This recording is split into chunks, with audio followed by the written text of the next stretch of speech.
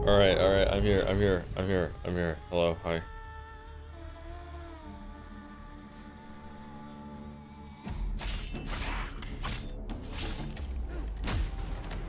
Hey, hey, hey. What's this game? Monsters have always been here,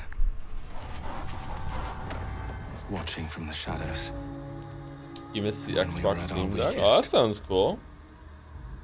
They came out into the light. We feared for our lives. But we should have feared for our souls instead. The vampires didn't come to kill us.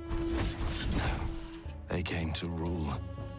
Oh, friendly vampires. To turn us into mindless, docile cattle. Docile. Not me, though.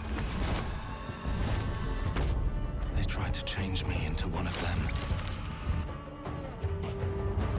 But I became Witcher something else music. instead.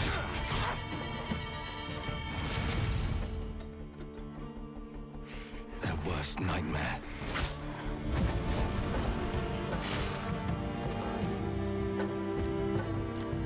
A dawn Watch the walker, YouTube stream. Twitch is super behind. This is the YouTube stream. trapped between the two worlds. Fighting to even the score. Fighting to understand the evil behind it all. He is out there watching, seeping, Whoa, frames. growing.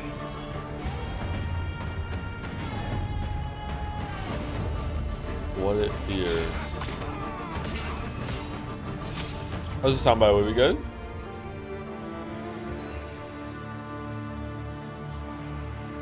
The blood of Dawnwalker.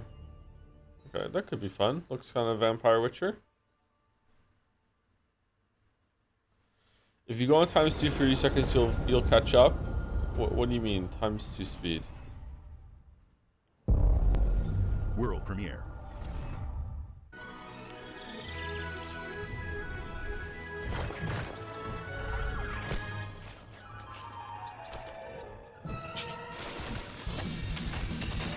Whoa.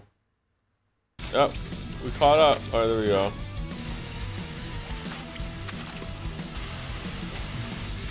Do I have to tell the Zoomers what character this is?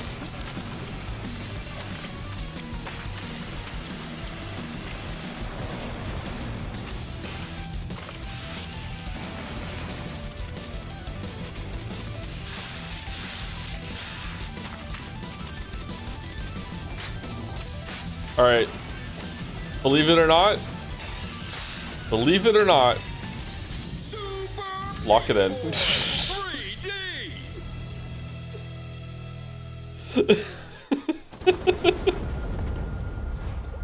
Really? That's my shit, man. That's my shit.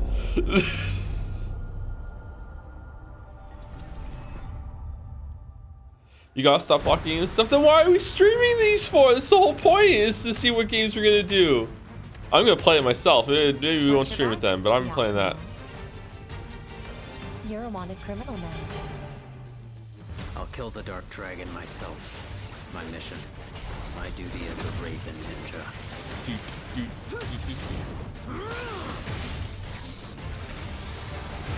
Breaking the Dark Dragon free has its consequences.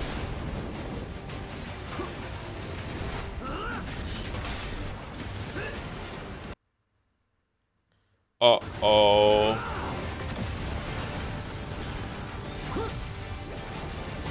This is it. Sayori, Ryu, there's something I need your help with.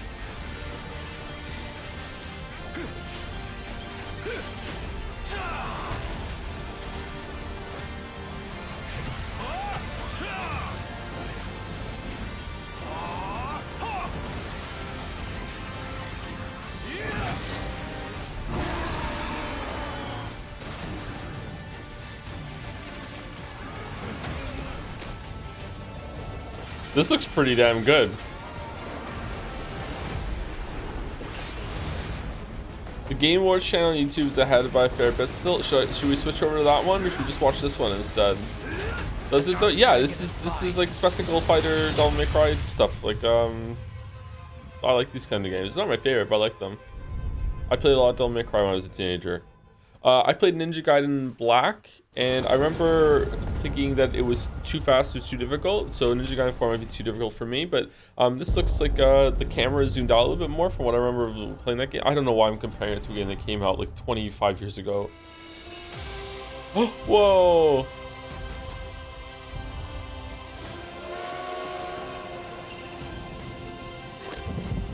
Here we go. Good luck, Indy. What are you doing, Jones? Are you crazy? How many perfect scans have you gotten since we last met, Dr. Jones?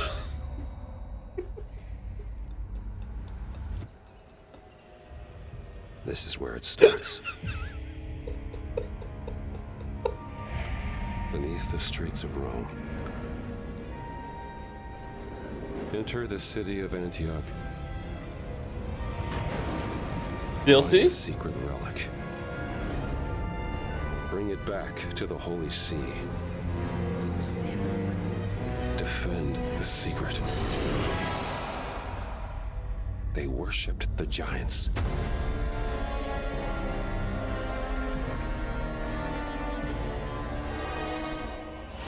The Great Square? Circle the Square? The Order of the Giants. Delivering them food. September 4, 2025. Cool.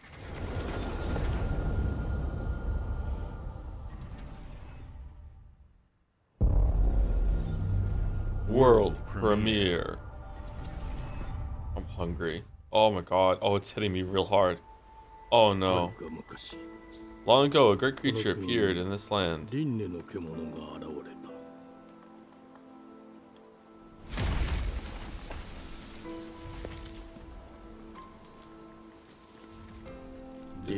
Is that the creature? The beast spewed forth blight, corrupting all living things.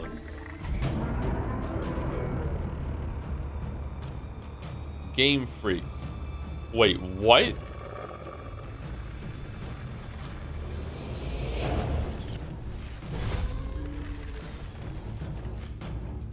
Whoa. Oh, roll and parry slap.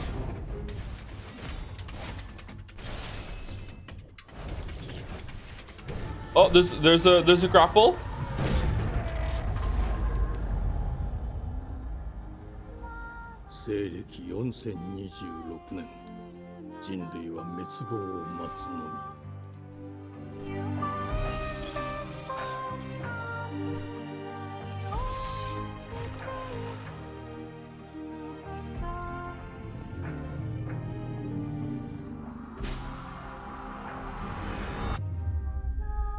Beast of Reincarnation.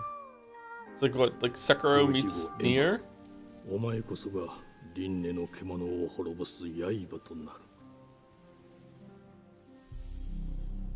Beast of Reincarnation. Okay, that actually looks pretty good.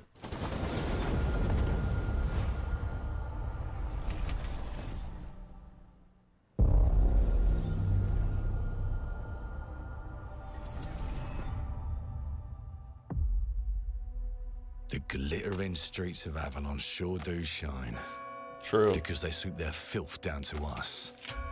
Get your paper in! Who's for a paper? I'm thinking it's like in 1900. Here's to playing in the mud.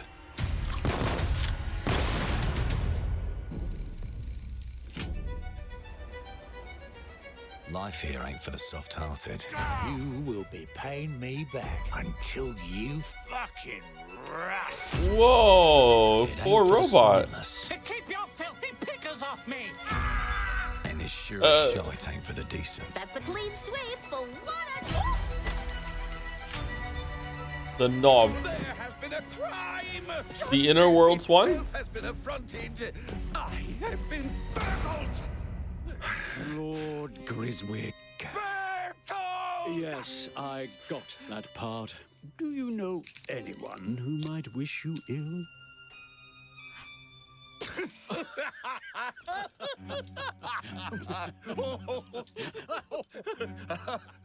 We can't arrest and question everyone. Let's see if we can narrow the suspects down a bit.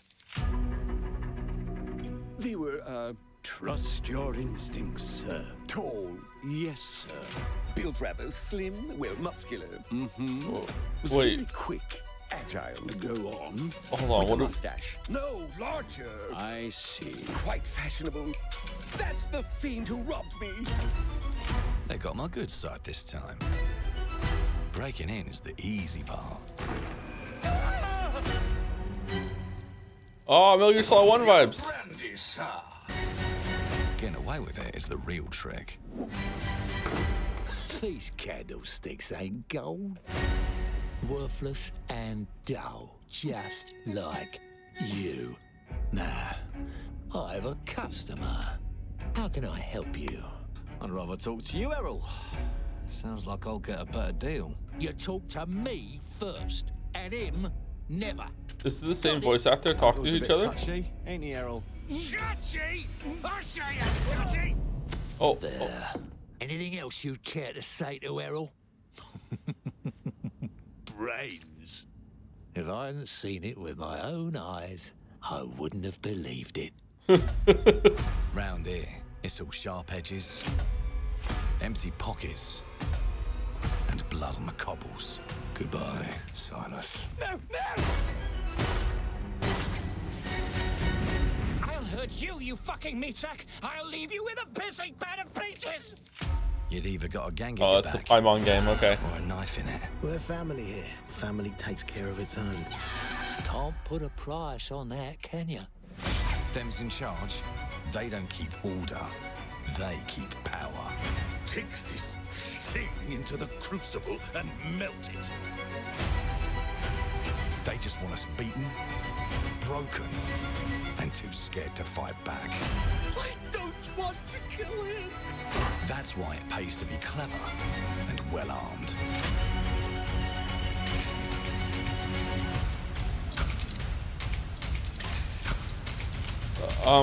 Let's go and end a few arguments.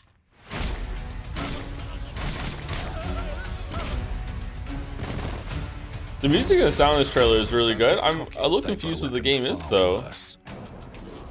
Time. Oh, what can we do? And if they can rewrite history, they can rewrite us. But look who just found Mummy's keys. Now I can fiddle with time. Put the bullet back in the barrel. Bring the chaos to a crawl. Take a Yeah. mistake and make it like it never happened. We can change the world as we know it. One choice at a time. And I can even go back and change the past to change the future. And let me tell ya, the hunters don't like it when the rabbits got the gun.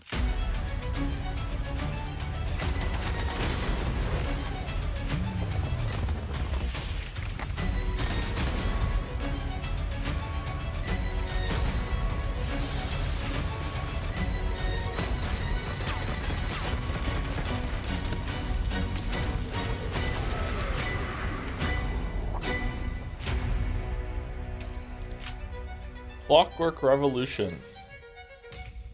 Now let me Coming in alone due and time. Piss off. Okay, that looks kind of interesting. That was a very long trailer. Wow. Our creative teams are dedicated to bringing players award-winning, record-breaking, critically acclaimed games. Call of Duty, Black Ops 6 from Activision, Doom, The Dark Ages from Bethesda, Diablo 4, Vessel of Hatred from Blizzard, and Avowed from Xbox Game Studios. All of our teams across Xbox First Party are shipping their most played games ever, and Wait, they're what? also delivering more content than ever before. From original single-player experiences to vast online worlds, our teams are empowered to build the games they've always dreamed of. I really We like want the our set. players to have Look at all the choice different and screens in the flexibility background. That looks of really where cool. and how they play the games our teams make. So of course, our games will be available day one in Game Pass, and every new game we make for both Xbox consoles and PC will be Xbox Play Anywhere. On behalf of our creative teams, thank you. These experiences don't stop when you put down the controller. As you've seen in recent years, more and more of our characters, stories, and worlds are expanding to brand new audiences through TV and film. A Minecraft movie and the Fallout TV series broke records and brought millions of players into the game. We have more projects in the works as gaming continues to influence film and television like never before. Oh, maybe an Indiana Jones When it comes movie. to That would be growing good. New franchises, Obsidian is having a year like no other. From launching a blockbuster new game like Avowed to the upcoming release of The Outer Worlds 2 this October. Obsidian is always delivering great games, and they have a third game launching this year. You'll get to go deeper on it in our Direct, but until then, let's take a look. Is this not the Direct? This is the showcase? This is the Direct? Direct to showcase different things? World premiere. I told you, you can't run from me, you foul beast. He-Man.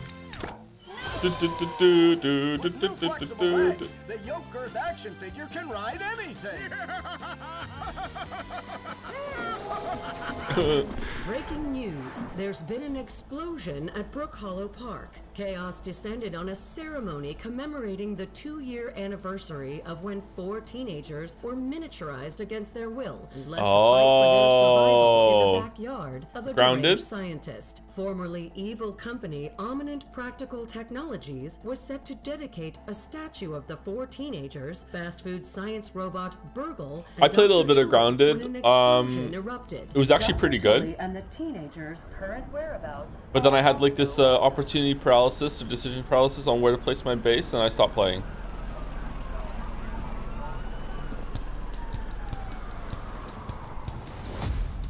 You gotta keep them separated. Offspring, really?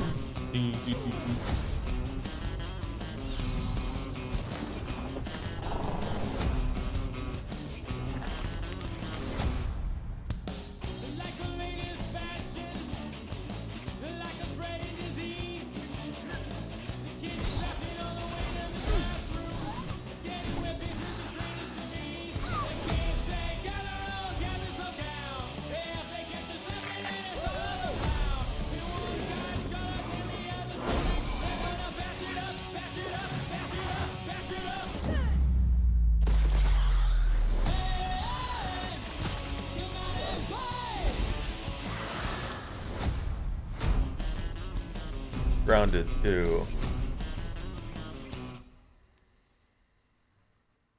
What's game preview? Early access?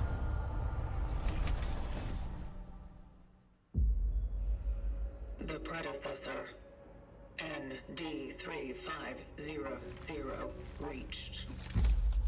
Accessing predecessor's travel log. Attempting data salvage.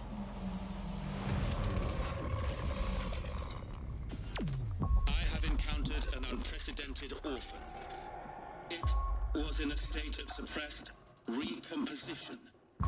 The behavior pattern of the orphans populating the area is highly unusual. Oh, is this the game we saw? Or is the enemy design just similar?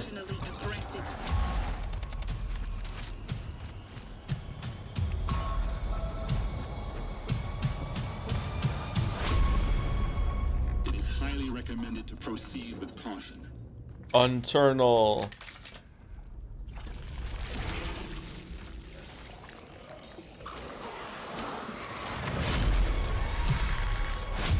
They seem to act more consistently, in coordination. Destroying the nest is now a priority.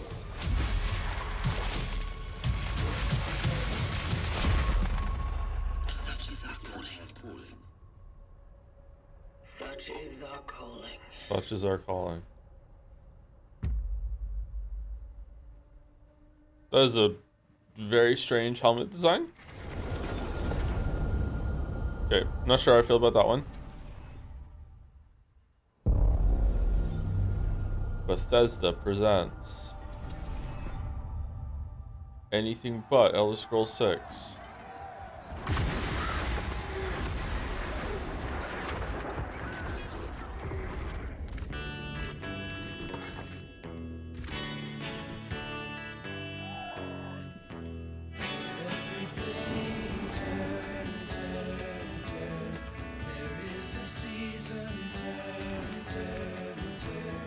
Damn, I left it. Alright, well, congrats to that chatter's grandma.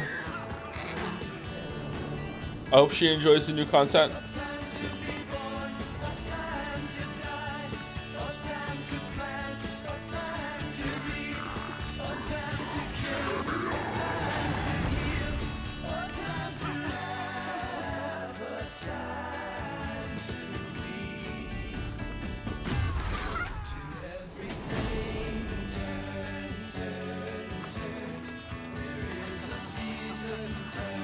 What the hell is this? This is the Elder Scrolls Online. Did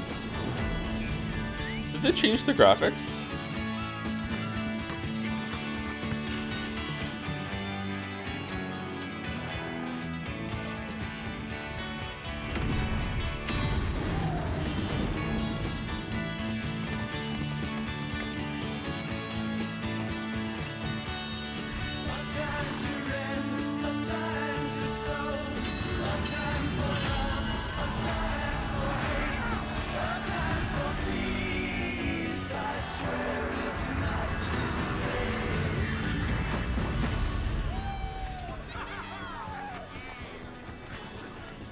What's with the big water wall in the background? That looks interesting. Seasons of the Worm Cult. Oh, okay. They want the Baldur's Gate 3 audience. All right, coming. Oh, that's this month. Okay.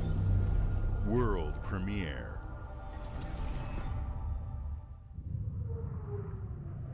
In-game footage and cinematics. Mayday! Mayday! Code 1 to mission control. We're falling.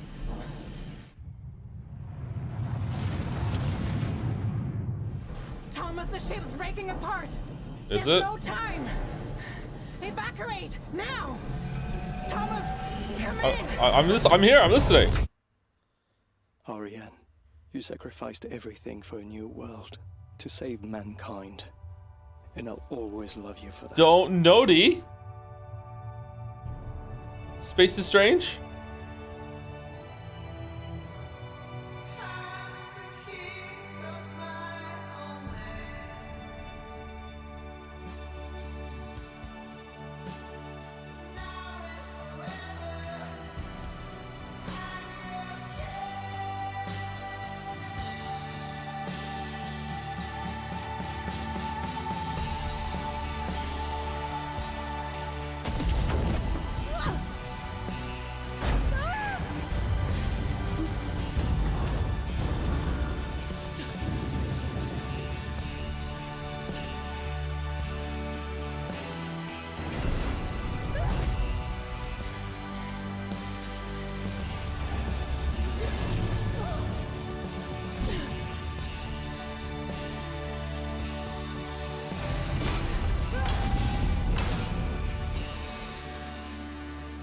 Thomas. Yeah. Wherever you are, I'll find you. Okay. What'd I do? Oh, it's Thomas.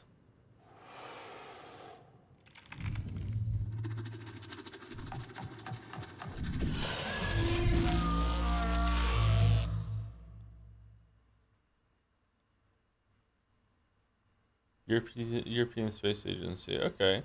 That could be good. I'd like to see more of it. Like surviving on a like from a crash space landing, like a little bit of Uncharted vibes. It could be good. I just like hope that we just don't find a space gun and start shooting space aliens at some point. You know, like Welcome to England, Mr. David. I know this must be a shock, having never met your real father, but he left you this hotel in his will. It's been in your family for generations, much like the caretaker. He's a little eccentric. You'll see. Let me welcome you to the Grand. What are we doing? A hotel famous across the land. Every room used to be in such high demand. Your wish I'll command here at the Grand. It looks like you're about to do some renovations. Would you like some help with that?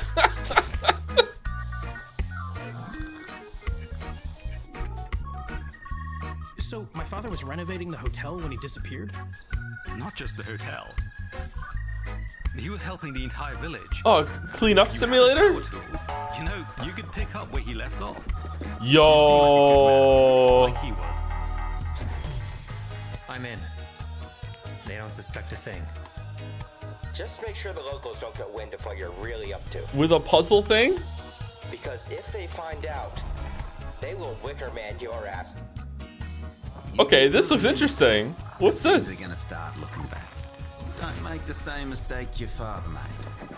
What? In this place, the only one you can really trust is me. What? Oh, other people sing.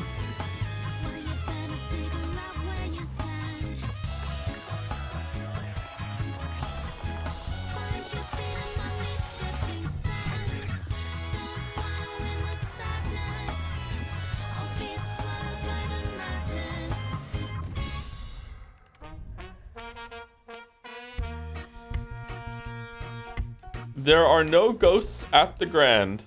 Okay, you know what? That looks pretty interesting. I don't know what the fuck you're doing in that game, but like that looks interesting.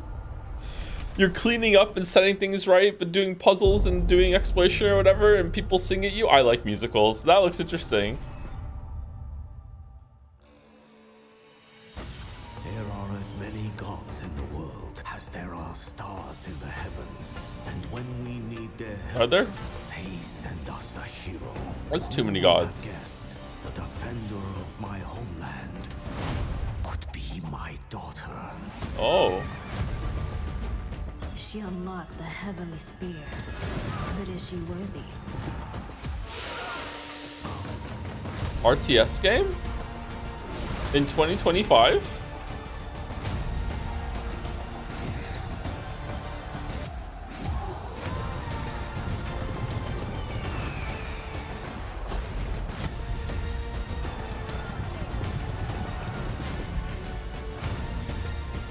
Oh, okay.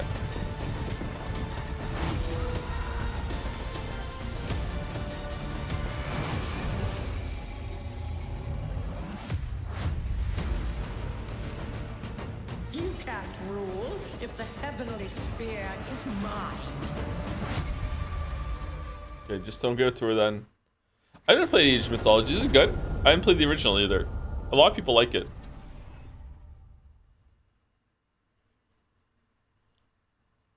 Ever Studio. I'm so tired, chat. Who grants a sovereign nation the right to make its own decisions? If those decisions went against the will of external political interests. It's only when you realize your actions have the potential to influence the decisions of others, and that someone may very well be trying to influence your own, that you can truly form your own opinions. Do you truly believe your opinions to be yours and yours alone? Maybe you do. Or just wish that you did.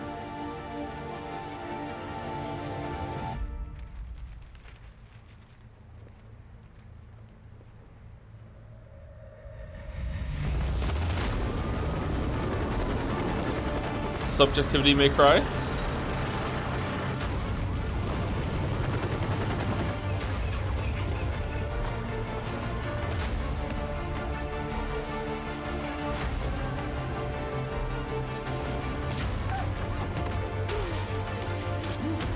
Okay, one of these characters is not like the others. 당신은 무엇 때문에 분노하는가? What drives you to rage?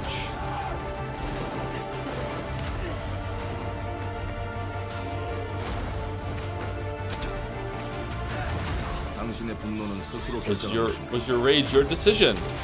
Or was it some guy on Twitter that made you mad? 누군가 Someone 당신의 is using 분노를 your rage.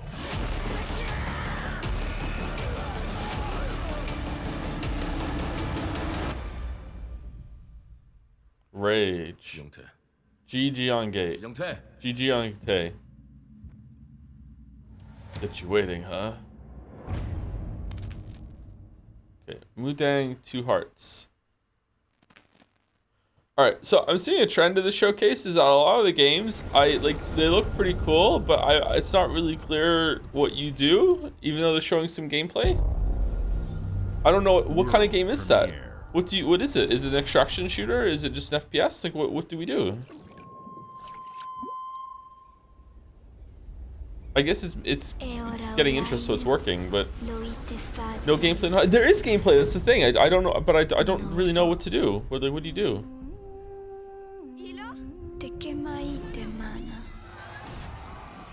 Uh-oh. Oh, that looks cool. Yo. Novo tualibemo iwalotaname. Ona utalima diefemo. Teonami.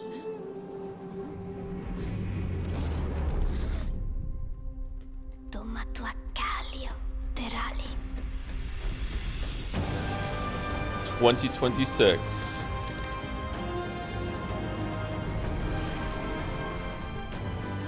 The Odyssey continues. What do you mean?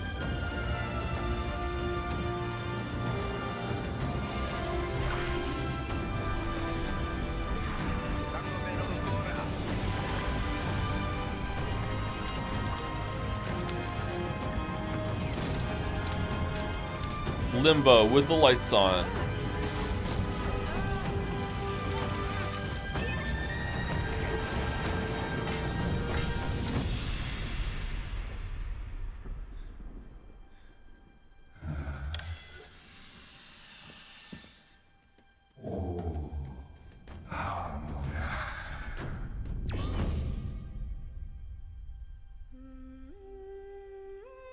Planet of Lana 2.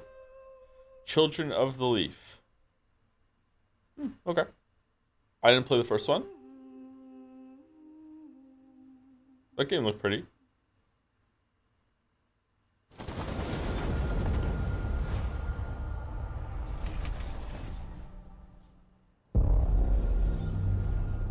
Bethesda presents anything except for Elder Scrolls 6.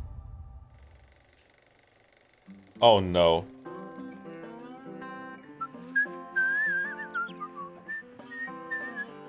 Well, hello there. Beautiful day to relax by the old fishing hole, wouldn't you say? When it comes to fishing, Appalachia is a land aswim with opportunity. Yes, you'll find fish of all flavors in every walk of waterway, from its mightiest of rivers to its humblest of ponds. Just step up to the bank, cast your line, and when your bobber starts bobbing, reel in the rewards. What do you got on there, Jed? Worms! And how are they biting today? See for yourself. Bagging the big fish starts with finding the right tools for the job. There are as many unique combinations of rods, reels, bobbers, and baits as there are fish in the sea. And when you've caught your fill, pop over to the local tackle shop to swap fish tails. Can you smell that? No matter what troubles plague the future wastelands of Appalachia, you can always find comfort in cozy little joys like this. You just gotta know where to look.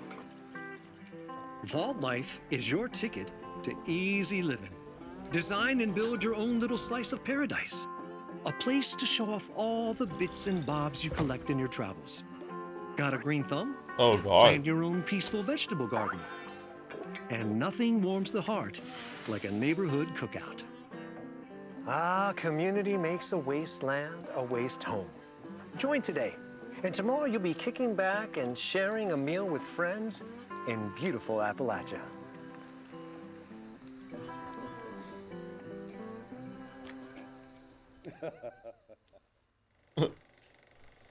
Gone Fission. Alright, +2. World premiere.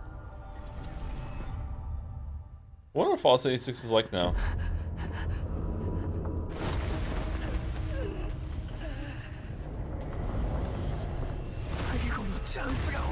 I don't know, chance, just one more chance. Solo leveling, Arise, Overdrive. Is that the name of the game?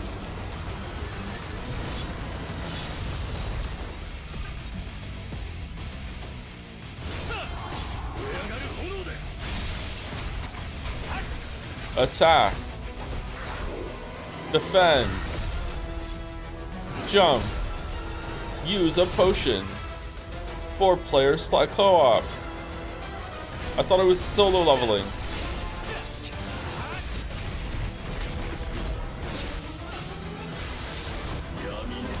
Awaken to survive.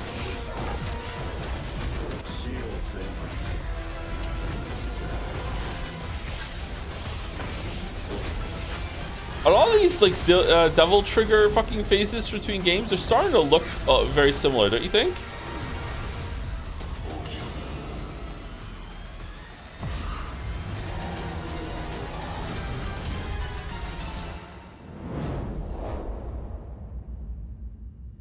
Chat is being too prissy. Solo leveling is the definition of mid. It's not trash. Oh, forgive us, solo leveling Stan in the chat. Sorry, I didn't realize that your series was mid. We will now like recalibrate. Sorry, chat. It's not. It's not fucking slop. It's not trash. It's mid. It's mid. The community is upgrading this series from bad to okay.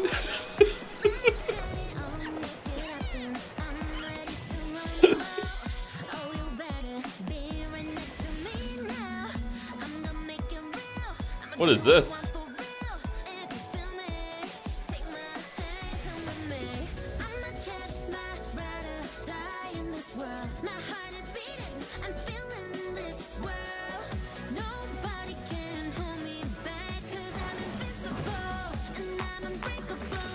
Barbie's Pokemon Adventure?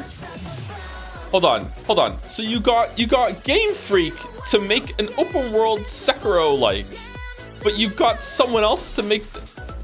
You know what? That tracks. Game Freak doesn't have a good record of making games like this.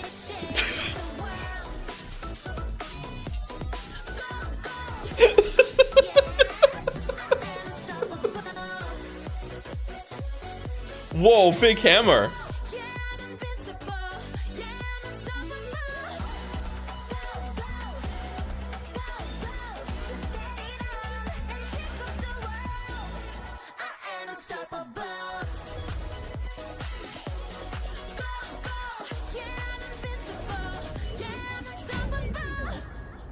And Nemo coming 2026. Okay, I like the art style there. I hope it's not gotcha. Hey, what's up, everyone? It's Tony Hawk Pro Skater. I just want to say thanks to everyone for all the love and support we've seen. Man, I wonder what Tony Hawk is up to nowadays. 3 and 4 a few months ago. These games have changed my life, but more than that, I've seen them help spread a love and appreciation for skating all over the world, and that means everything to me and the team. I can't wait for you all to experience the game. It's been rebuilt with so much care and attention to detail, with some brand new parks, new music, new skaters, and more. And you can enjoy it all with your friends with up to 8 players in multiplayer. Tony Hawk's Pro Skater 3 and 4 officially drops July 11th, and we have a lot more surprises to come. Check out the launch trailer now.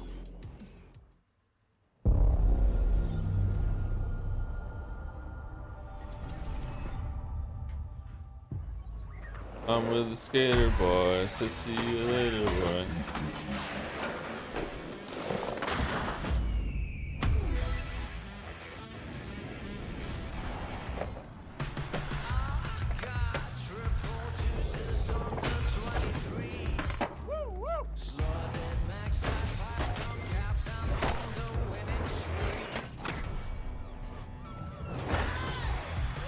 I'm a victim of the got a skateboard because of Tony Hawk and never used it industrial complex. I'm sorry, Chatter. I'm sorry. That's rough.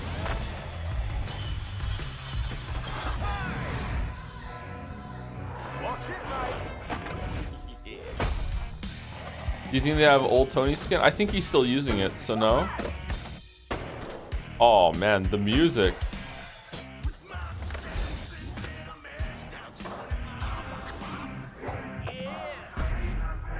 Yo, Ninja Turtles?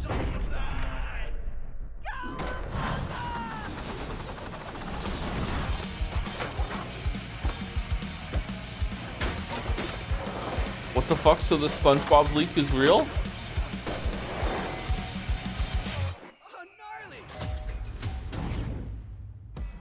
Whoa, big Tony Hawk.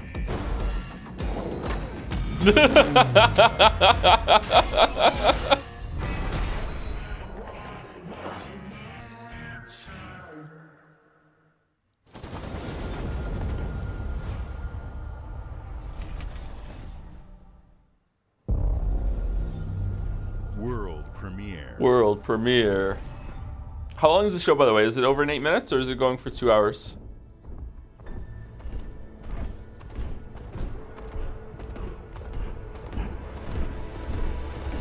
Was there Silk Song before I started or no?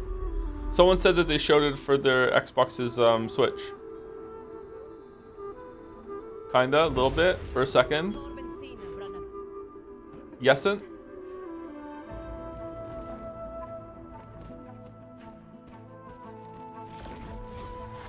This looks familiar. Why does this look familiar?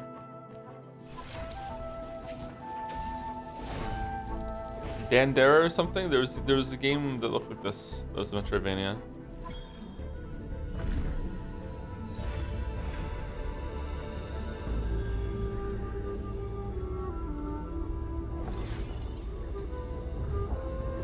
Sparefair?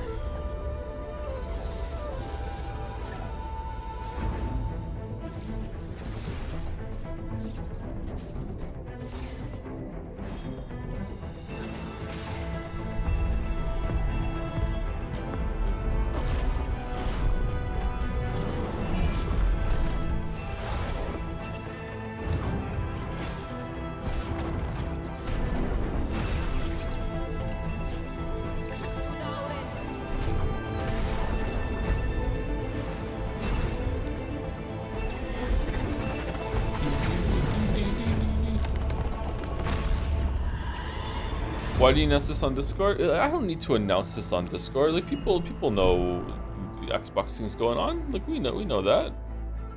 At Fate's End.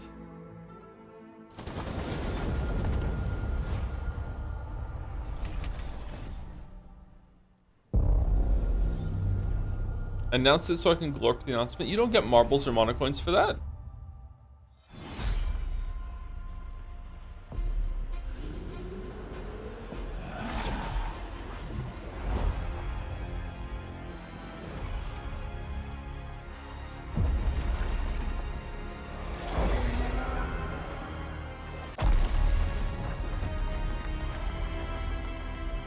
Did it?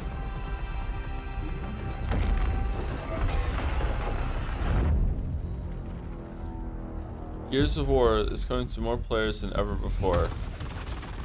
Look who decided to show up. Marvel.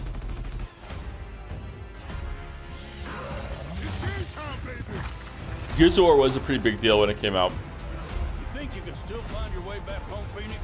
I played it, I didn't like it, I didn't finish it. Not my thing.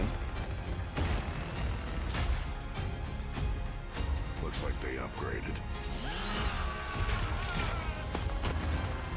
Who knows you, baby? Let's do this.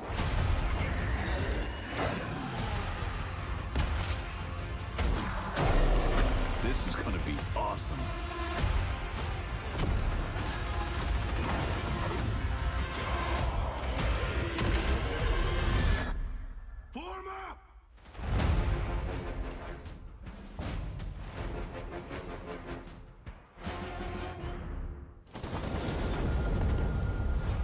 Jazz is going insane. Can't wait to see why. What's going on?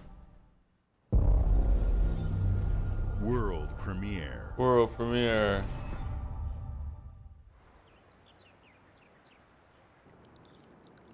Jazz is going insane. You're right.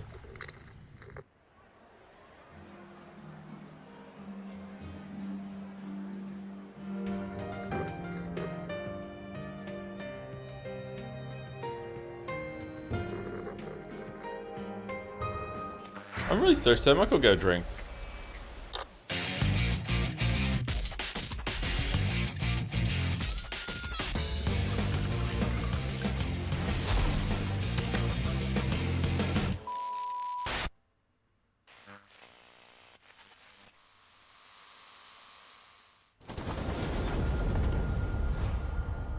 Okay.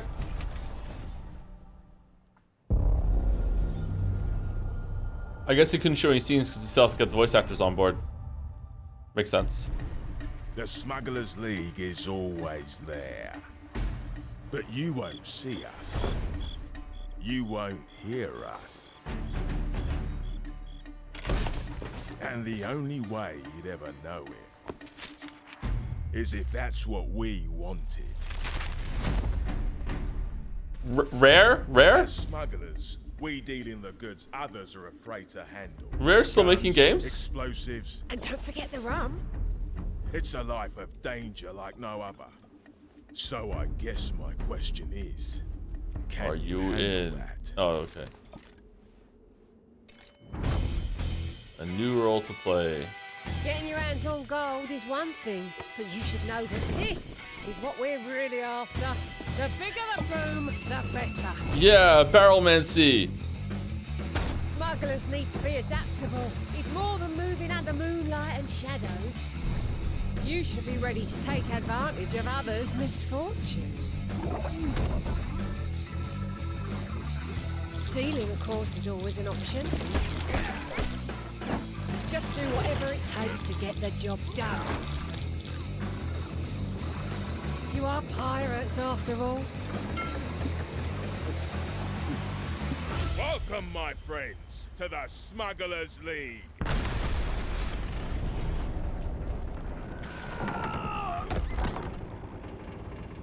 You're paying for that.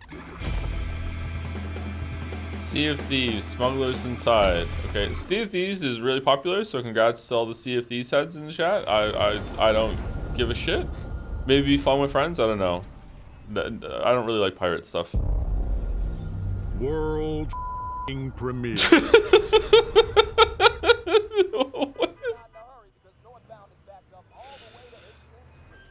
Life is Strange 4, this time you're Chloe? Is that what's going on? Ridiculous. Please, come on. That chatter gets their wish! It's Wolverine!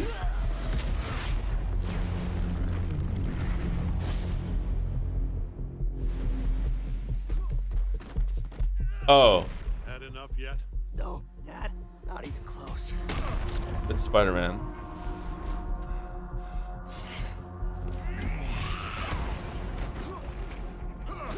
Wait, he fights his dad in the show? Spoilers?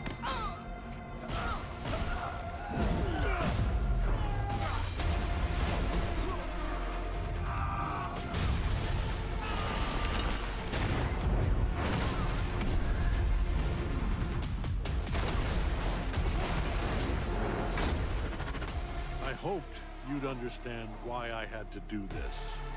Accept our rule or die.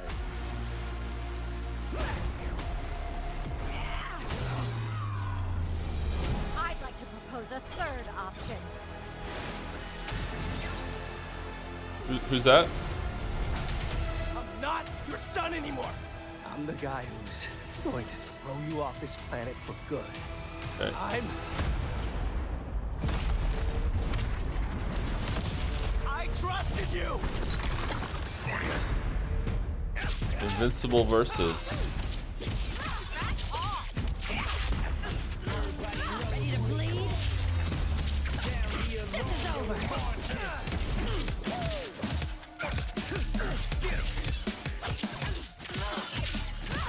All right, coming through.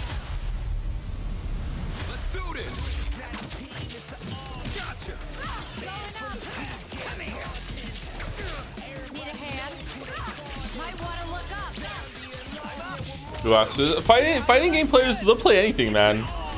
Like, yeah, okay, whatever. They'll jump from game to game, immediately be really good at it from like all like the years and decades of experience, and then they'll try it out, they'll play it for a while, and they'll be like, okay, what's the next thing? They'll just play anything, man. They're fine with it. Whoa, bloody.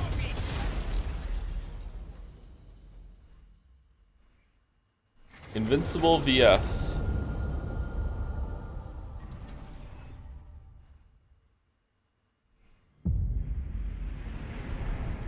The wait is almost over. Squeenix.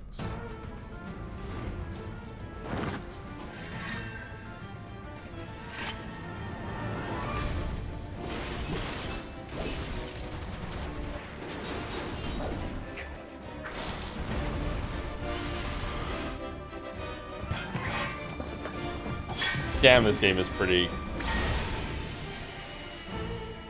Remake, integrate. Okay, I don't understand. Is it 3 games? Is it 2? Oh fuck. Know your place, little lamb. There's no one to save you now. She was the best villain in that game. Flames are around, and they burn as one.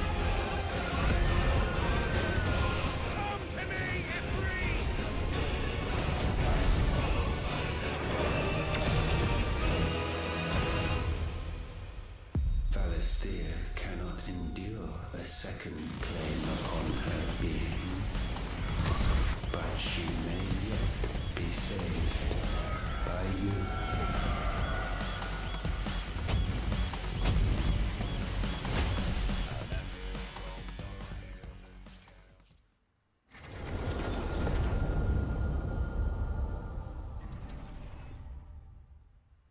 I thought we played that already. World premiere. I'm hungry.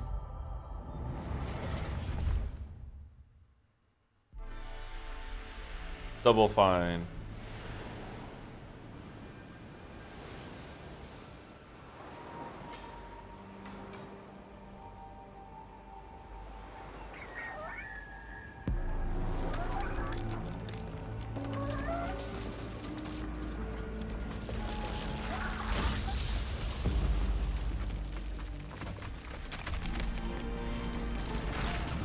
Cool. Do we play as the tower? We do. We play as a giant spider leg tower.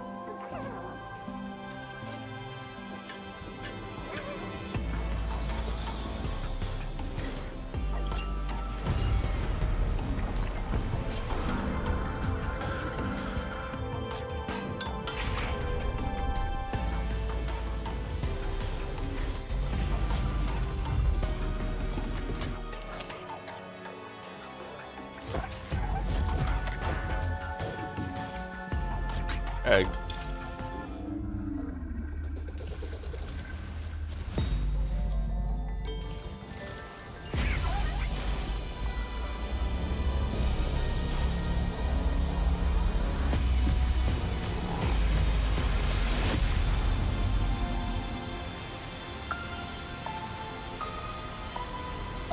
Keeper. Okay, that game looks pretty. I'm not sure about the gameplay. It seems just be walking around jumping a little bit. Visually, very interesting. Games like Psychonauts 2 showed how Double Fine excels at creating unique and innovative experiences, and Keeper is no exception. Looking ahead, next year marks 25 years of Xbox. It's a big milestone for the platform and franchise That's Phil Spencer? that you helped build and make popular. We couldn't have done this without everyone who's been with us on this journey. As we think about bringing a new generation of players to these iconic franchises, I'm excited to share that players will get to celebrate 25 years of Xbox with a new Fable, the next Forza, Gears of War E-Day, and the return of a classic that's been with us since the beginning.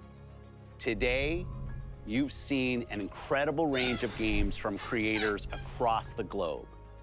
creators like In The Exile lighting must be really different in reaching this for room. new I can barely heights recognize them. with Clockwork Revolution. Sluggerfly making Team Meat's modern classic platformer into 3D. This looks good. Square Enix bringing more of the critically acclaimed Final Fantasy franchise to our players. And Team Ninja returning to the beloved series they debuted on Xbox. You've also seen the next Xbox hardware release, our Xbox Ally handheld, Balatro? which lets you bring your Xbox experience and your library with you. He was probably anywhere. playing it I hope between you takes. enjoyed the breadth and depth of the games, updates, and experiences that are coming to Xbox from our partners and our own creative teams. We're seeing more players on our platform and in our games than ever, thanks to all of you. We're proud of the creativity that Obsidian is delivering this year. Immediately after Showcase, our Direct begins, where you'll go inside the studio for an extended look at The Outer Worlds 2 and Grounded 2. Thanks for joining us today. But before we get into the Direct, we have a final world premiere. Enjoy.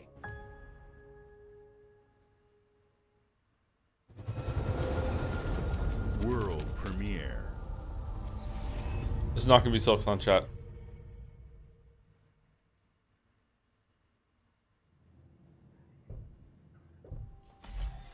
Welcome to the Holy guild. shit, I was wrong. We have been expecting you. Please, follow me. You already know us as a global tech leader. Our software, our systems, combined with our skilled team, Joel? is designed to save lives. Your years of service have shown you the importance of our work. Here, you'll witness the global scope of that mission in action. Let me introduce you to our esteemed visionary.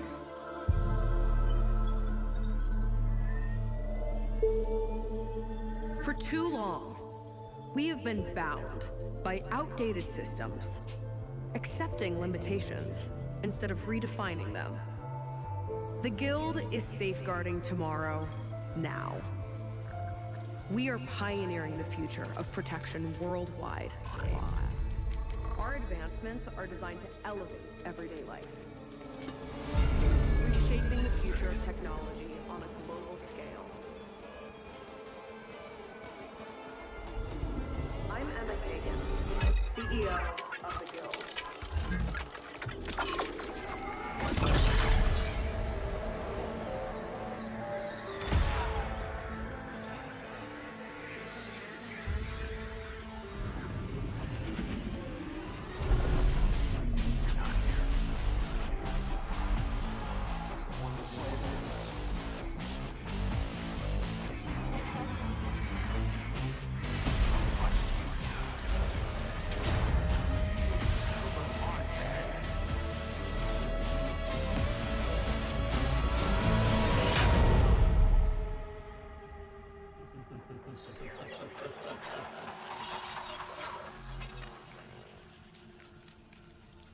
Three volt within.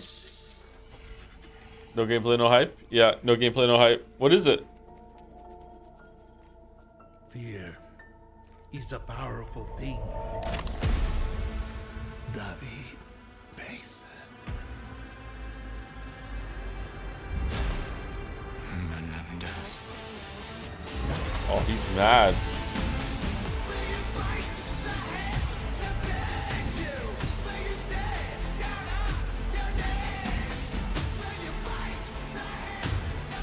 Oh, oh. What?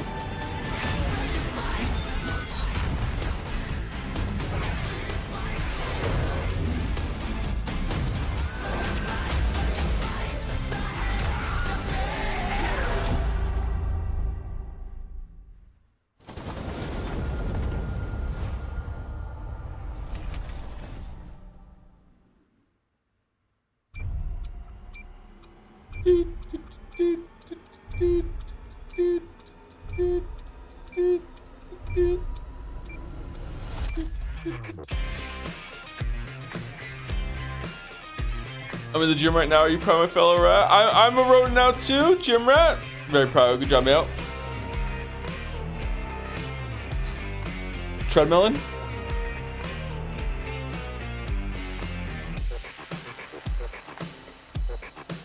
Welcome to Obsidian Entertainment. We here at the studio have joked around that this has been the year of Obsidian, with Avowed releasing early this year and now ending the year with 2 more games. And what better way to cap That is a lot of the year for releases. us than by doing what our studio does best, sequels. That's where I come in. You can get out of here, Fergus. Thank you so What? much. No, you're doing great. You nailed it.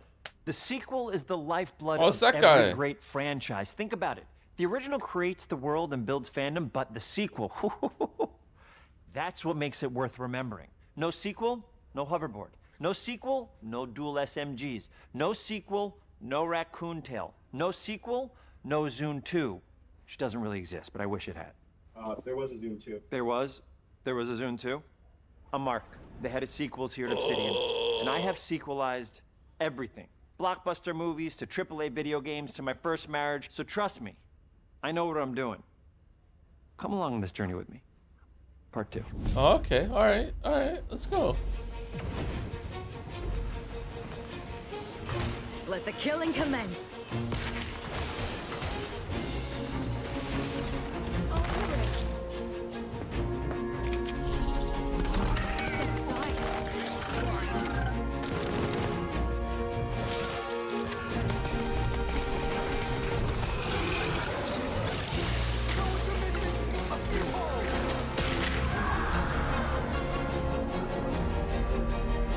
The Outer Worlds 2 is a sequel to The Outer Worlds 1. It's a continuation of the themes of robber barons in space and how people are controlled by the stories they're told by the people who have power over them. This time we're able to go a lot deeper because we have more time and money, which is a great thing, and we're able to make it a much more true Obsidian reactive RPG than we were the first time around. Okay, that's good. So we're going deeper and more complex with everything for this sequel. Deeper story, lore, RPG interactions, reactivity, all the things we've been known for as a company. It's really a complete realization of everything people want from an Obsidian game. Surprisingly, this is the first time in over 25 years that I've had the chance to do a full sequel for a world that I helped co-create. It's really just a fantastic opportunity to explore and expand the universe in interesting ways, and to go even further with the themes of how people are affected by living in a dystopian corporate reality. You can shoot your way through it, you can talk your way through it, you can sneak your way through it. And so no matter what kind of play style that you like, this is just an awesome franchise and an awesome game to jump into, even if it's your first one. The first Outer Worlds was a great base to start from, as it has all the elements of a great Obsidian RPG. Interesting characters, deep worlds, important choices. In the Outer Worlds 2, not only did we want to double down on those elements, but we wanted to give players even more of it. We've also put a lot of investment into skills and traits that impact things like combat, conversations, and areas that we call RPG interactions, which are the part of the world where players can use their specific skills, perks, and backgrounds to solve problems in unique ways in our new, bigger worlds. Whoa. I love a deep RPG experience. Man, and building out that adore. RPG crunchiness for our players was at the forefront of what we set out to create. We prioritize those deeper RPG options with different character builds and combos so players can express their role-playing power fantasies. We also have different equipment options for different play styles and different companions with different abilities.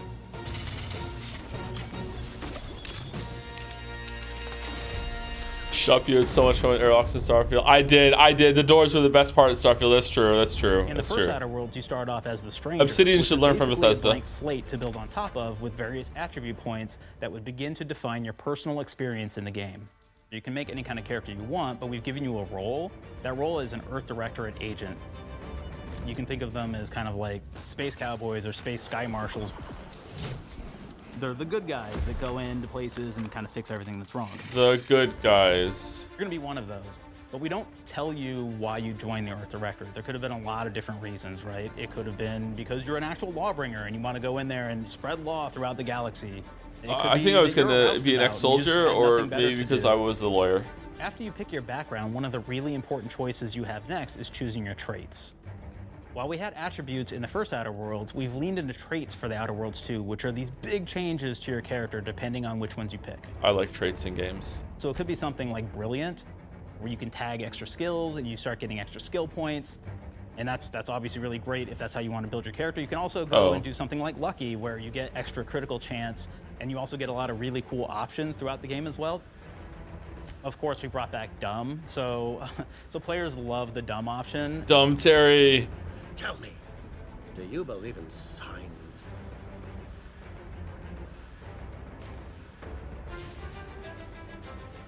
Not quite what I meant, but I like your contempt for boundaries. I could put your adventurous spirit to good use. You get like lots of really cool, fun conversation options in the game, but we took that even further. And again, there's lots of elements in the game where you can be dumb and use that for something. Could be something as simple as banging on a machine to get it to work. After you've invested in some of your traits, your next choices are going to be choosing your skills. The skills themselves basically allow you to build on your playstyle and what your character is doing in the game. Don't go melee. That will be everything from playing stealthily to speccing for an explosive specialty.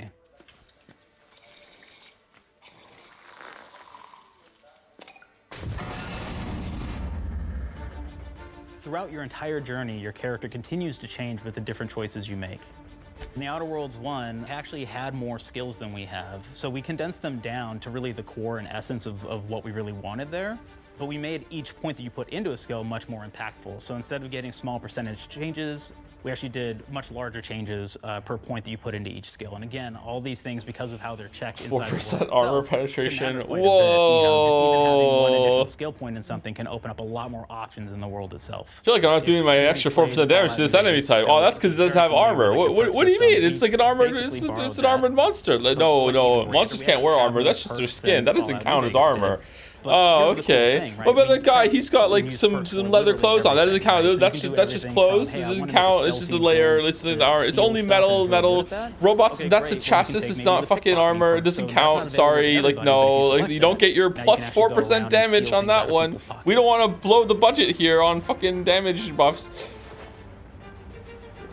There's another perk called Heavy Handed, right? Where say you're a melee person, what this does is now your power attacks that you use actually knock people down. Animal hide, no hide armor, yes. The fucking infographic. Man, I really like the serial killer perk. As you start killing people, they will drop hearts. And you can take those hearts, and essentially you're taking these trophies, you could say, and it's actually giving you a permanent health bonus every time you do it. Oh. We have this perk called Assassin. Now, this is an early game perk that you can take, which every time you stealth attack an enemy, you're actually going to get a movement bonus for a certain amount of time. Oh. Like 4 seconds? Yeah, it's about 4 seconds. Okay.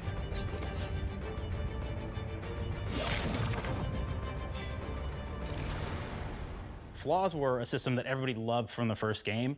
But we wanted to make it more personal to the player. We wanted it to really reflect how you were playing the game and give you a bonus that you actually wanted to really engage with. With the flaw system returning, we knew we needed to go bigger, better, and more real than ever before. So we turned to the team. I told them, no bad ideas. Give me what you got. Okay, we need more flaws. We need them to be real. I want to put them in the game, so give me something. Inspiration. What's wrong with you? Glitches.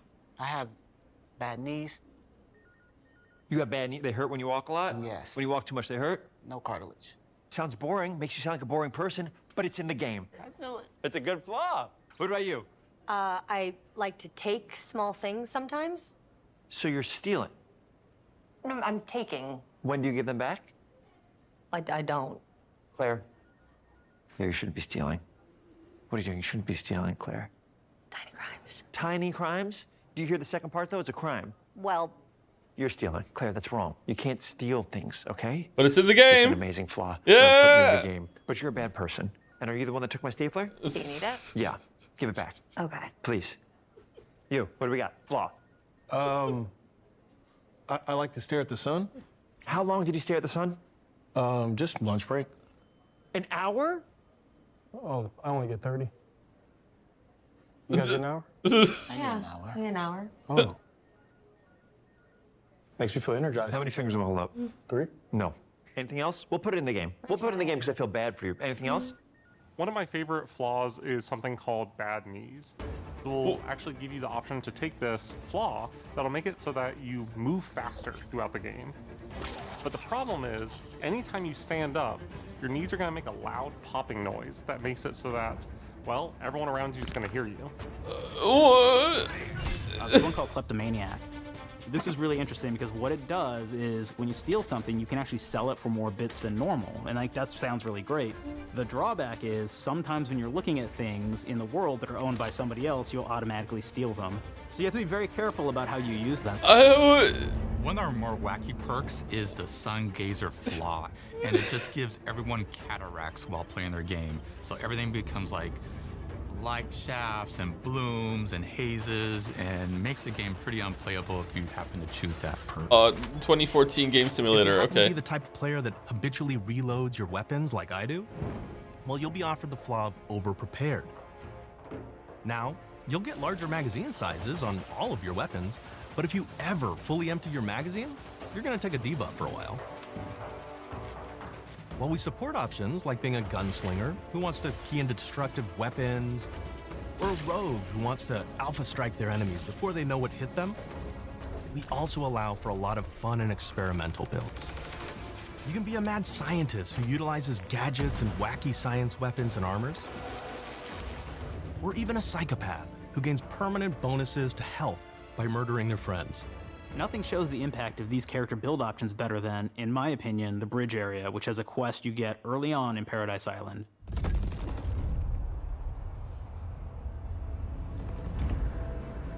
Not only do you kind of encounter this very early, and it's a very core one to the story, but it really expresses our philosophy of allowing the player to solve problems in a bunch of ways.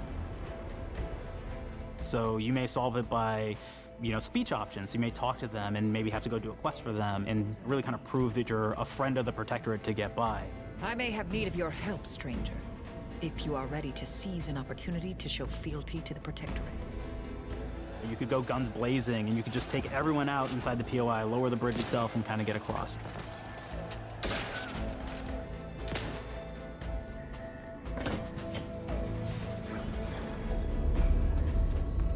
You could sneak in, lower the bridge, and then actually sneak in under the bridge to get over to the other side. Alright, so I feel like the game is going to be better than the first one for this kind of stuff, but I feel like they're not really selling it very well at the moment, and I don't know why. I feel like they're not putting their best foot forward. Like some of the flaw stuff looks interesting and they're cool ideas. Entirely, if you found like certain gadgets, like the shield gadget that oh god, protects you from poison gas as you go across, or the double jump boots, which kind of allow you to jump across the chasm and get across that way. There's even a really kind of messed up way, right? Which is players can actually sacrifice one of their companions. Their companion who they just found is part of. We're no different than the Vrees if we start tossing our own to the rats. I sure as law ain't gonna follow someone who can't see the wrong in it. I must admit, I'm surprised we could come to an understanding. But I thank you for your loyalty, stranger. As promised, you shall have clearance to cross this bridge. It's such a fun quest, but again, it really showcases that we want you to be able to solve this in whatever way you want to. When you build your character your way, we're there for you. We really want you to have the experience that you want to have out of this. It's Bizarro Starfield. From the very beginning of our discussions about the Outer Worlds, we really knew we wanted every game to take place in a different colony. This lets us expand on all aspects of the universe. Every colony can be its own thing with its own flavor, and we can center them around anything we want. Any ideas or setting we're interested in. Arcadia is an isolated colony with abundant resources, and it's run by an authoritarian faction called the Protectorate. That we Their work for. dictatorship is thematically based around the question of how much freedom people will give up for security and luxury. For Protectorate subjects, unfortunately, that answer is everything. That's a new idea. The Protectorate is also incredibly wealthy because it was founded by the inventor of the skip drives, which are the Outer World's faster-than-light engines. But those skip drives are starting to cause rifts in space-time, which are cutting off all the other colonies on Earth from being able to trade with each other. What? The Order of the Ascendant is an offshoot of the Order of Scientific Inquiry from the original game. The space ozone layer is breaking? With the same goal of solving the universal equation, which will allow them to predict and alter the future to the benefit of all mankind. They used to be part of the Protectorate, but they split off to focus on solving the equation for the good of everyone, not as a way to simply control the masses. The player's been sent to Arcadia as an Earth Directorate agent to find out how the skip drives are causing the rifts and what can be done to stop them. Each of the factions have their own solutions to the rift problem and their own goals. The Protectorate wants to close them to protect their legacy as the inventor of the drives and their wealth. The Order wants to close them not only for the good of everyone, but also because they're complicating the math they're using to solve the universal equation. And Antes just wants to be able to open and close them at will to control all the trade routes between the colonies. In addition to expanding the themes and lore of the Outer Worlds, Time travel we're tech. also expanding the humor, so each faction has its own flavor of absurdity. For trade. Anti's Choice is a merger between Anti-Cleo and Spacer's Choice from the original game. That looks and really there are good. corporate representatives in the Outer Worlds too. They've invaded Arcadia to liberate their resources for all of humanity, at a profit, of course. One of my favorite things from Fallout New Vegas is the radio system. It was just iconic for me, and I wanted to make sure that the Outer Worlds 2 had that. So we actually built out 3 different radio stations, one for each of the major factions. You also have a ton of music. Each station might have, like, I think 20 tracks of unique music that we've made for it. It's a lot of stuff. But the really cool part about radio this stations entire and games thing like that. is that we actually put a lot of reactivity into the radio. So it will respond to the things that are going on around the world that you've been interacting with. So if you go into a location, let's say you solve a problem for the Protectorate folks, if you listen to the Protectorate radio station, they're going to be cheering you on as a hero. Wonderful news, everyone. The Zeranium gas leaks at the Automech repair facility, strongly believed to be... I would rather have, unless like you automatically switch radios when you go to different planets, assuming that you do go to different planets, I'd rather just have one bigger radio that I don't have to micromanage and switch over to the channel just to make sure I don't miss a newscast or whatever. We sure like the idea of all those broken auto mechanicals and all the excessive gasping and choking involved. The factions and companions are great examples of how we're going deeper and more complex this time around. They're integrated into the game's storyline much more than we did on the first Outer Worlds, and like with everything else in the game, they have a lot more reactivity. There are 6 companions in the Outer Worlds too. As usual, each has their own quest lines, but this time they are also connected to a different faction and have character arcs that the player can affect through their choices. Your first companion is Niles. He's another Earth Directorate agent like you, and he's looking for your help to decide whether he wants to become an even better agent or to turn his back on the Earth Directorate completely. There's also a somewhat cute Automech support drone that is basically Niles' helper. Her name is Val. Marisol's part of the Order of the Ascendant, and she's an aging but still deadly assassin. That's right, she's a deadly mathematician who may or may not have some unfinished business to attend to with the player's help. Nah, she doesn't. There's also a cultist named Azza who is part of a sub-faction that worships the rifts, and in her case, violence in general. You can choose to either turn her away from overt violence or support her chaotic and dangerous tendencies. At one time, Anti's Choice had a program to graft soldiers with animal parts to make them more formidable. These companions seem very by the numbers so far. Most of them are now dead. There's a combat medic who survived, however, named Inez, and she wants the player to help her fix her graft, among other things. Finally, there's Tristan. He's a Protectorate arbiter who is judge, jury, and executioner all rolled into one heavily armored package. It is your choice to either help him judge wrongdoers or show him what true justice looks like. By shooting We him. definitely have reactivity in the game based on how you've been treating your companions. I won't reveal the end of the game, but let's say if you have not been treating them well, you will find out at the end of the game what that means. Oh. Companions are a very, very important part of merchandising because that's the real beauty of the sequel. We're talking merch, baby. It is the lifeblood. I'm gonna go It is get a drink what of protein. fuels Right back. us. Do you want to see some of my ideas? Hop, hop. Oh, I hit the microphone. Check this Sorry. out. Gen Alpha loves body pillows, especially ones that look like human beings for some reason, right? Who needs a significant other when you could have a knife-wielding space psycho up in your sheets, huh? What do they do with them when they get them, huh? Maybe a little napping, maybe a little snuggling, maybe a little nut.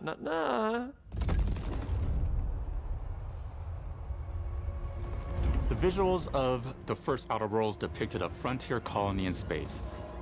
The Outer Worlds 2 is driven by an invasion of the Arcadia colony system by Anti's Choice, which shifts the visuals to be more reminiscent of a World War I-like setting in space. That evolution is seen across all aspects of the game, starting with the factions. How do you militarize everything, including extreme capitalists or math-crazed scientists? In a World War I setting, war comes with propaganda. The Sovereign uses it to maintain control, Anti's Choice uses it to help their bottom line, the Order just wants to show how it exists within the grand plan. We want players to feel like Arcadia is a living, breathing place scarred by a long-standing war. Fairfield, one of the first towns you encounter, was once under protectorate control, but has recently been taken over by Auntie's Choice. They don't just occupy the town, they rebrand it with their signature style, repainting buildings, posting guards, and adding propaganda-based holograms featuring Auntie and the Moon Man. Showing the towns evolving after the invasion helps us push immersion for our players. One of our priorities in visually realizing the world of The Outer Worlds 2 was making sure everything is clear and recognizable from the player standpoint. We want to make sure each faction has a particular look and design.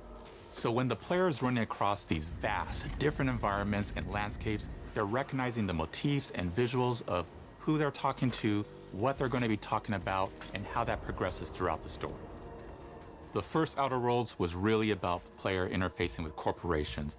And while we have that in The Outer Worlds 2, we really want to express not just the corporations, but how the player interacts with other facets of the world, like government entities or religious structures. Silksong, is it we'll out? Elaborate on those. With larger environments, we wanted to encourage exploration by improving player mobility across the board. Now you can run, slide, double jump, mantle, and parkour your way through all of the nooks and crannies of these worlds. It really allows the player to just explore and have fun finding really cool stuff. Check Steam. Whoa. We aim to make everything in The Outer Worlds 2 better from top to bottom. The RPG elements were the start, but that's touched our story, our art, and especially our gameplay. A good sequel is true to the original. That's first and foremost, right? Like, we all want to add in a bunch of things as you're making a sequel, right? We want to make it bigger and better in every way. That's what we were trying to do here. And I thought, we did not need this consultant. We've made enough sequels. We understand how to do this. And I will say, I don't think it's been entirely successful. I am very proud of the combat improvements we have made in The Outer Worlds 2, thanks to my patented combat system. You may be thinking to yourself, it can't be that good. Shush, what are you even talking about? You haven't seen it yet. Watch this. Put a helmet on, because I'm about to blow all of your minds with my COMBAT system, combat system. My name is Mark, I'm the head of sequels. Shall we begin? You're thinking, what sequel? Hi, Mark. C. Capitalize the fact that the people loved the first game. We're gonna take those people, we're gonna make them buy the sequel, giving out pounds, pounds, pounds. Quick ones, ha, ha, not you, Dev. Here we go. What comes after C? O. Optimize for player satisfaction. I am terrified of online gamers, okay? I want to make them happy. So let's, okay? All right. Mobilize the players so they're ready for that sweet, sweet pre-order. Clap with me. Sweet, sweet. If you don't have rhythm, Brandon, just say it. Sweet, sweet pre-order. Everybody has a different rhythm, and it's blowing mine. And here we go. B. Burglarize. What is this? It's basically just finding new ways to loot dead bodies. You know what I mean? Right, Otis? Okay, well, it's a big part of the game. A, you gotta agonize about how many people are gonna be angry that we have just put so much combat into this thing and almost no romance at all. We should look at ourselves. What is wrong with us, huh? We can't have one love story in this? How many people have been in love? Raise your hands. Raise your hand if you're in love. Okay, are you lying? I have a wife. Put your hand down. T, toi. In French, that means two, sequel. I think that means 3. Okay, you're getting ahead of yourself. Come on, Claire, we're on 2. And how do we end it? Anything is possible. And we've established that we're the best there is, and there's no sequel better than us. And if I could just say one more thing, thank you very much. I know I've kind of changed the world of video games today. For The Outer Worlds 2, we wanted to improve gunplay in every way. We focused on improving the feel of each weapon, the way a weapon snaps into ADS, the way recoil feels when firing, and how impactful our sound effects should do it all around in New Vegas. Fantasy, to things like how unique reload animation can add a lot of character to each weapon. We've increased the variety of weapons by including new weapon types, but also through a host of fun and unique weaponry. We have things like the Bourse Blaster that fires cloud out moving there was hilarious. Can explode like grenades, or can even be eaten by the player for additional health. We have a weapon called Rookie's Reward that will actually level up the more you use it throughout the game. Oh, all right. Well, that's the only gun I'm using. It's got fun fanfare where it's like shooting out confetti and it's got a fun little setup. We have a really fun weapon called the pop-up gun. It fires out ad drones that will distract your enemies with corporate ads, slogans, and jingles. While your enemies are distracted, you can focus fire on them or explode these drones for additional damage. New to The Outer Worlds 2 are throwables. So you can use frag grenades to flush out enemies, smoke grenades to camouflage and escape, distraction devices to bait enemies into a stealth attack. You can also use your mouse to aim at the target's head and then hit left click in order to shoot them and fire a gun. And the bullet will leave the gun's barrel and travel through the air, penetrating their skin and outer layers of skull, and then maybe go into their brain and deal damage. Science weapons are back. We have returning favorites, like the Shrink Ray. This time it's been upgraded, so you can shrink your enemy down to the size of a sprat. All right, that's pretty cool. Them, exploding them into bits. The Shrink Ray, that was probably my favorite one from the first game, so we brought it into the second game. Oh, it's the we first game. improved it, Sorry, I'm though. eating. So instead of shrinking your enemies for a short period of time and having them re-expand, this time they stay shrunk, and we actually added in the ability to step on them and kind of squish them and kick them, because we knew that that was the player fantasy. We knew that's what everybody wanted to do. They wanted to step on the enemies. They wanted to kick them. No, that's not what players want to do. No. No. That is not what your players want to do with that gun. Favorites, we also have some really fun and unique new science weapons. One of them is called the Armageddon. This one's really cool because it actually shoots out these masses that are like these little arms that will stick to people or cover or all kinds of different things, and they will continue to just hit them until they get destroyed. And we have another one that's just super cool called the Spectrum Dance Saber. This is a melee weapon that actually lets you attack to a musical beat. And if you continue to do that, you'll actually get additional bonuses each hit you do. One of my personal favorite weapons is called the Big Bang. It's just a big freaking gun that uses material harvested from rifts to shoot out a giant ball of energy, vaporizing everything in its path. Now, ammo's extremely rare for this weapon, but you can use it in just the right situation to devastating effects. Like another great one is Gary.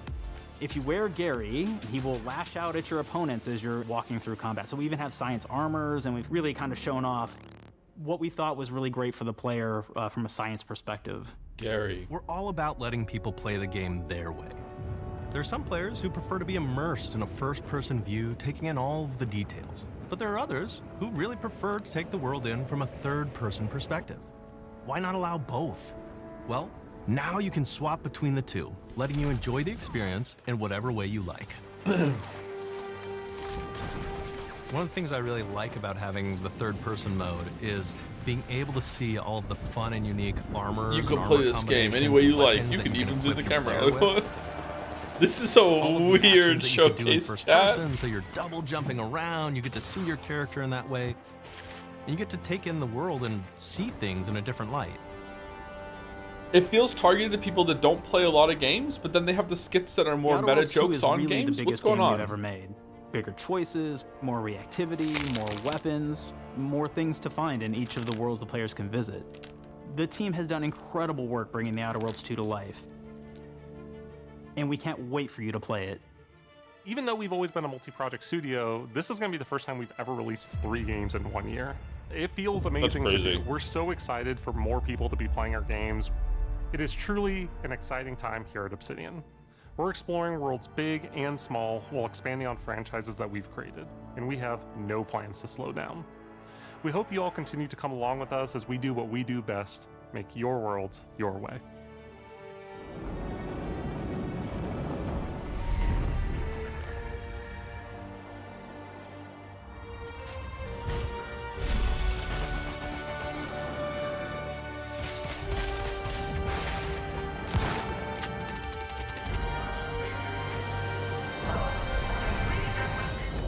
I think it's all a bit about the sequel being bigger and better, but also trying to be sincere. It's very odd.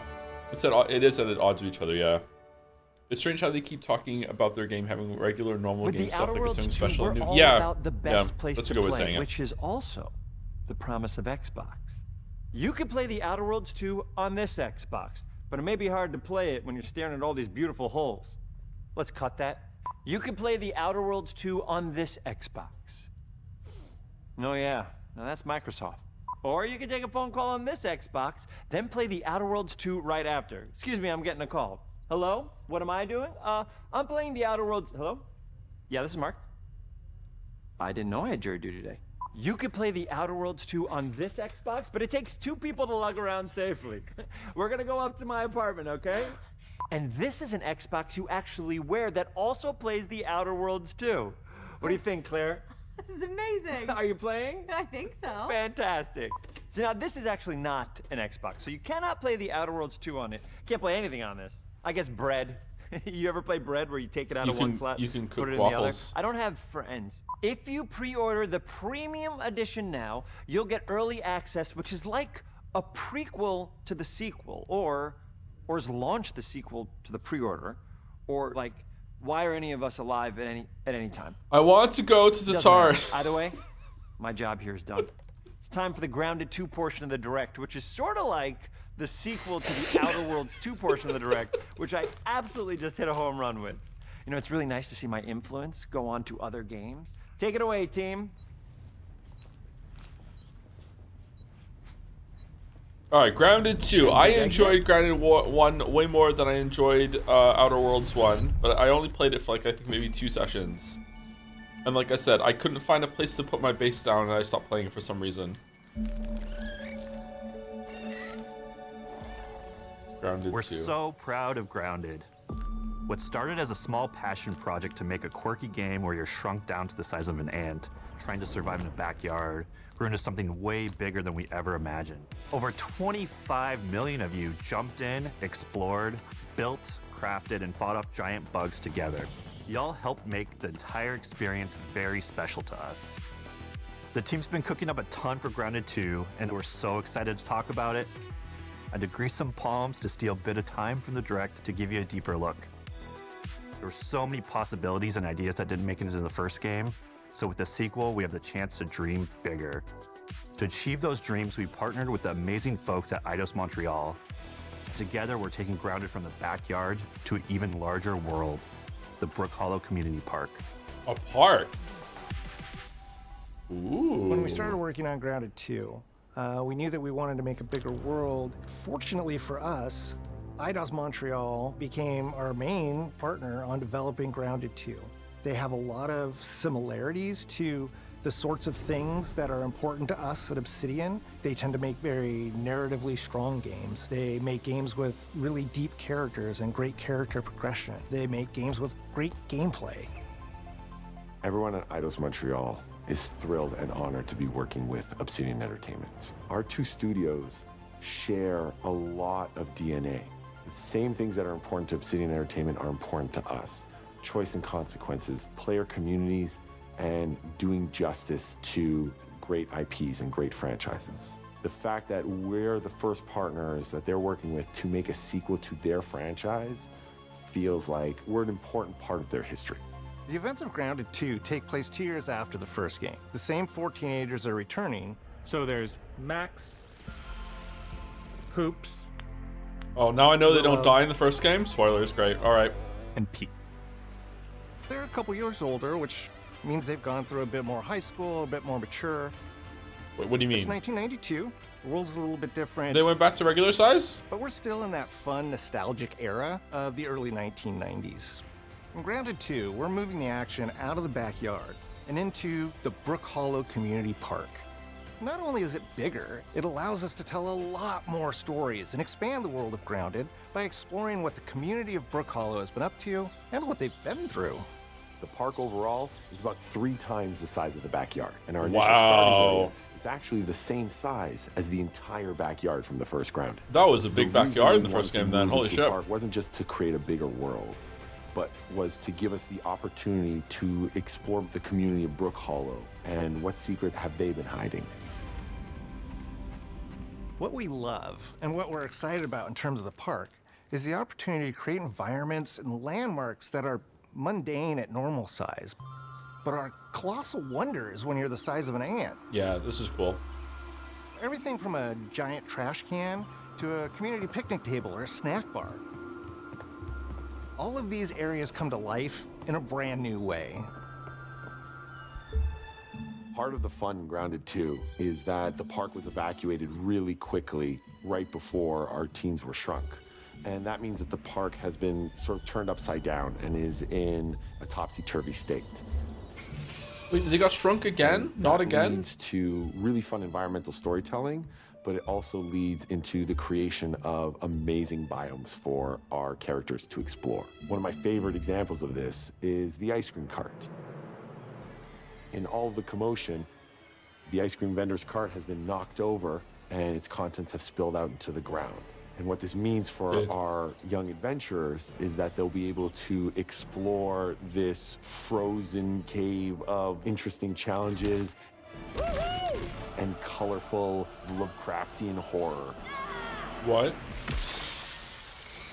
We have one anthill that's actually somebody decided to bury a bunch of toxic stuff in the park. And so there's all these toxic chemicals under the ground. The environment looks very cool and very spooky with all of these sort of chemical pools. And of course, nothing can live down there except for one type of insect, the cockroach. We're oftentimes reinventing environments, and in future updates, you're gonna see a ton of new stuff. You do a lot of fighting against insects of all shapes and sizes. We didn't just want it to look better, we also knew we wanted to add a new layer of strategy. The changes that we've made aren't limited to tuning animations or adjusting attack or defense numbers or making characters or insects move faster or slower. But we did all that too, but there's also an entire sort of rock, paper, scissors strategy involving light attacks, heavy attacks, and blocking. Or you can just parry everything. It's kind of hard, We've also though. added dashing as a new way to both get out of danger quickly or jump in for a quick attack. And almost all the insects in the game will have these abilities now too. Sort of like a chess match, but one that's super frenetic, looks super cool, and is ultimately just a ton of fun. We're leaning into clear play styles for tanky warriors, low defense, high damage rogues, effect-wielding mages, and ranged hunters. In the first Grounded, we have mutations, and there were weapons and armors that favored different playstyles. In Grounded 2, not only will there be passive mutations, but there will also be active mutations. And a lot of those mutations support these archetypes. My favorite way to play pretty much any game is chasing after those game-breaking builds. And that's why I'm so excited for what we're doing with archetypes in Grounded 2. I'm all in on the rogue. Now, you can even dual-wield daggers. I've been dialing in this glass cannon build that stacks ambush, assassin, and cardiofan mutations with the wolfbane daggers and the wolf spider armor. It lets me open up combat with massive backstab damage that also inflicts venom. Then, I can use the extra stamina to reposition and try to dodge, rinse, and repeat. It's high risk, high reward, and absolute chaos in all the best way.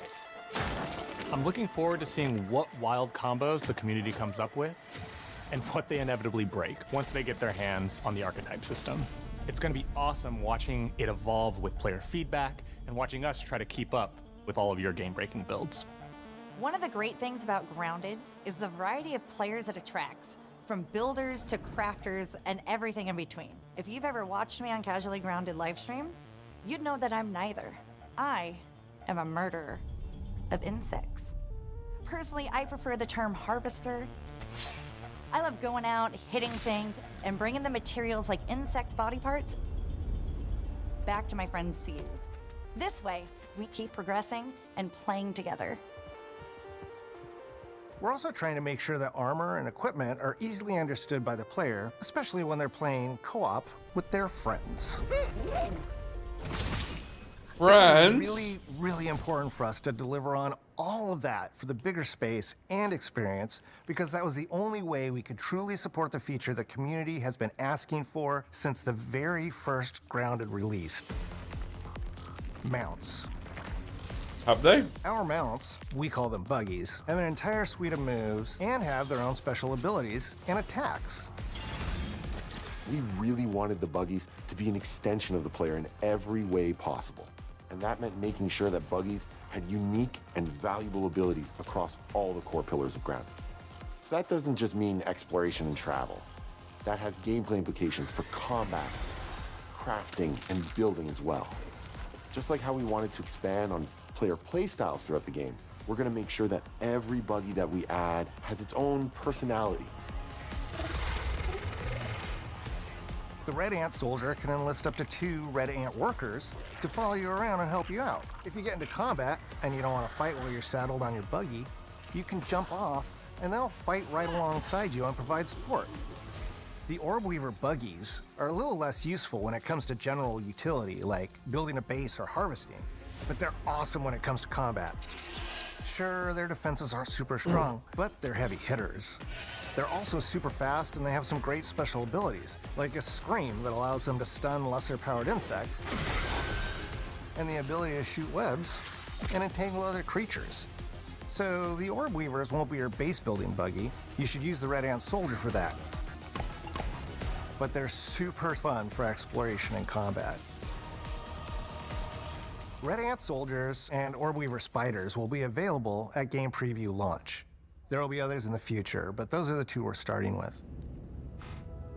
The connection that our Grounded community has with us is something we want to keep forging with the sequel as we make an even bigger game than the original. Pretty much from day one, we knew we wanted to return to Game Preview for Grounded 2. Sure, it comes with some trade-offs, like the game's not done and it's out to the world, but there's so much value in building it alongside the community. Buggies Forgot change to how I was you eating a protein bar. I was quietly as I could, and probably. navigate Sorry. the park. What we're doing with Grounded 2 is we're actually keeping zip lines held back so we can see how players engage with buggies, and then we can tweak zip lines to bring them back over time to really complement that buggy experience and make exploring the park far more fun. That kind of feedback loop helped shape the original Grounded, and we wanted to shape the design for Brook Hollow Park, archetypes, buggies, all of it. We also learned a lot from that first time around. One thing that stood out immediately, players blaze through our content, especially the story. That makes sense. Story, characters, world building, that's kind of Obsidian's thing. I didn't do Scrandle today. The flavor we bring to the survival genre. So this time, we're starting with a much bigger baseline. There's been an explosion at Brook Hollow Park. Chaos descended on a ceremony commemorating the 2-year anniversary of when 4 teenagers were miniaturized against their will. One of our favorite parts of the first game was watching the community uncover clues and spin up theories. This time around, we're leaning even more into that, and we'll be keeping a close eye on what our players discover and how they interpret it. Because you never know what might inspire us as development moves forward. We really started to hit That's our a horrifying groove at statement. the end of Grounded 1. Okay. We found that being open about what we were planning and then following through was key to building trust with the community. As a small team, we had to experiment with update pacing and scope, and what we found resonated the most with all of you were bigger, beefier updates, even if it took us a little longer to land. So that's the plan. Larger, more complete updates spaced out just enough so we can take your feedback seriously and make every drop count.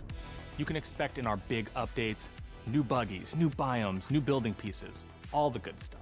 And we're launching with a public roadmap so everyone knows what to be excited about in the future. All of us at Obsidian Entertainment and Eidos Montreal are super excited about how close we are to letting all of you players get shrunk a second time and explore the all-new park on buggies in Grounded 2. If you're a returning Grounded player, we're really looking forward to you experiencing all the improvements. If this is your first time getting Tiny, then all I can tell you is that a world with an entirely new perspective and in an entirely new Man, feel so back to back awaits here, you in I feel Brook like Hollow Park. I really want to It's time to ride together and survive together.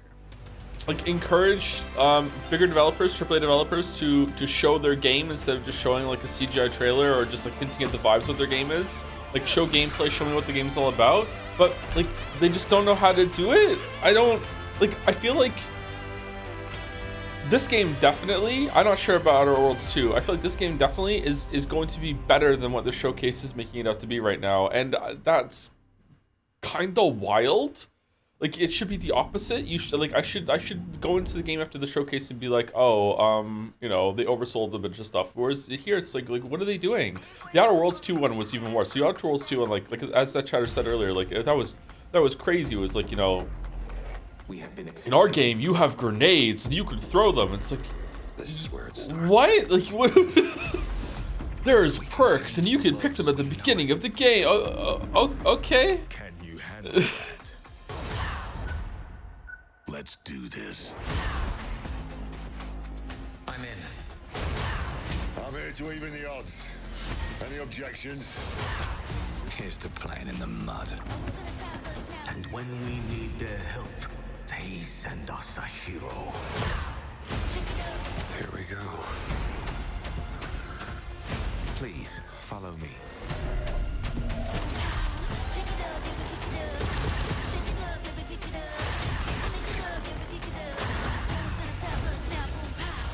Well, hello there. It looks like you're about to do some renovations.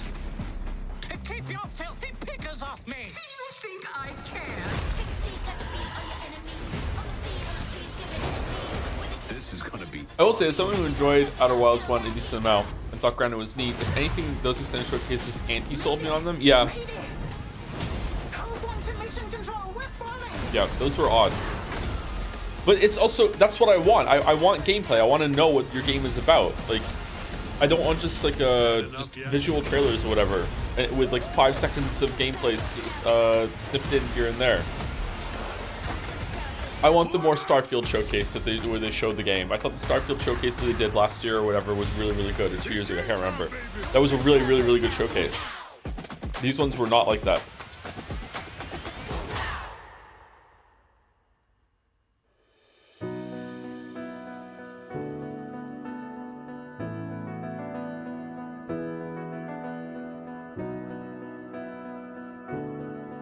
Thank you for watching.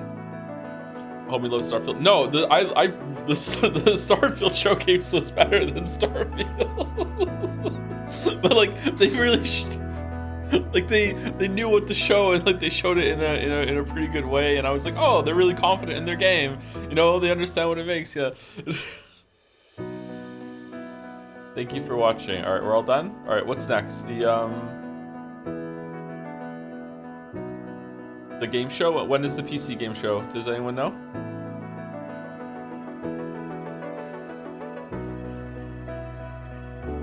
It's now? On what channel? The Game Awards channel? Do you think Path of Exile style presentations can work for other games? It works really well for Path of Exile itself. Yeah. But the thing is, and this is where I hate to say this because it's a very like arrogant statement. It's probably not true. It's probably just a communication issue. But here's where my brain is going. Path of Exile devs really understand their own game. They don't perfectly understand it. Sometimes the players can still understand it more than Path of Exile devs. But Grinding Gear Games really understand their game and how to. Otherwise, they couldn't add. Path of Exile is an extremely fucking complicated game. So they understand it way more. Whereas it feels like they don't. Or they don't know what's gonna... Okay, here we go. We're in PC.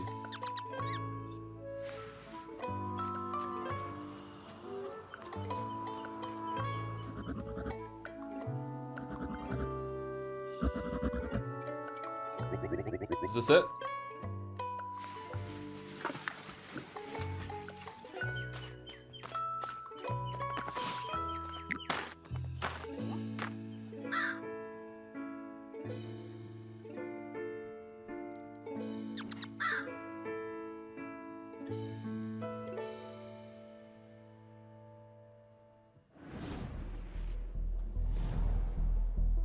$30 seconds. Your time to do Scrandle is running out, Dr. John.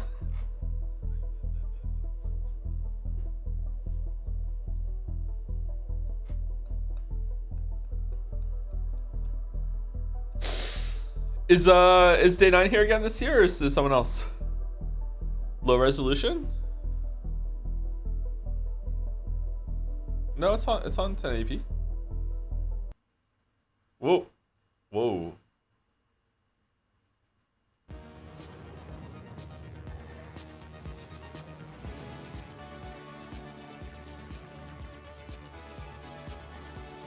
Is it quiet?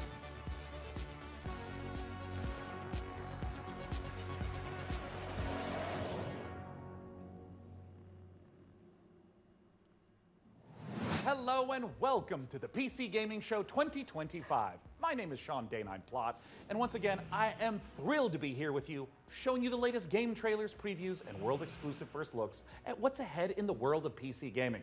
But even more importantly, I'm delighted to be joined again by the co-host with the most, Mika Burton. Thank you, Sean. It is great to be back on the PC Gaming Show, especially Too quiet? We good? Up something extra special this year.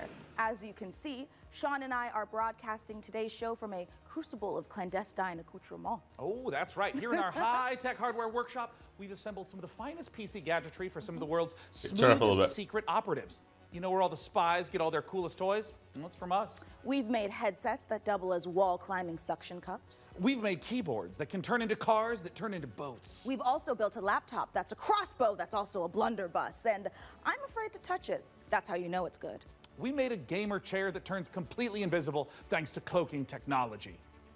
Sean, the invisible chair never actually made it out of R&D. Well, that's what they want you to think. Regardless, we're in the process of using every ounce of our high-tech, top-secret, burn-after-reading black books engineering at our disposal to build what we call the Rig. Ooh.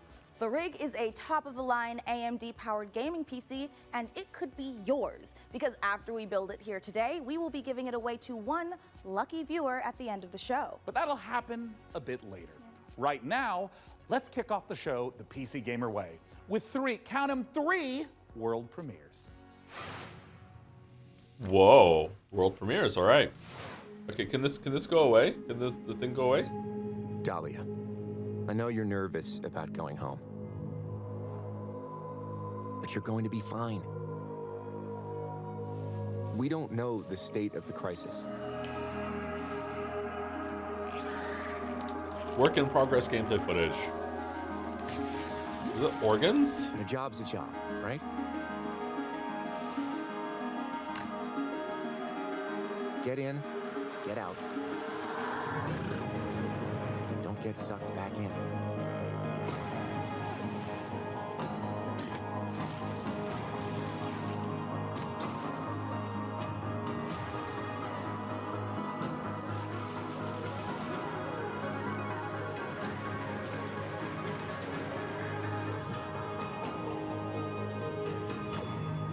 Remember, D, it's just a job.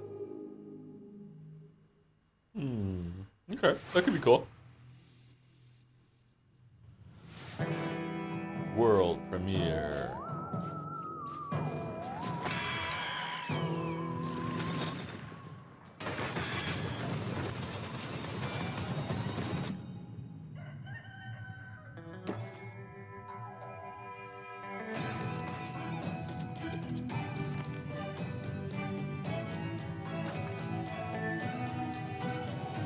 Oh, VR hands.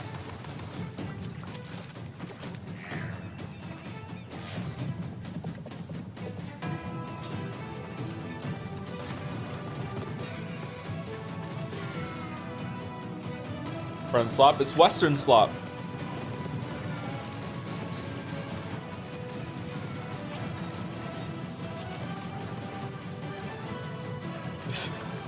Tw 20 years from now, slop is going to be the new word for genre. It will have lost all original meaning. There will be someone on stage at a fucking announcement show being like, all right, really the world premiere of our new Soul Slop title. Here we go. And everyone's going to be like, yeah, more Soul Slop. Like, I fucking love Soul Slop. Oh, this time the Soul Slop is Fantasy Slop. All these places will be consumed. Wait, what? They call you the Shard Bearer, a piece of Gith's blade within you. The only one who can help us defeating the King of Shadows. Bring What, in the 100 accused. hours? Did you really think you could keep such relics of my people? Man, I do not remember the game looking this dated. Holy shit. Wow.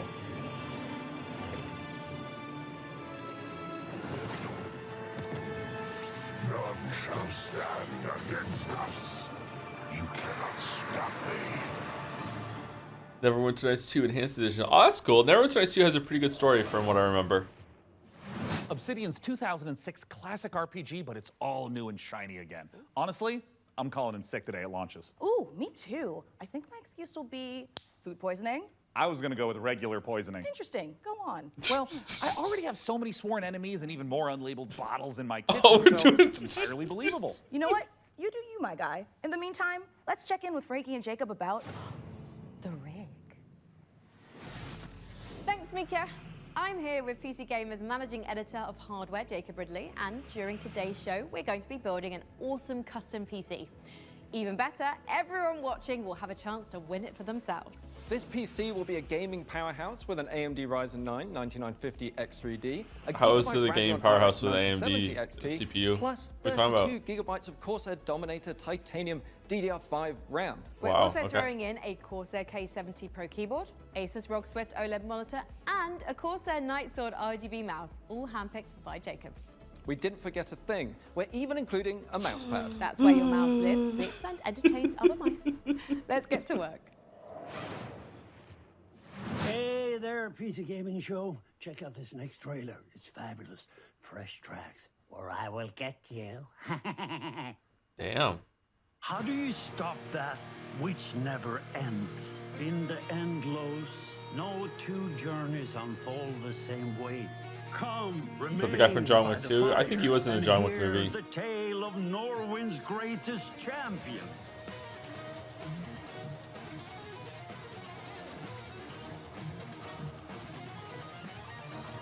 VR game? Doesn't look like it actually.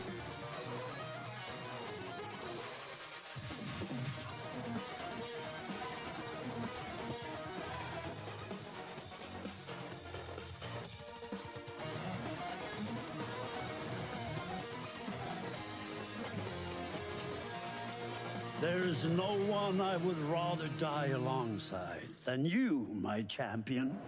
Whoa, that's a bit harsh for a fucking rhythm game about being on a set of skis. What?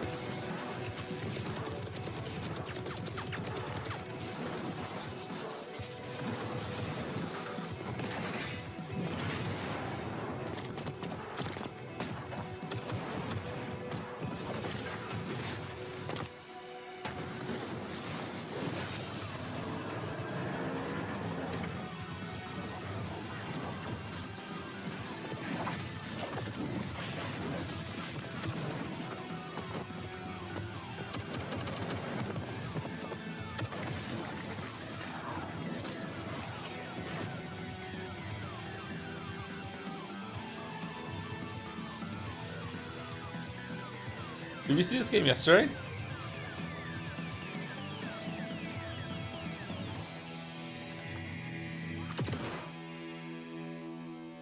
Terminal Brigade. Coming up in the show,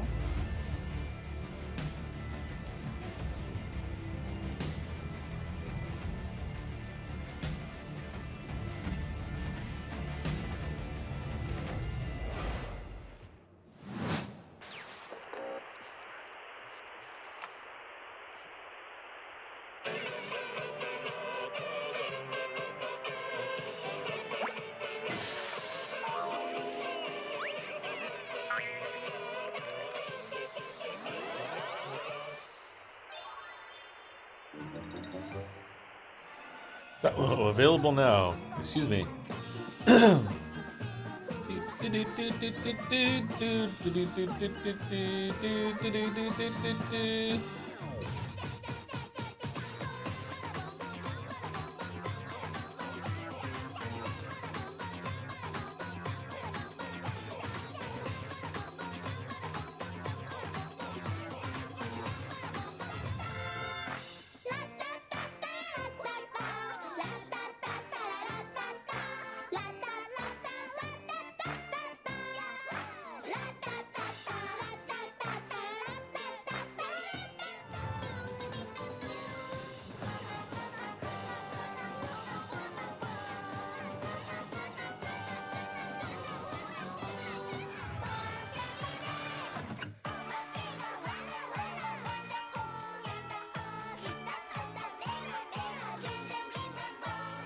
This is hell positive, is it?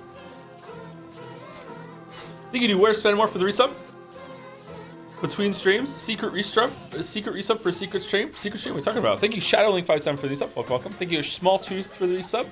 Made this today for the resub too. Jandro101 and Rima Ranzu for the resub too. Not sure if the Fate Stay Night bit is annoying now. Still catch up on VODs. Chilling for people to play it because it's awesome and it also sucks. My favorite of all time. Oh god. Thank you, JVegas97 for the resub also. Thank you very much. Did you see Outer Worlds 2 is $80? Yeah, isn't that what AAA games cost now? Yeah, that doesn't surprise me.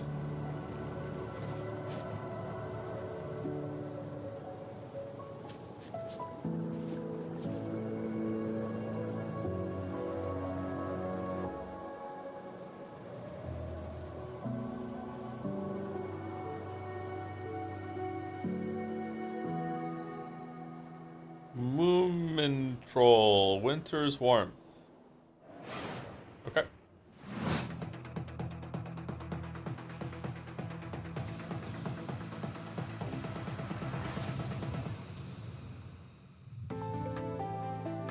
Nessie. Okay, I do not like this kind of pixel art, but maybe the gameplay is good.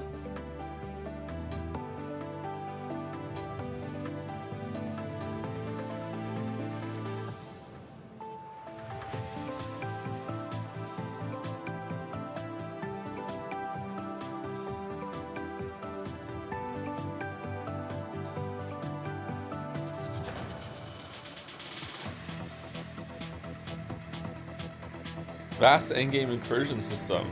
That sounds cool.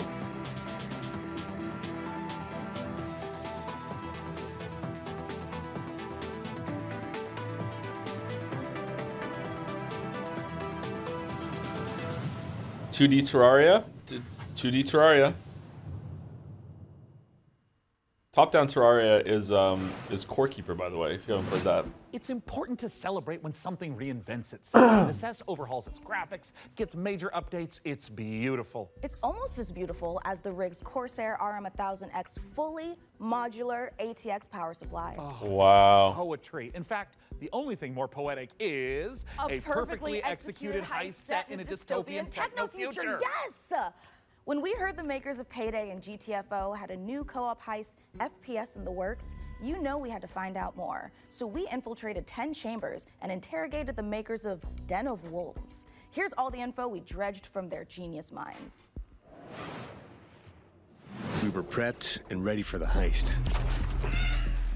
We had stolen Tier 7 passkeys. Oh shit, it's serious. Acquired the building schematics. And rerouted the security comms. We're in position. The package was as good as ours. It's high slop.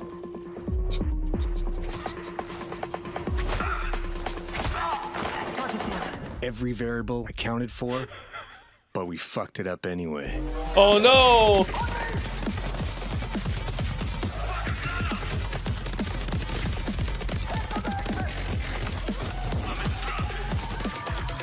This is how every game I ever played of even more prepared. Round of Payday 2 ended up with me just slaughtering just so many fucking cops. It was crazy.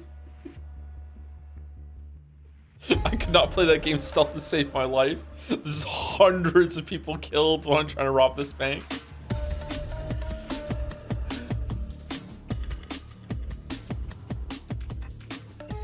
Den of Wolves is a first-person Oh, it's still shooter, Den of four-player Wolves. co-op Okay. heist game taking place in the future. We focus a lot on player agency, story, and keeping the player on their toes with some interesting elements that take you out of the brick-and-mortar world of Midway City, where the game takes place. It's a power fantasy, even though there's obviously tension as well with like stealth segments and stuff. But the identity of Den of Wolves primarily is balls to the wall.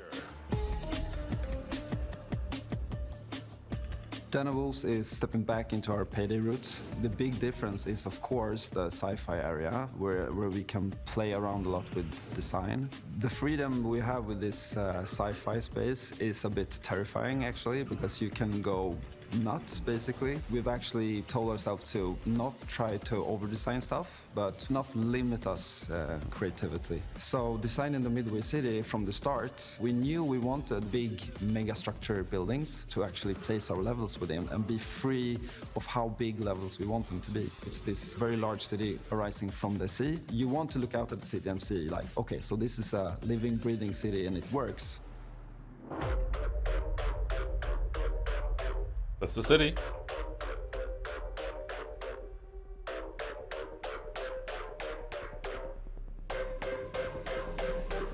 Coming back to the heist genre is sort of a, I don't know, after Payday 2, I felt like I had so much more things to do in my head, like what I wanted that game to be. A contemporary setting limits you in so many ways. Everything you do to enhance the game breaks the theme. With a sort of a sci-fi theme on it, it enables you to stay in the pocket of thematics and still solve things from a gameplay angle. When making a game concept or a world, you have to think about what tools it gives you to solve problems in the future. And the sci-fi thriller theme gives us a lot of tools to play with. Midway is just a corporate haven. There's no rules, there's nothing. It's divided up into districts. There's even like district wars and this kind of thing within the city. So it's a very classical in a way. Near future then, take, okay. Kind of like a classic role-playing game of saying like, oh, this is the backdrop. Oh. Adventure and have a bit of fun. So there's something called dives in the game. It's basically a neural heist. In the middle of whatever you're doing in the normal mission, you can basically jump to this other place. Thematically, there's these architects that build these defense mechanisms that gets injected into people's minds, and then you're trying to break into one of those. Inception. Dives allows us to this is kind of cool.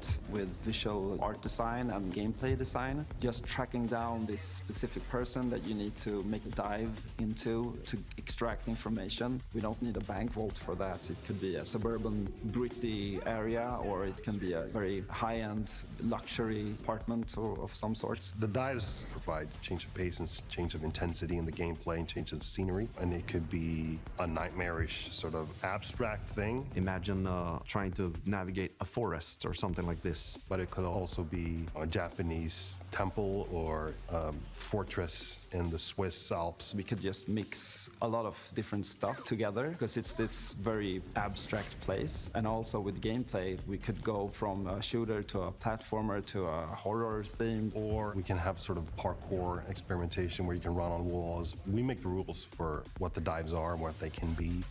Yeah, you make the game. Yeah.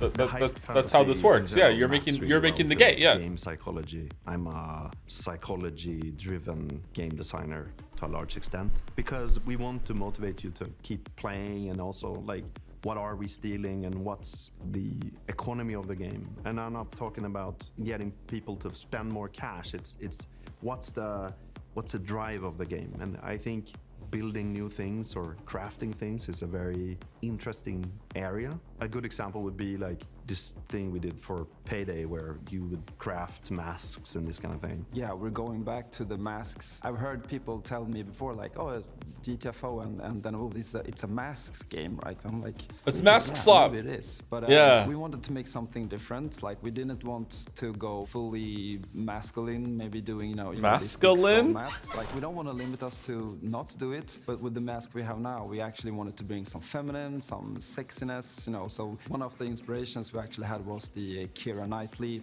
pout that she has, and there's also like Japanese theater demon masks with Hannibal Lecter type of style. So as in the dives, we could basically make anything. The masks are this expression to allow them to expand the world inside of themselves. So finding designs where they don't really know where to put it, in what categories, we try to hit kind of a sweet spot there.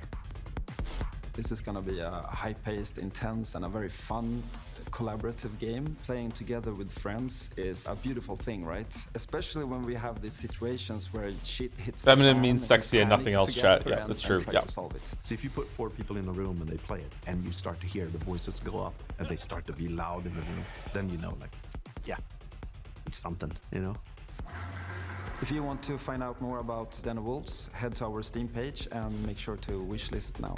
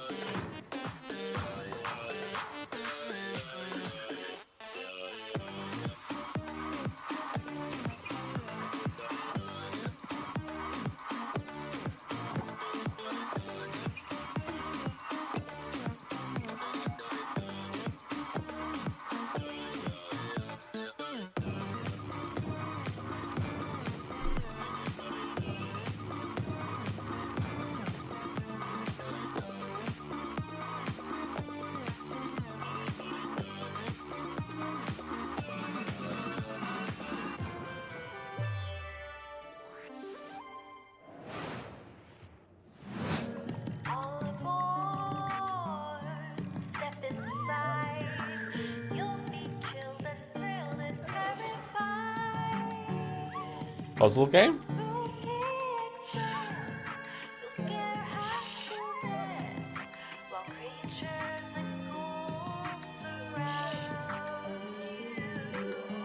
It's a sheep and wolves puzzle.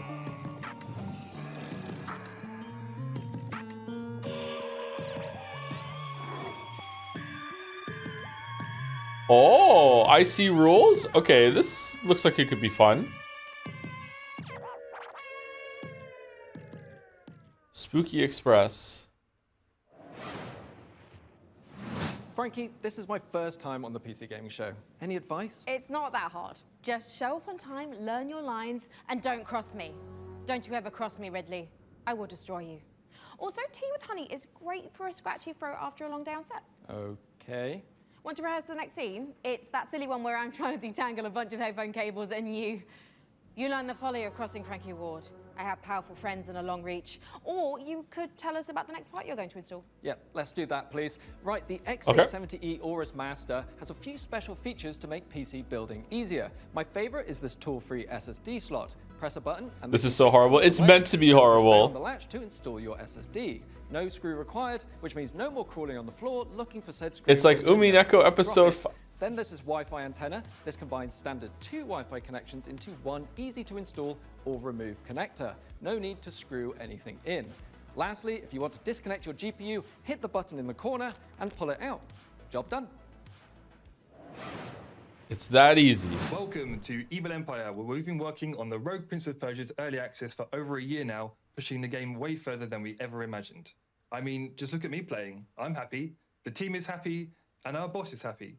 And the players, well, they seem happy too. Our 1.0 launch is fast approaching, so here's where we're at.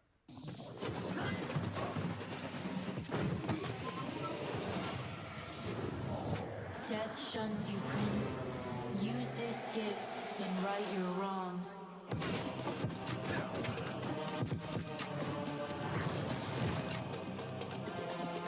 What game is this? This is like a different version of the one that just came out.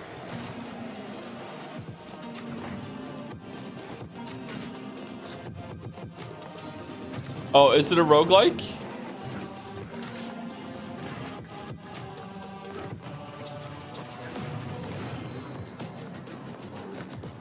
Okay, this could be fun.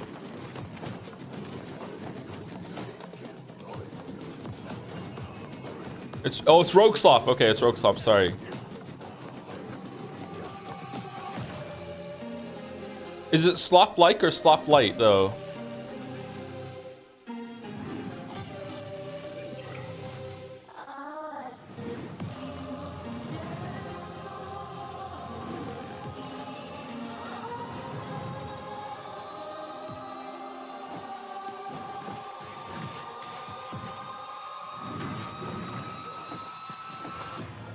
You have the opportunity to save your kingdom as the worthy Prince of Persia.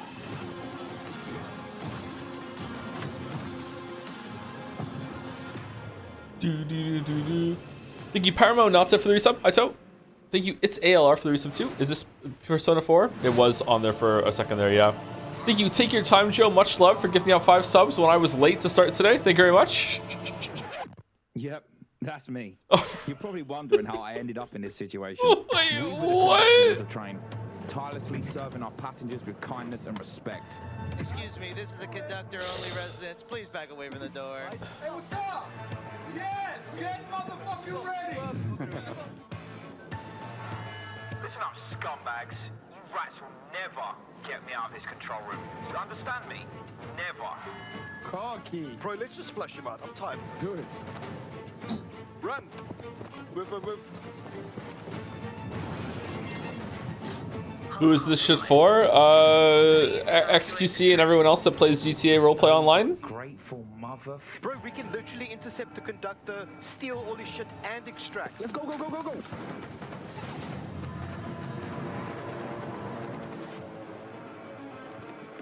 Train man.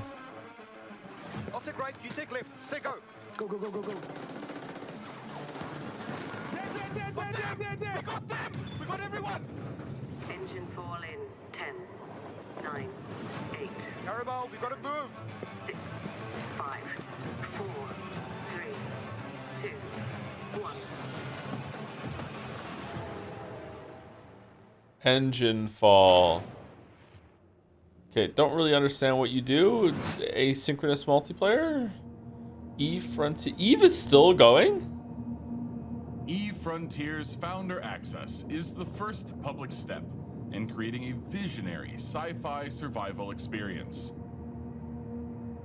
You start your journey alone, a tiny blip in a seemingly endless universe. As you struggle to gain a foothold in this hostile world, you can build rudimentary structures, improved ships, components, and more. Wait, is this a different game? You'll begin to discover details about the universe and the ancient civilizations whose remnants still roam the skies. Everything requires fuel to operate, and good resource management is crucial to survival. The most potent source of fuel, crude, is necessary to build formidable ships, advanced structures, Crude and even matter. stargates, reconnecting the vast universe. Huh. Smart structures are highly customizable and open the possibility for emergent gameplay only bound by your creativity. Founders have already created custom tournaments, specialized trading hubs, advanced security systems, and more. Are you ready to lose yourself on the frontier? I don't really know what it is, but it could be good. Wow, I knew space was dark, but that was dark. CCP really knows how to make the destruction of the universe look kind of beautiful. I'm honestly looking forward to being ambushed in the depths of space in Eve Frontier. But if you're like me and the thought of being caught off guard is a no-no, just head over to the PC Gaming Show Steam page and you'll find every single game we're showing today in one convenient spot ready to be wishlisted. So no scary surprises. Absolutely. And now here's a look at some of the great games from puzzle publisher Astrological. They won't include the specifics because it's blockchain crypto bullshit and people instantly recall for it. What do you mean it's blockchain crypto? But the Eve Frontier is a blockchain. What do you mean? What days? As for the isolation, It's NFT slot? suits me. The contracts just keep on coming. 2 more rigs to construct. What's this? That will put me short in power.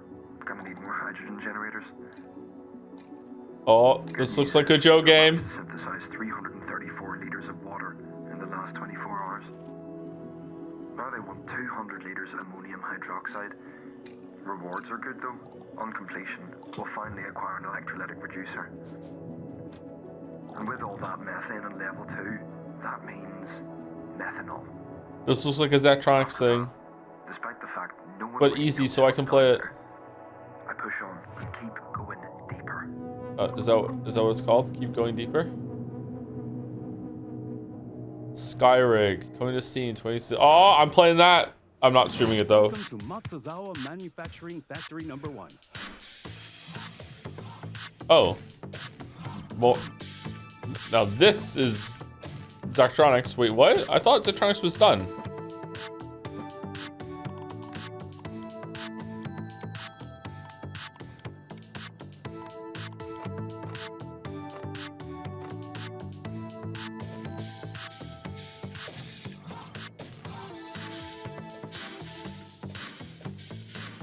They did Zachtronics, but this is a different name. I thought the guy behind Zachtronics retired.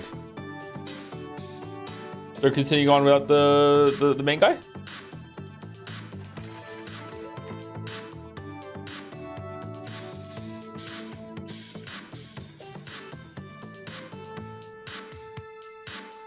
Yeah, and unretired the same month. All right, so there was. Okay, was there some selling the company shenanigans or whatever? Okay.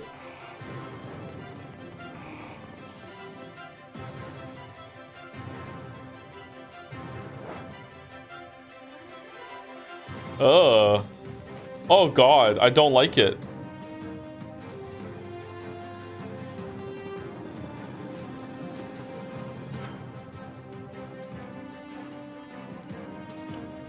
The grass and the trees don't look good.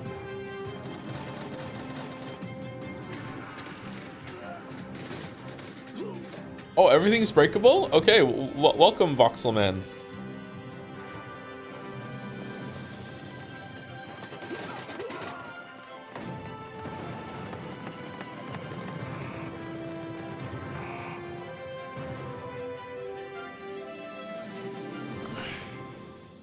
Dawn apart.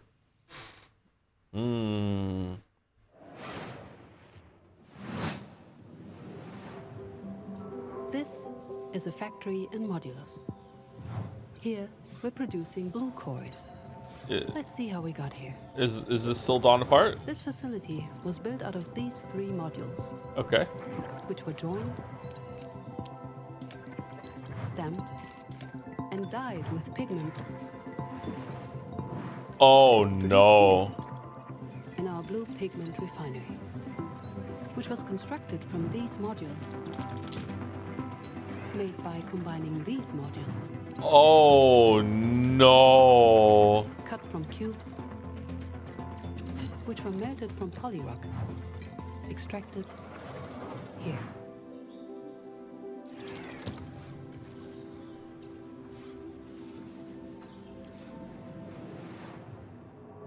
Modulus. All right. So, Jacob, have you got any quick PC building tips you can share with our audience? Here's one. You know when you accidentally drop a tiny little screw into your PC case and it just disappears? Oh, yeah, I hate that. Do you have some cool hack for quickly finding it? Nope. My tip is that screw is gone forever and you should pretend it never existed. Yep. Yep. Forget I asked about tips. Yep. What can you tell me about the Radeon RX 9070 XT you're installing? The Radeon RX 9070 XT is a hot ticket item right now, and for good reason. This is AMD's graphics division putting its best foot forward with an RDNA 4 chip that can go toe-to-toe with NVIDIA's GeForce RTX 5070 Ti. If you're worried about running out of VRAM, don't be. This comes with 16 gigabytes of GDDR6. That's plenty for gaming at 4K. Plus, it supports FSR4, the latest version of AMD's upscaling technology, to help your frame rate. AMD makes graphics cards? cards? What I like about it most is how easy it is to undervolt. This lets you run it with less power and still get top performance.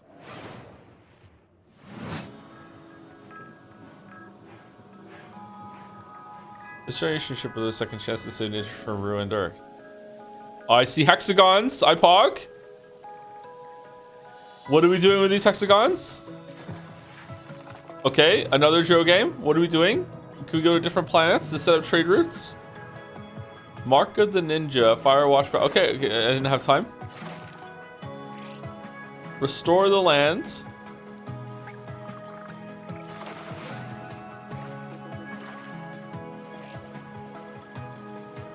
Build a sustainable society. I don't want to build a sustainable society. I want to exploit the land for goods and resources.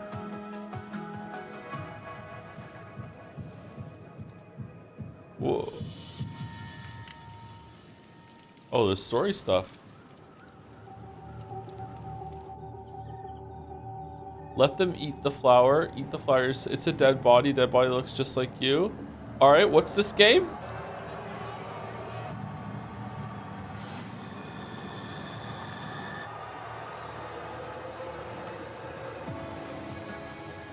Yay! We're small, so small, so fragile, but not that fragile, out here all alone. We have to get it right this time.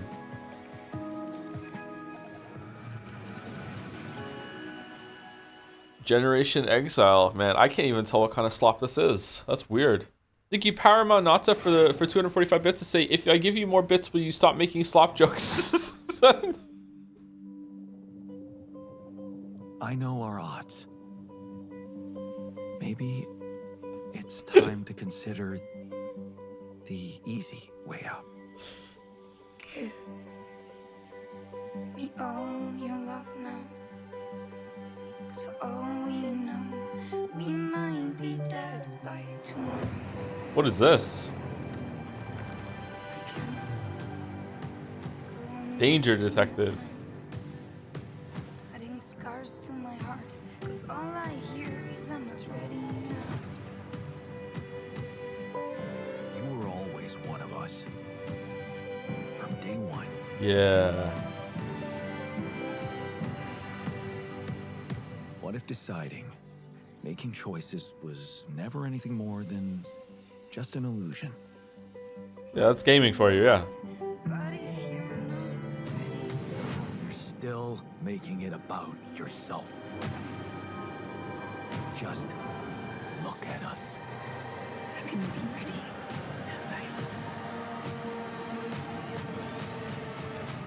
I just wanted to find a way out.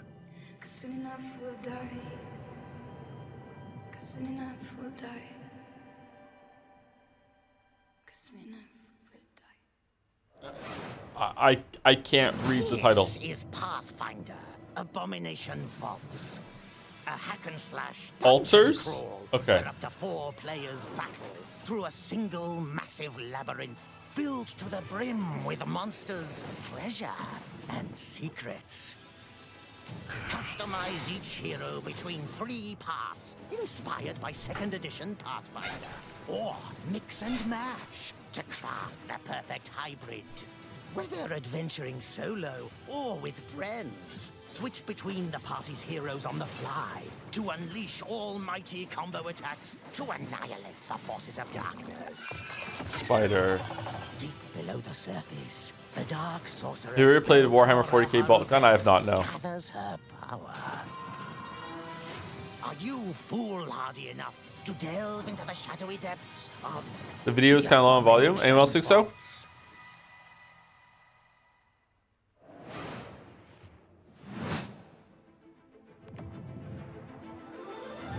We meet again, little merchant. Still taking up the challenge of a double life. Torn between one endeavor and another. 2 sides of the same precious coin. Yeah, this was announced yesterday. You brave dangers, while in the other, you put your skills and hustle to the test to grow your store.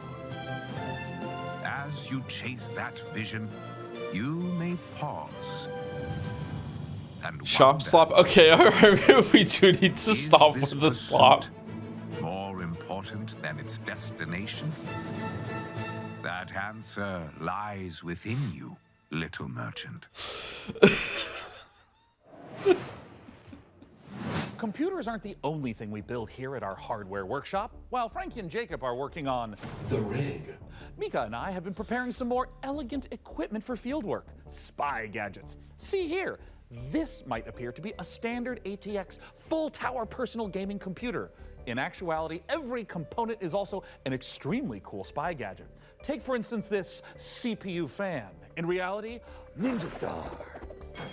Huh, that did a real number when we tried it on an intern. Well, moving on, we have our range of hidden tasers. To the untrained eye, a coffee mug. Yeah. In reality, a taser. Ooh, or how about this?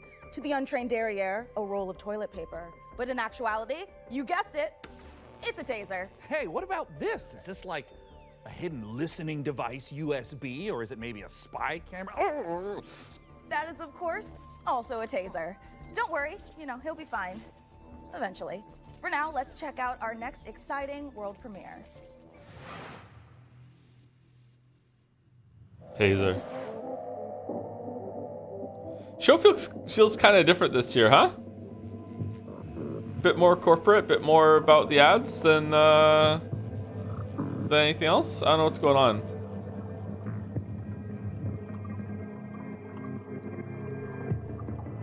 Underground,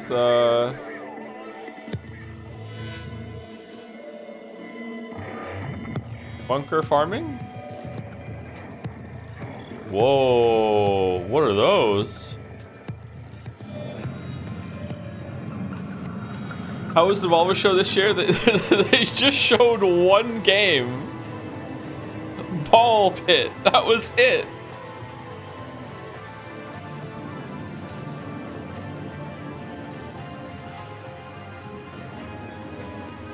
Is this the whole trailer? Barrow Trauma Home and Harbor expansion. Oh, okay.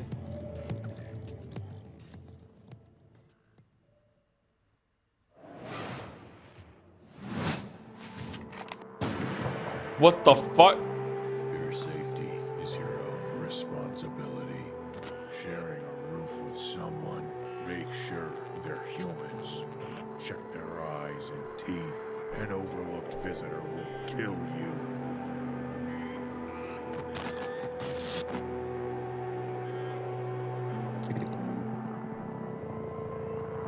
Oh, I don't like this.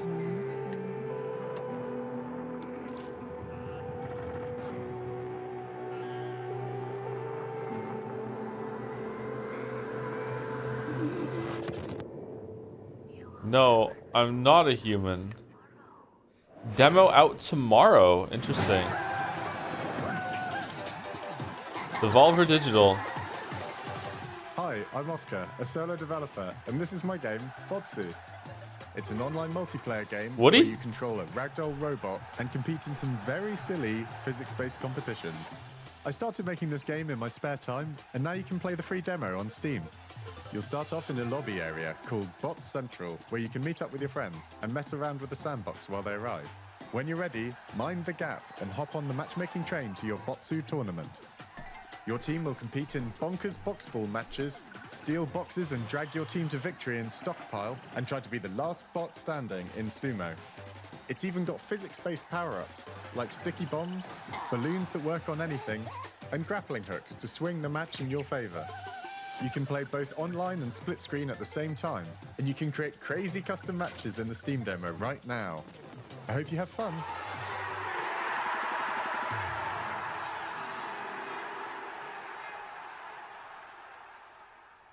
All right, not for me. Can't judge it, not for me. Spotlight, hot night, glow red in the stoplight. I slay, big swerve, big will, rich taste. I serve, line up for the looks that kill. So rich it can make you ill. Don't choke on the diamond pill. Cheap lies, get a gag like shh. Bow down to the golden strand. Get in line, I'm an hiding man. Come close, kick it, I'll use what I can when I can. Is Final Fantasy 16 on PC?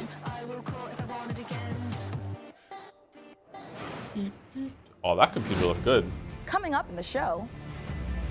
It is now? Okay.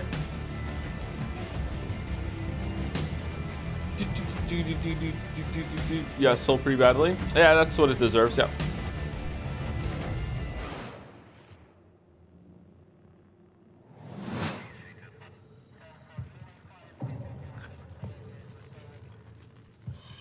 No More Room in Hell 2?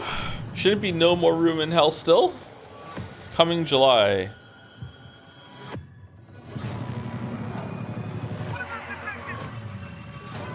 You don't like Final Fantasy 15? I haven't played Final Fantasy 15.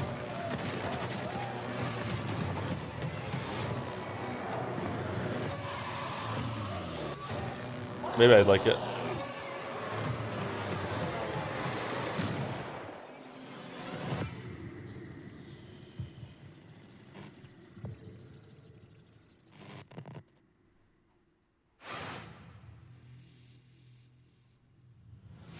You should play Expedition 33. It's like Final Fantasy, but good. Add another one to the tally. Yeah, we're gonna be streaming it in July, I think.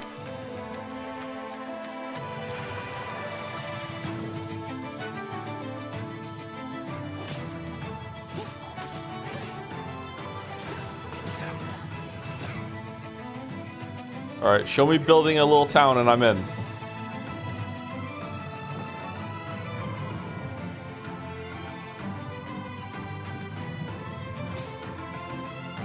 Oh.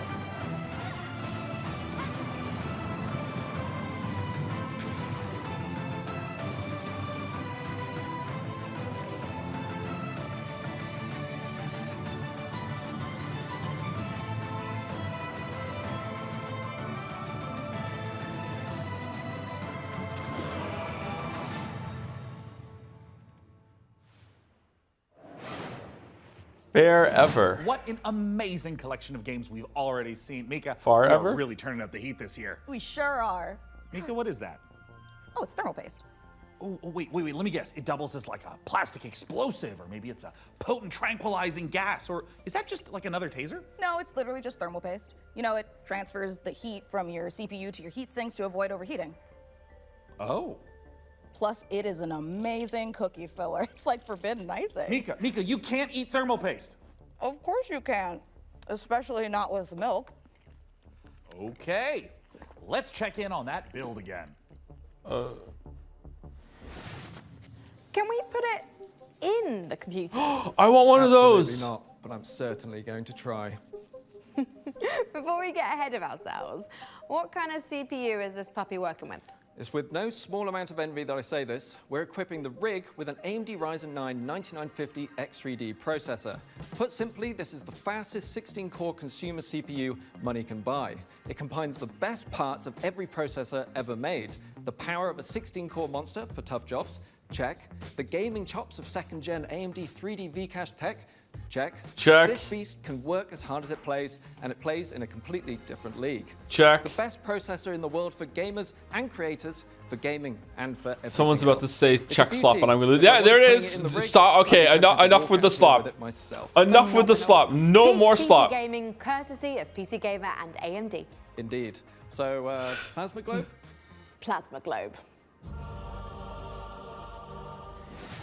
Looks like things are coming along perfectly with the rig.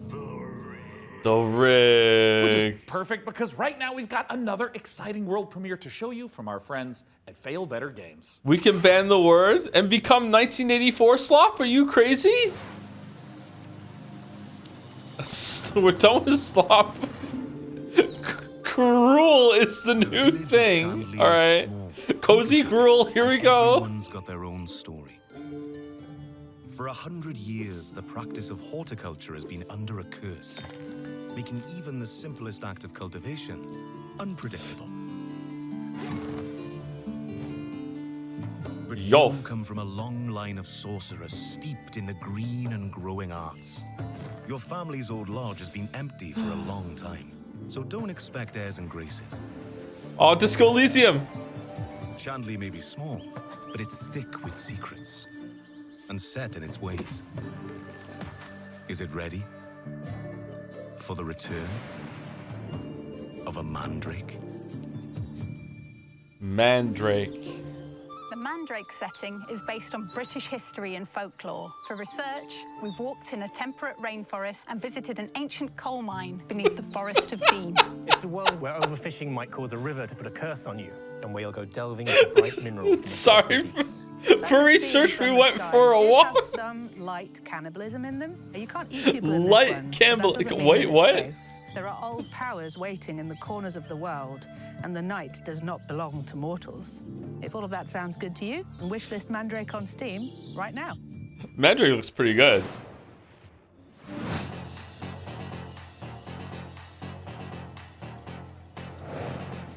Aw, Cyberpunk Pizza? Kinzo wants his Domino's? No, I must make this pizza. Oh, now it's ruined.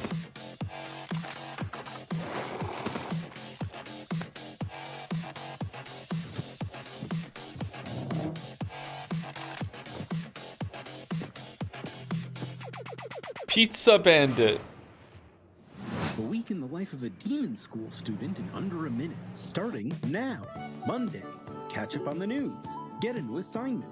Fight some guys using tactics. Check your diary. Tuesday, investigate a spook classroom. Gain a rival. Fight some more guys. Find a dog. Wednesday, romance your friends. Kick an egg. Fight those guys. Thursday, follow some blood. Track Do down not the romance your disadvantage, friends. Pull a new friend out of nowhere. There's guys, Romance that new friend. fighter. Friday, find a cursed dog. Learn a terrible secret. Fight a really big guy. The Weekend, sing karaoke, race beetles, rent some tapes, and generally just relax. That's 1 week down, many to go. Wishlist Demon School, an RPG with tactical battles right now.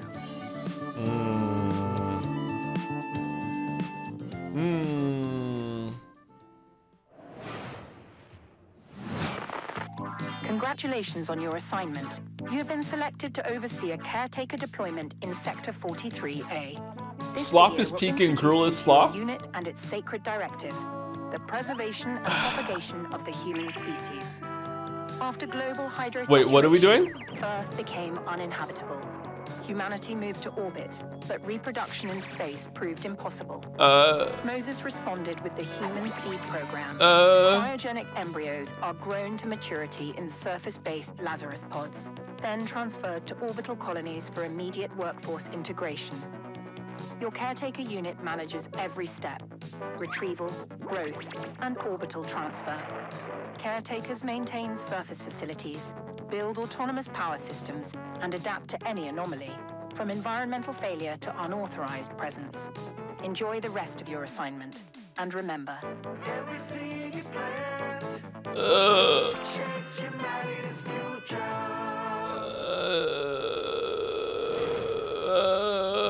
You're the only one who can safeguard the future of humanity in The Last Caretaker. So, you know, no pressure or anything. Hey, Sean, what was that?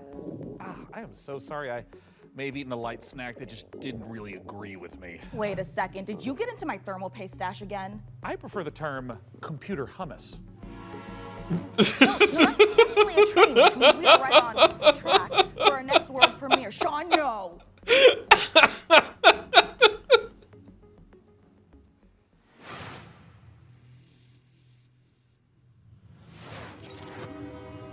That's what he laughed at. It was the delivery. It was the delivery. Comedy is all about timing.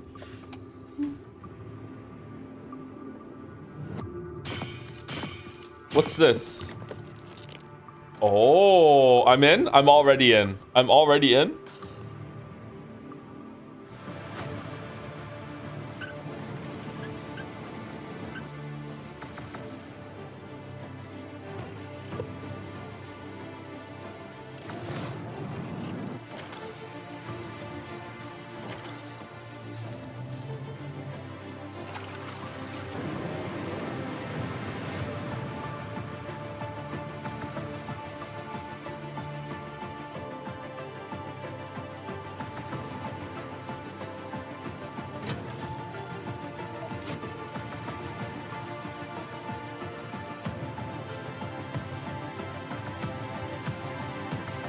Do I have to build the tracks, or the tracks already down from some precursor race that just loved to put rails down but didn't make the trains? Seems like it? Okay.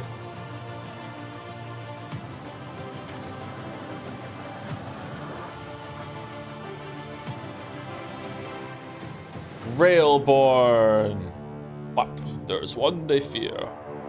Oh, is that a loop? Do you do a loop on the train?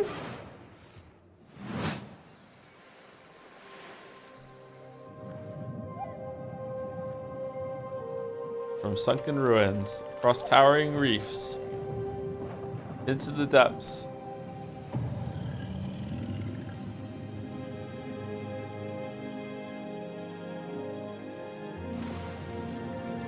Your voyage begins. Thank you, Solo Stampede, for the resub. Thank you very much. Thank you, Glistening, for the resub too. Sleepers for the week. I know, right? Thank you, It's Sesh, for the resub. Zeph Logo for the resub too. When are they showing the next Skylanders game? Don't. We don't want that. We don't want that. Thank you, Combustible Lemons, for the resub. Joined at the beginning of some kind of musical hotel game thing, and it looked like the worst shit ever, and then by the end it looked like the peakest peak ever. Yeah, that does look good, doesn't it? Yeah, I want to play that. Thank you for the raid, Hypothetical Walrus. Thank you for the Umi News yesterday too. It was a funny segment. You got me with one of your with your guest speakers. Prospector, Norex would like to offer you an opportunity. We have some dirty work we need you to take care of. At your own risk, of course. Keep your mouth shut, and you'll be rewarded. You want to hunt monsters? Join Norex. Icarus, great hunts. Great hunts.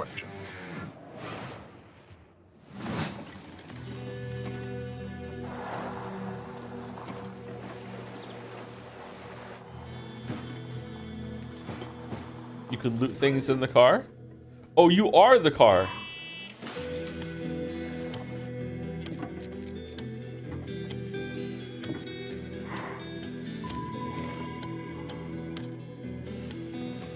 Are you remote controlling it?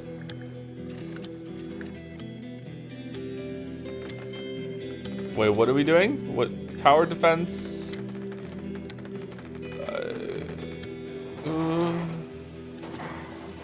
This looks interesting. Garbage country. Oh, garbage country. Okay.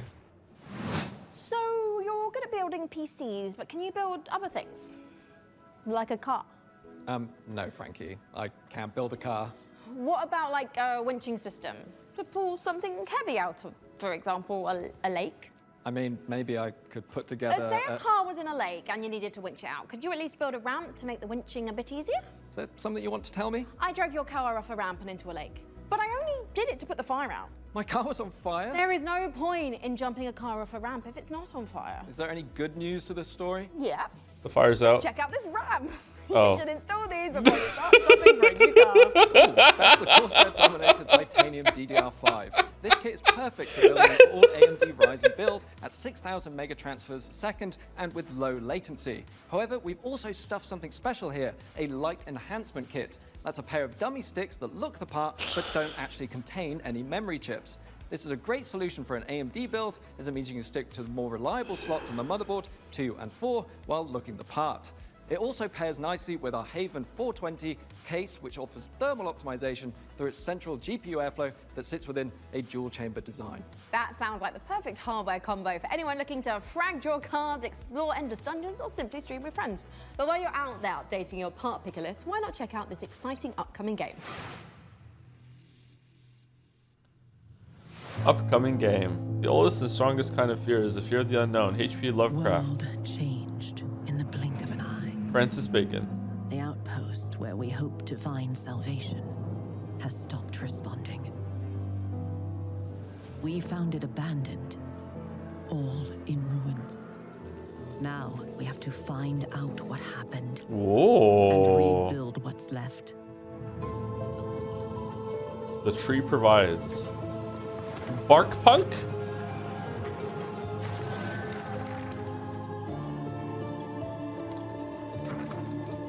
Oh, slop is just another word for punk. The little space the tree afford. We live under a constant threat from the fog. Not an ordinary mist that we knew before, but one that overwhelms us with the worst kind of fear. And yet, if we want to survive in the new conditions, we must not only fight the fog, we must explore it, research it, understand Cottage slop. as the fate of our people, maybe even the world, depends on it. I think there's some people in chat right now that are like genuinely getting angry. You must not give in to fear. The tree provides. The tree provides. The tree protects. Whoa, what are we doing? Dark switch. Huh? Okay, that could be cool. I don't really understand exactly what you're doing, but I'm getting a gist. It looks interesting. Coming soon. Spirit Strike. Sifu Gaiden. Thank you, Dangster337 for the resub. Spare Goose 1 for the resub too. Hey Alessa for the resub with Queer Ass. Sphinx PhD for the resub. Ari Lins with the message, your space ozone layer collapsed. Thanks for the streams. You're welcome. Thanks for watching. Outer Worlds 2, it might be a good time. Thank you, Ratty, for the resub, and As a Bubble also for the resub. First we Silk, then we Song, Silk Song. When's it getting announced? When's it happening? Thank you, Dune Absb, for the resub too. WSG J Andy, Warsong Gulch J Andy, that's me. Thank you, River Harvest, for the resub, and Archon Zach for the resub too. Thank you very much.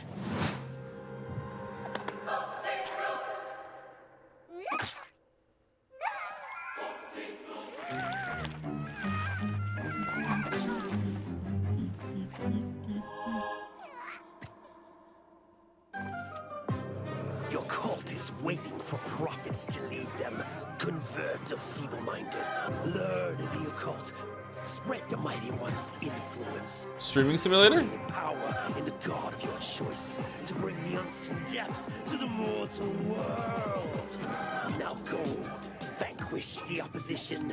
Burn the non-believers. Indoctrinate the uncivilized. And survive the horrors. Grow in power and strength. Unlock new unholy sorceries to overcome the mightiest of enemies. You have what it takes to worship the Eldritch. Worship. World premiere.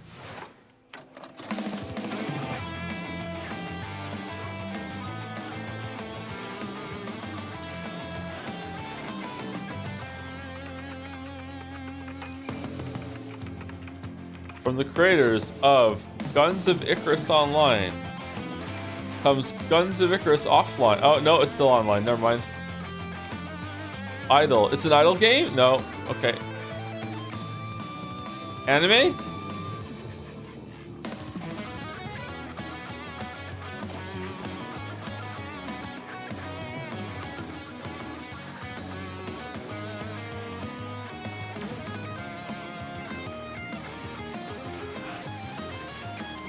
Man, it was really hard to wake up for this stream. I really thought there was going to be a big Silk Song thing. More fool me. More fool me. Why? For no reason. It was there was no secret stream last night or anything like that. After almost a decade, Muse Games is bringing us a follow-up to the airship combat game Guns of Icarus. Now, as with all professions, our work as gadget-crazed weirdos would be impossible if not for the laser watches and ejector seats of those who came before us. We stand on the shoulders of giants. Crafty, unhinged giants. Which is why I am pleased to present, in an attaché case full of throwing knives and tear gas canisters, yeah, I think the we were doing latest Sekime. intel on Bond. James Bond. So we sent our secret agents to see what's happening at IO Interactive. Oh. Let's see what this game is all about.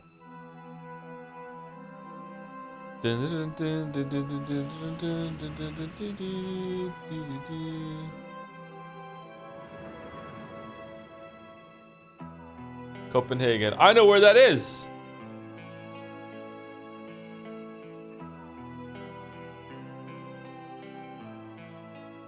When things got together and Whoa. we figured out that we were going to work on such a legendary IP, we're very, very excited. It's a huge opportunity, and also the fact that it hasn't been a game for 14 years just adds to the excitement of a comeback of this game in gaming. The colleagues that we have here are phenomenal, and I think taking all of their experience from the sort of agent fantasy that they've been building for all these years and applying it to the Bond franchise has been incredible to see and to be a part of. We're making a standalone James Bond game. Have you seen the trailer? It looks silly. I haven't seen the trailer, no. And locations that I think are going to make the fans of the novels and the fans of the movies and the cinematic history really smile. In any kind of IP where there's some known aspects of the character, Does it look like you can Hitman? initially view these as constraints, but really they're strengths because we get to work with all these amazing partners. Aston Martin and Land Rover, collaborations with Omega, and all of these things lends itself a sense of credibility to the player that this is a real James Bond experience. Crafting this character has been both exciting and extremely challenging because it's a balance between being very true to Ian Fleming's novels on the character, yet bringing some part of IO into that. The most special thing about our version of Bond is that it's an IO reimagination of the origin of Bond himself. And it allows us to really dive in and learn about what it takes to enter this world of espionage. I love the idea that you must have a watch ad in your game for it to be real James Bond. We didn't want to synthesize That's an interesting idea, yeah. From different aspects of stories or whatever. We wanted to make something that was. What a crazy ritual. So he's young. He's someone who young doesn't James yet Bond know all the things we know about James Bond.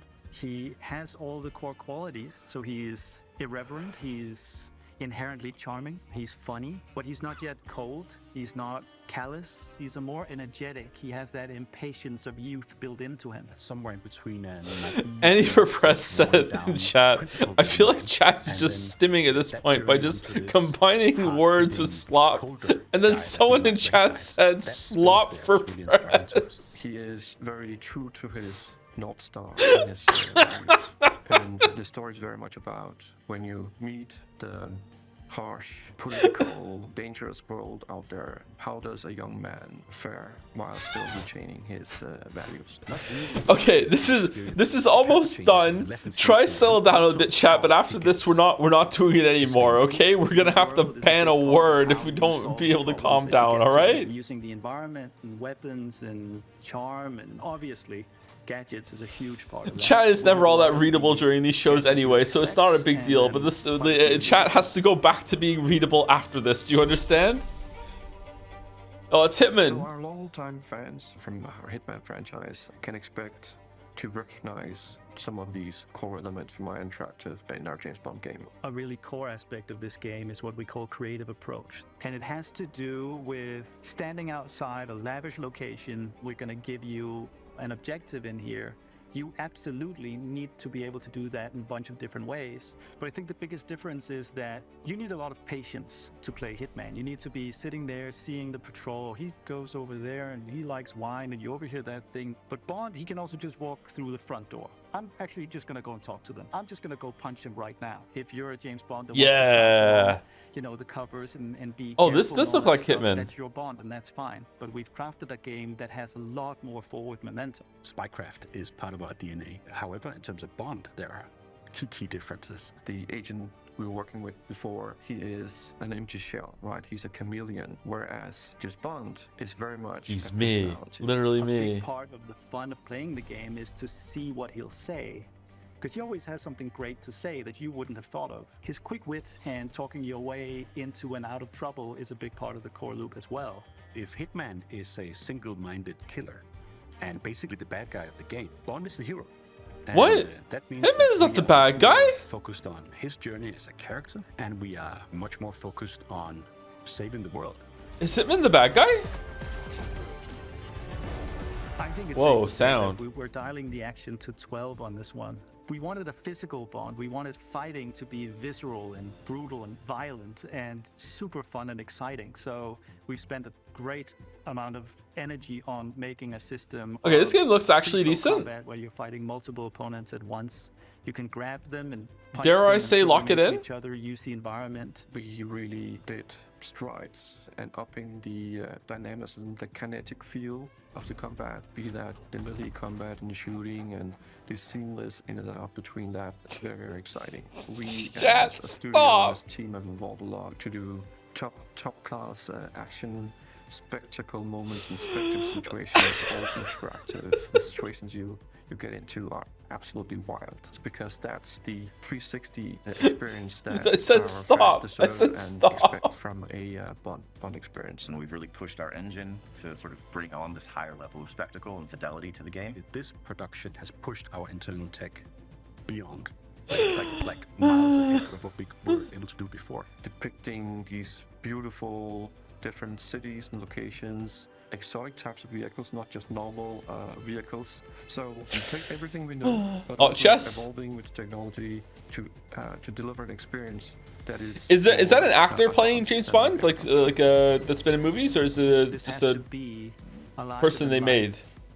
Action, he kind of looks familiar. Story, and that's what we've delivered. But it's always with character at its center. There's never action for action's sake. It's because it leads to the next thing. It's because he needs and has to do this in order to succeed. Having worked on Hitman on and he's young Dexter. Oh, he is young Dexter. That's where I know him from. He's young Dexter. All that practice coming together and finally seeing the ultimate spy fantasy come to life. First Light 007.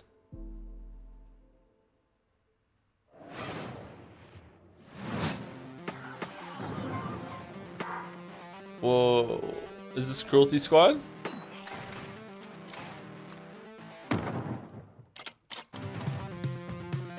You have the motive?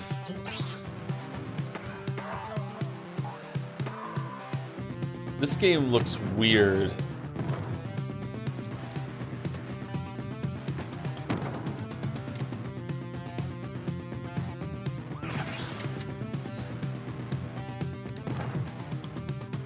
You are the president.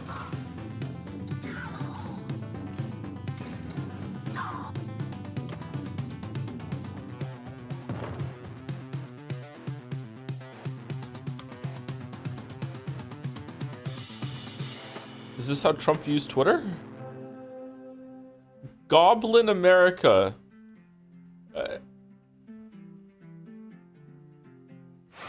Okay. When the world ended, we shielded our city. Safe but trapped, we endured.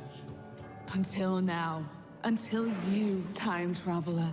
Only you can shatter our chains, guide our armies, defend our kingdom, propel the evil hordes. Rebuild what the enemy shattered and restore the might of our city. The lands of it's like one of those mobile ad games. Secrets. Relics. Where it's the mountain just started. We're getting overrun. We need to build this crossbow tower really fast. Oh shit! Not even the hordes of the Unraveler shall halt your advance. Your strength will never cease to grow. Once banished, you will break us free. Okay, this could be good. I want to know, like, is it level based? Are you like expanding over a big map? That could be fun. Ever Siege. Okay. If it feels like something's been implanted at the base of your skull, that's because there has. It's in your best interest to listen to me. Mandy?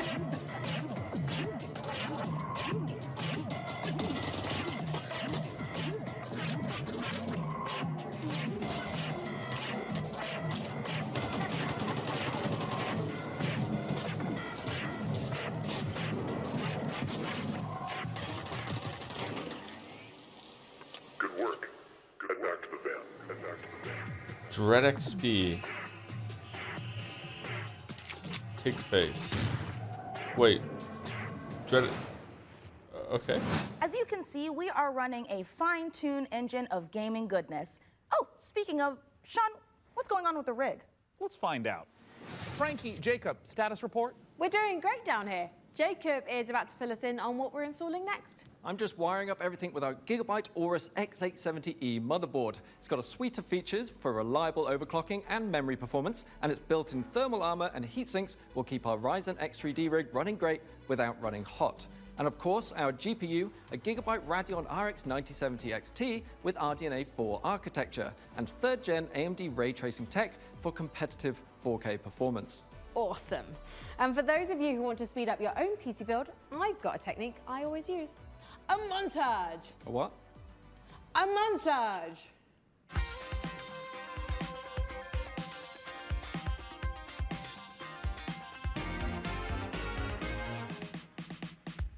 I hate building montage. computers. Right, great idea, Frankie. Freeze frame high five? Freeze frame what?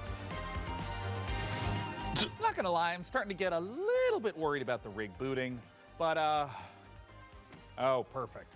In the meantime, here's some new tech for you, or should I say, some new Terra tech.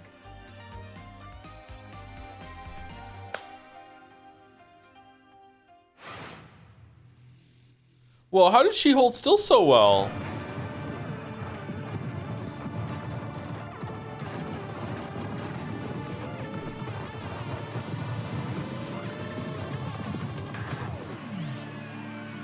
Build up custom vehicles. Truck gun survivors. What's the best Vampire Survivor slop game, chat? Is it still Halls of Torment, or is it still just basically Vampire Survivors?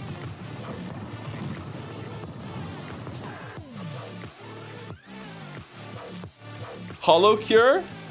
Is HoloCure a Weeb version of it? Like what has the best like long like endgame progression system? HoloCure? HoloCure is actually good. HoloCure still, really?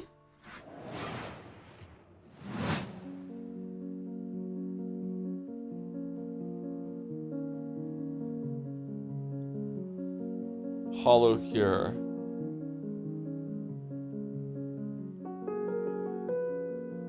Chad, this game looks like ass. What are you talking about?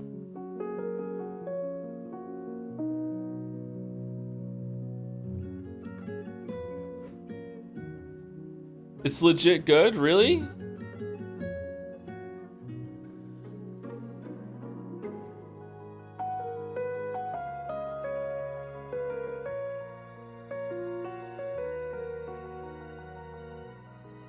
All right.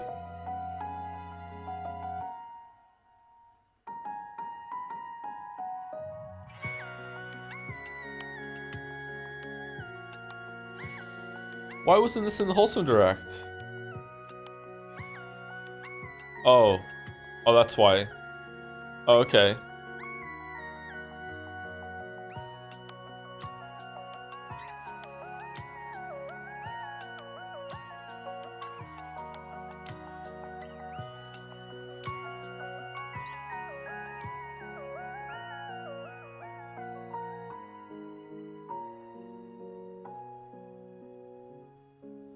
Paralives.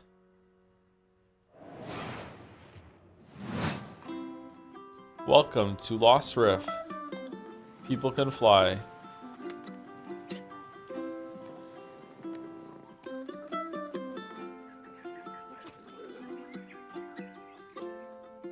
Do you know how hard it is to make a crossbow? And you just like, oh, just cut down a tree, make some sticks, and then put a rope in it. Congratulations, you've made a cross. Do you have any idea how hard it is to make a fucking crossbow? Oh, do you make the guns too? Do you? Yeah, I tried to make one. I couldn't do it. That's how I know it's hard. I've 3D printed one. Okay, like 3D printing is cheating. It's like one of the most advanced technologies on the planet. I'm not playing games to be held back by reality. That's true. That's a good point. That's a good point. Yeah. Lost Rift. That's a good point.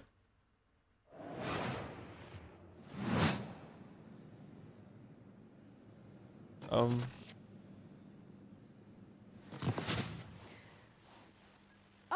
I didn't see you there. Don't mind me, I have got a special friend stopping by, but don't tell the folks upstairs. It's a surprise, you see. When you see them, just let them know that they can add any of today's exciting games to their wish list. Follow the link below to see all the goodies in today's show. And in the meantime, let's see what our friends over at Rogue Snail have been cooking up.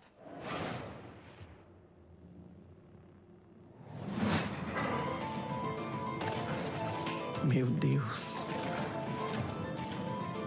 Perdoe essa pobre coitada, que de joelhos rezou bocado, pedindo pra chuva cair sem parar. Oh, is this time it's Curse of the Dead God?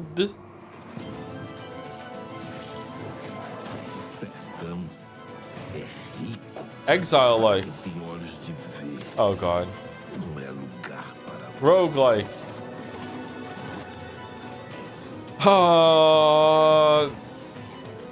Uma pessoa pode lavrar chão que nem mesmo cactos consegue brotar. Best Bullet Heaven, HoloCure Save the Fans, Vampire Survivors, Brotato, Halls of Torment, Picayune Dreams. Eles moveram mundos para acabar com o nosso lar. Perdemos, mas resistimos, como Mandacaru, no meio da grande seca.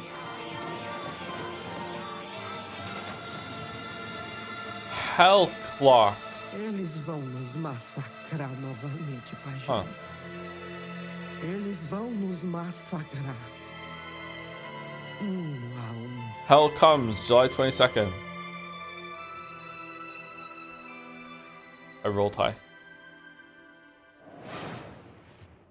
Thank you, River Harvest and Archon Zach for the resubs. Thank you, Tiny Peanuts for the new sub. Aggravated vandalism. Oh, never mind. I have to stop now. Someone stop. What? No. Theft. And worst of all, you've tried to flee.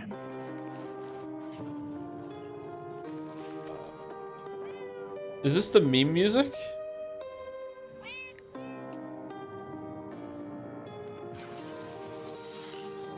And it pains me deeply.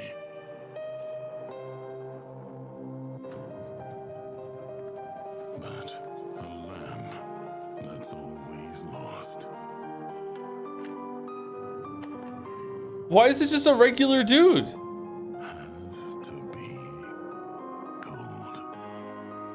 I'm getting some big Hello Neighbor vibes right now.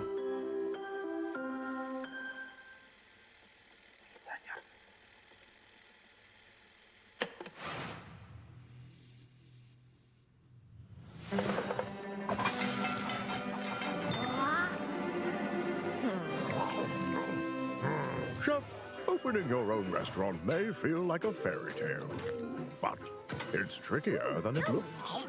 Customers curse you. The hordes line up at the door. Elder gods are summoned. All of this can really burn your biscuits. But you will be forged in the fires of the kitchen. Sharpen your knives and master the magic of food. For an ancient hunger has... Wow, that was a lot of food. And the path to a demon's heart is through its stomach. Kai Fairy.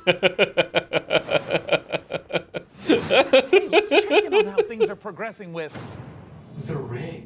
And make sure there aren't any saboteurs in the mix. Hey, Mika, how are the kids looking down there? Oh, it's not looking great. They're hooking up a... Oh my God, they're hooking up the PC to a printer. No, printer, it's too dangerous. I know. told them the rig is way too valuable to be anywhere near a printer. I know. We have to stop them. No. It's too late because they're downloading a driver. Oh shit. Oh, wait. God, why? Maybe it's an okay. Jacob looks like he's laughing. Oh, no, he's sobbing. Oh, no. And now he's cursing God. Yeah. Why, you maniacs, why?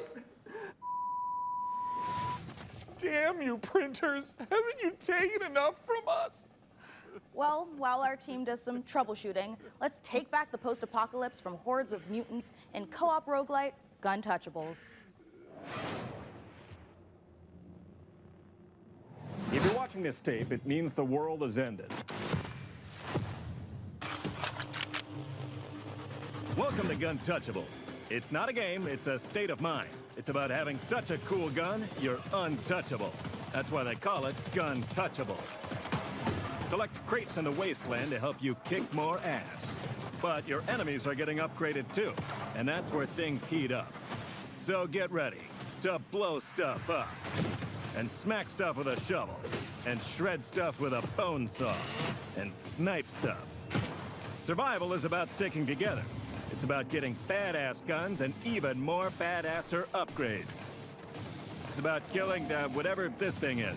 Because here in the apocalypse, you're up against a million maniacal mutants that want nothing more than to pound you into hamburger meat. There's only one way to survive, and that's to become Guntouchable. Coming to early access on June 17th. Okay, it could be fun. Don't really like the art style very much, but it could be fun. New Blood Interactive. New Blood? Isn't that, the Dusk People?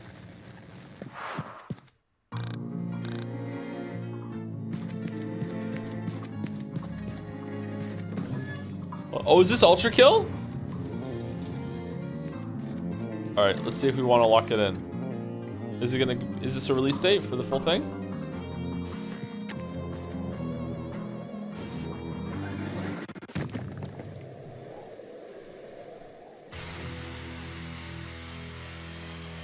Layer 8 fraud.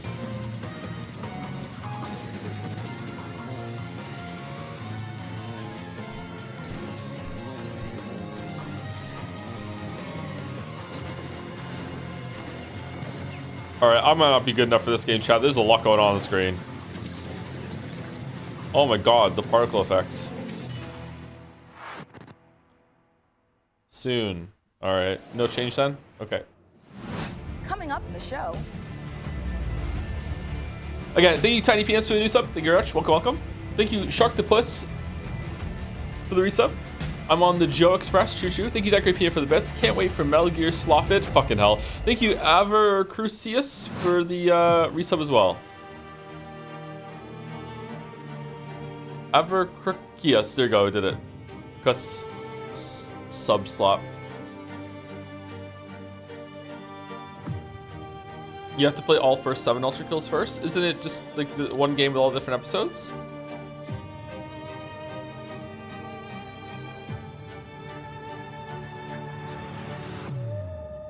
Stario Haven Tower? Oh, that looks cool. I might like that game. This is the Superhero Dispatch Network. I hope you're ready for your first shift. Wait, we're doing this? Hey team, this is your dispatcher. Someone's robbing the museum. Watch and learn, Sonny. How do I mute you? We're taking bets on when you'll quit. Friday? Today's Friday. I know. Demo. That looks good. I don't think it's for me, but it looks good.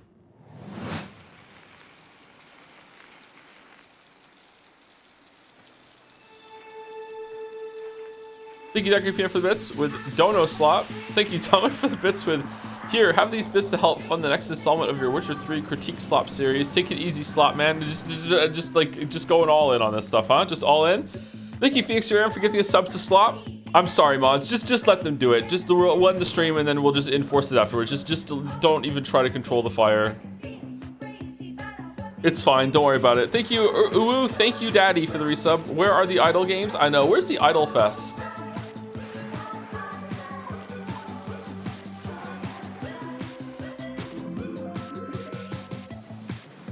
I can't even read chat right now. I can't even read chat.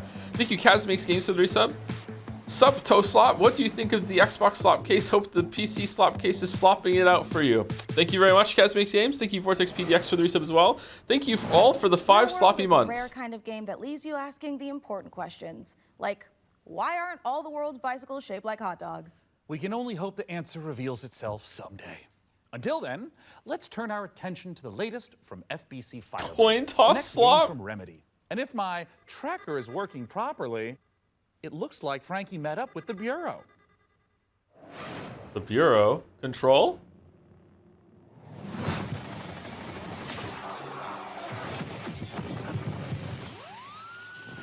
It's been 6 years now since we've been locked in with the Hiss. I don't care about your day job. If you wait, what? And use a tool. Firebreak needs you. I'll be frank with you. This ain't an easy shift, but at least you won't be alone. Your fellow Firebreakers will have your back. Fighting together, fixing together, and hell, even showering together. If you can stand your ground and stick together, it'll be more than enough to survive.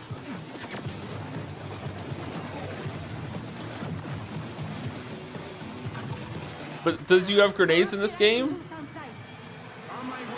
And if you do, can you tell me how you use them and what they could do when I throw them?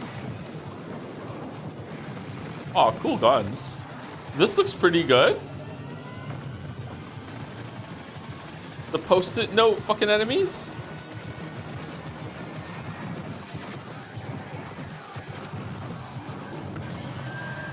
So, that's the job. Sounds simple enough. Good. I've got a liability waiver here with your name on it. Big change in That tone. trailer was absolutely epic, delivered on all fronts, but it did take me back to my student days. It might have been the post-it notes, the traffic lights, and the slight feeling of regret in the shower. What have we signed up to? Mike Kayata, you're the game director of FBC Firebreak from Remedy Games. Thank you so much for joining us. What have we signed up to here? Yeah, lots. So that was our big launch trailer. We're coming out in just over a week now, so we're really excited to share a lot more of the game that we haven't shown. A little bit of all of the 5 jobs in the game, which are kind of different crises that you have to deal with. But yeah, so we're getting close now. I remember when Control came out in 2019, and we're revisiting that God, has it been 6 in years? FBC. Why was now the right time to revisit? Yeah, so right now it was just a great time for us to kind of go back to the oldest house. We never wanted it to kind of feel like we were retreading on Control, and that was like definitely something we thought about a lot. And one of the reasons why we shifted into a first-person perspective, so you could kind of go back into the oldest house and see it from fresh eyes in a different way. I mean, you did have a lot of fun in Control. And also, we're in first person this time, so... Yeah, so of course, very different. And I think as anyone can tell from that trailer, we're extremely, like, tonally to the side of Control. And this was a really big challenge for us because, of course, Control was very moody and atmospheric and very, like, horror-tinged. But, of course, it did always have that little edge of absurdity. And speaking to that, this is kind of like why we leaned into that more absurd angle. Because, you know, Control was very carefully built for a single-player experience. Since we are sort of a kind of joke around with your mates and just kind of have fun thing, we didn't want to totally like betray that franchise, but we did want to take those kind of recipe components and just flip them around. So we keep that kind of edge of like horror and tension and stakes, and we just add a lot of the absurdity at a higher value. So for example, like the gameplay looks much better than Control. Gigantic monster made out of sticky notes. Can I play it solo? In one of our trailers, you know, somebody I think actually shouts like "Sticky Ricky!" Sticky Ricky! Which was to us very, very funny, but to that character, completely terrifying. And Sticky Ricky is joining us today. Yes. He's just getting himself together, and maybe he'll answer a few of my questions. Say I don't necessarily have 3 straight-up fraggers on my team. Frankie. Are there roles that we can adopt in this game? Yeah, absolutely. So the game is kind of built around a trifecta of kind of saved loadouts that are centered around tools. We call these crisis kits, and each one was developed with a different play style in mind. It's like Left 4 Dead by Control and really crazy. Gigantic, that's cool. Like liquid globules you saw in the trailer, and this is for the person we always just imagine almost like Scarface. Like I don't really care. I just kind of want to, you know, paint the world with something. And then we have another one which is a tool that kind of looks like a pogo stick mixed with a defibrillator. And you might be surprised, but we always thought of this as like a precision and tactical instrument, just because you can kind of relocate yourself and move around easily. And then we have the last really complex tool, which is literally just a wrench. Just a wrench. It's a gigantic piece of steel. So we made a lot of active decisions to try to get people right into the gameplay. So that's at the cost of some direct storytelling, but we haven't scrimped any on the world building and the big narrative and what it feels like to be inside of the oldest house. We do associate Remedy with these big narrative games, so much imagination, atmosphere, obviously Alan Wake, obviously Control. Sure. So this feels like a new departure for you guys moving into this space. So why? Yeah. And to be clear, it's fundamentally different. You shouldn't go into this game whatsoever expecting those type of experiences, which, by the way, I personally adore. I started at Remedy as a massive fan of Remedy, so this isn't a pushback on that type of experience. But the thing is that we, as soon as we started making more than one game at the same time, we just wanted to say, hey, is there a way to kind of like open the doors? If you are a huge Control head and you know all the lore and you really love it, and you can't convince your friends to try this game out, we wanted to give that kind of step in. So even though it's not really what Remedy is today, I do hope that a little over a week from now, it will be part of what Remedy is in the future. So, Mike, as an online cooperative shooter, what does this game look like in, say, a year's time? Yeah, that's a great question, especially because, you know, the online space, I think a lot of people treat it very differently. One of the big things that we're about is avoiding kind of like FOMO, like engagement. You know, you don't need to check in every day. We're not going to kind of add a timed battle pass. So if you come in on day one and you come back to us a year from now, all you're going to see is all the great stuff that we add. And speaking of that, already in this year, we're going to add 2 more jobs. That adds to the other 5 game modes that we ship with, already growing it by about 40% by the end of the year. We've got additional endgame systems and lots of plans. I'm just pitching it's a stapler, like opened out, and it just... Okay, I have news for you. There is a stapler in the game. I'm a genius. So in the game, actually in that trailer, you probably saw that big traffic light. That's actually called the red light. It's an altered item you may have seen in Control. It's now corrupted by the hiss, and in certain settings, it can show up and kind of hit you with a big red light. You're not allowed to move until it gives you a green light. There's another one, which is a stapler. I like shit like If you are that. a super Control nerd, you might remember from some of the posters in the oldest house, is that Alder a does. stapler and altered item, and then you see a nice little clip art of a stapler. Well, that stapler actually shows up, and it kind of behaves like a fly. It sort of like buzzes around your face and gives all the enemies a lot of additional health. So yeah, there you go.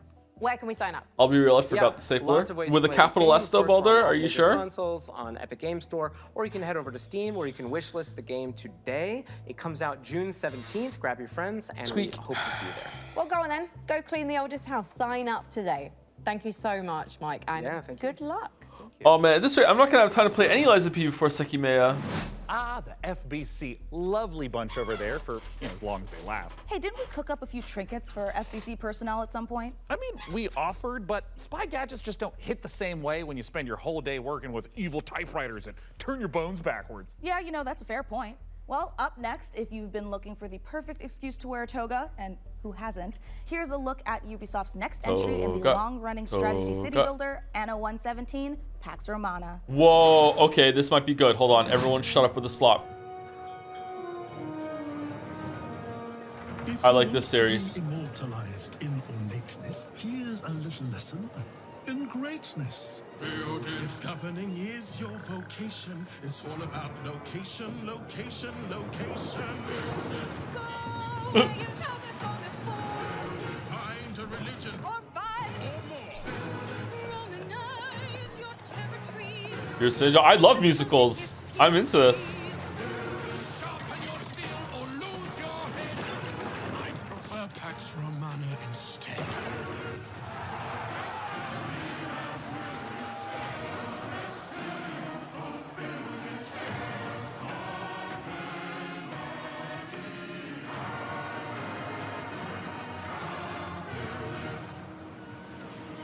Wow, that is really soon for not showing any game. Oh, wait, we are getting a gameplay. Oh, damn, that looks nice. What the fuck?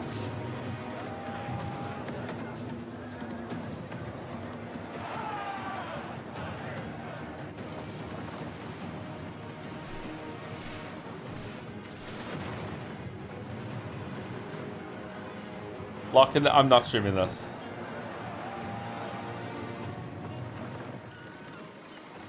$117. That adds up to 9. Okay, the rule is being abided by. Okay. Going up after all. Yeah, no, I'm Nate, and I was gonna. I thought I told you there's nothing up there. Like, what's up there though? Nothing. There's a tower. Yeah, that's it. What? When you get to the top of the tower, what's there? It's like a top of a tower. Oh no. Oh no. Oh no. Oh no. Oh no. Oh no. There we go. Oh no.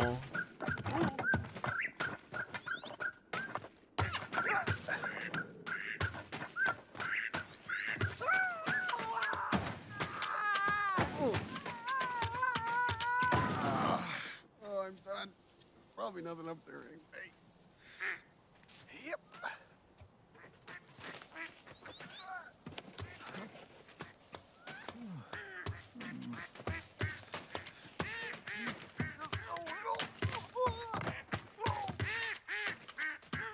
Baby steps. New rule, if the game doesn't come out before another trailer in a show, I can lock it out if it was previously locked in. Lock it out? Lock it out.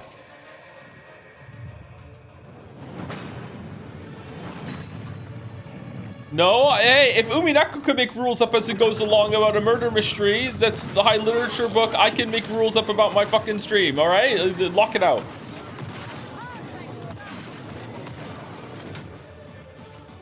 Dark Tide. I played some Dark Tide with Bill. It was pretty good. Endless Legend 2.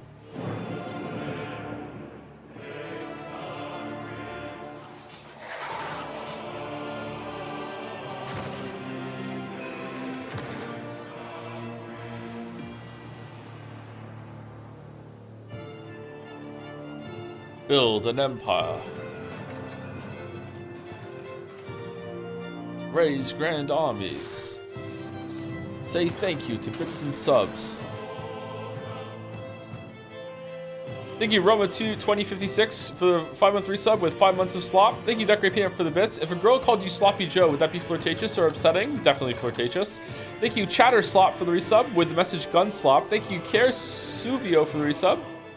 Poke118 for the resub with the message, man, I didn't realize I still had a sub to you. Oh. It's been going on for a while, Poke118. Sorry about that. Thank you, Cromplick, for the resub. Was it Dragon Parade yesterday in Carcrow? Didn't see you there. The rig, and Oh, damn I'm it. eager to show it. So let's I was check back in incognito. with the build and see where things are at. Oh, hi, Mika. We have had a slight hiccup. Looks like Jacob forgot the #1 rule of a new PC build. An offering before you start, or computer spirits drink your heart. He forgot the sacrifice. You have to do the sacrifice. Got to do the sacrifice. Can we scold me later? All right, I should cut him loose while he's still got blood. Sit still, Jacob. I don't want to hit any important bones.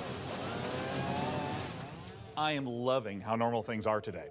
And a quick reminder, you can find every single game from today's show in one place at the PC Gamer Steam page over at pcgamer.com/wishlist. I know Hooray. Wishlist is currently buckling under the strain of so many amazing games. And you know what? Speaking Too of many amazing games. here's our next world premiere. A brand new game published by Punkle, the creator of Vampire Survivors. Get ready to go. What?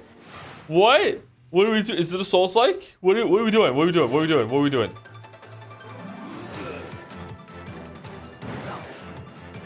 Oh, it wasn't for budget. It's an aesthetic. Oh, damn. Oh, okay.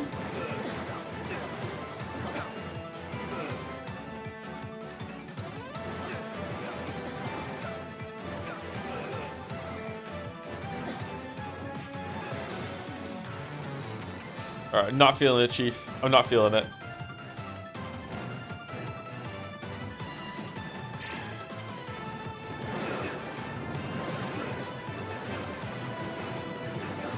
You are? I'm not. Sorry, I'm not feeling it. I'm not feeling it. I don't want to break my keyboard.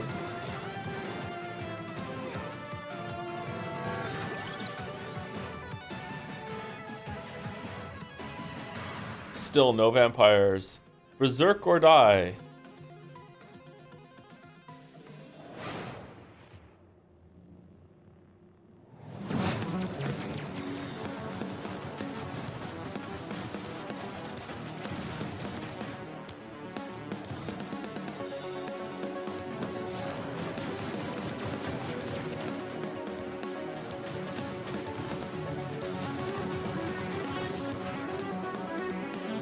Get the job done.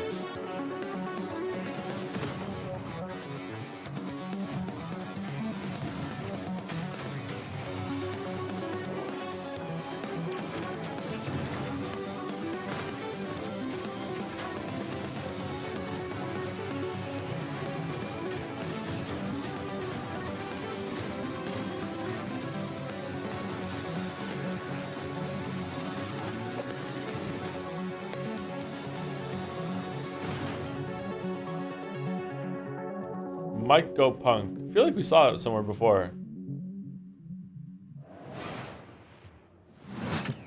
Welcome, everyone. Happy to be here. Greetings, local life forms. Delighted to meet you. Open your mind. This could be a party. We simply can't pass it up. Off we go, Buckaroo! Lippo Plus, for when you want something a little different. Coming your way. Now. Hold up. What's on your mind? Aliens. The anomaly. The bend. We could theoretically send TV through it. We already are. The Bend is a planet-wide hallucination and a hoax. Everybody seems so anxious to say something that they don't get their facts straight first. Consider the Bend as a source of signal intrusions and dangerous interference. The Bend is the future. It's our future. Couldn't catch me zooming into any bend in space. Let us eagerly embrace the abyss. The Nether. Dimension. Television. Only on Blippo Plus.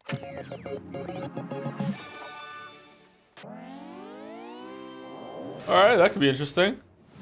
All those games have looked great, and wouldn't you know it, we've got even more to show you. Check this out. Hey, I'm Felix Schade. Hey. I started Morbid Metal a few years ago as a solo dev, and what began as a small passion project has evolved into something far more ambitious. It hit Steam Early Access this summer, and I can't wait to show you more. Morbid Metal is a fast-paced, roguelite hack and slash that is built for intense combo-driven combat. Yeah, how many people made the game though? It's really important. AI, trapped inside a deadly simulation. Your mission?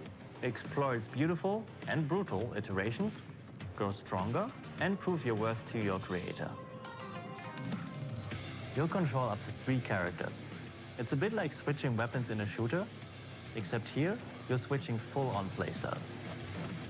Each character has their own unique combat style and active abilities, which are unlocked as you explore the simulation.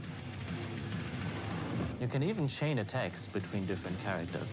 Start with Vector to quickly dispatch enemies, switch to Flux for a flurry of hits, and finish your combo with Echo's special attack. Which character has the grenades and what do the grenades do? Each playstyle will be essential, as you'll face a variety of powerful enemies, each with their own attack patterns and weaknesses.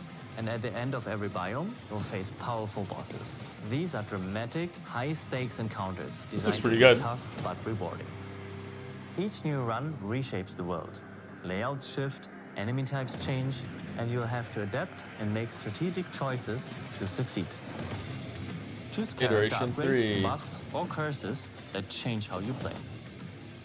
Some of these choices push you to take risks, others offer abilities, rewards, and modifiers, which alter your combat style. Why is every game a roguelike? Because level design is hard. Truly unique. Play the free demo tomorrow during Steam Next Fest. and Morbid wish this Metal? now for early access on August 20th.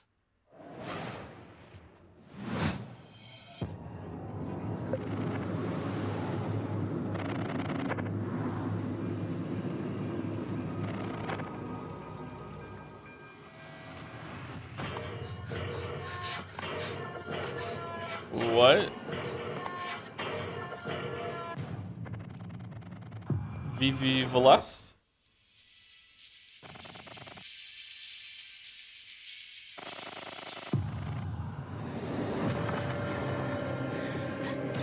Ooh.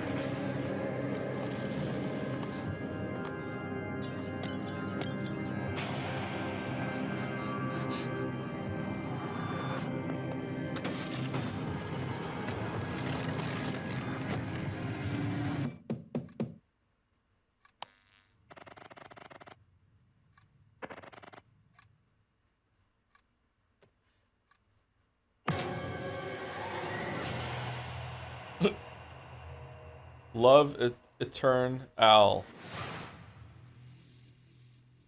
That's a weird name. Peggy 3. Okay. That game looks like my shit actually, so I don't know. I don't want to say lock it in. I want to see how much platforming there actually is in it first, but I like platformer games. Dude. Oh, bus simulator? Where's the button to be really rude to passengers? Good morning, Emberville. Today is the first day of our very own public bus service. The bus services will start in the tracks and ash tree, but will expand to more neighborhoods as passenger approvals roll in. Well, that's not happening then. The City Council says this will be the test to see if more public infrastructure is worth improving. So get out there, ride the bus, and let your voices be heard.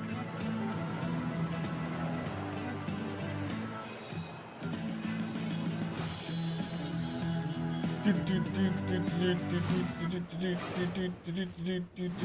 Sean, should we see what's going on the factory floor? Make sure there's no production line issues holding up the rig? Well, that's a great idea, and I've invented the perfect spy gadget for just that. Hey, Sean, there is a big window right behind us. We could just look through that. Oh, look through a window? What is this, the Stone Age? You know, I'm pretty sure they didn't have windows in the Stone Age, Sean. Why would I use an obsolete Stone Age technology when the wristwatch I invented is capable of tracking my steps and hacking into any camera system on the planet instantly? Okay, that's actually really amazing, Sean. Well, I'm glad you like it because I took the liberty of making a Mika model a gift from me to you. Here, tap on the icon and you'll instantly hack into the warehouse cameras. Okay, Sean, this is a little bit much. Wait, I have to make an account to use this? Well, it's a free trial for 7 days, but then it's only $9.99 a month after that. What? And look, two-factor authentication for safety. Sean, this is and now I have to connect my Steam account? It's Plot Vision as a service.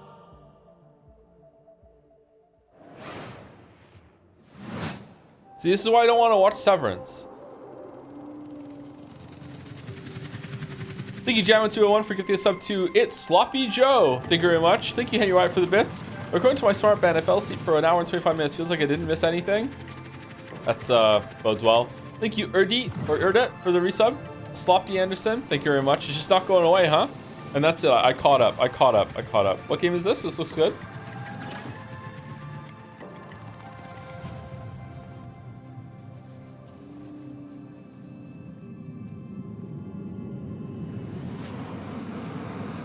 Atmosphar. That could be good.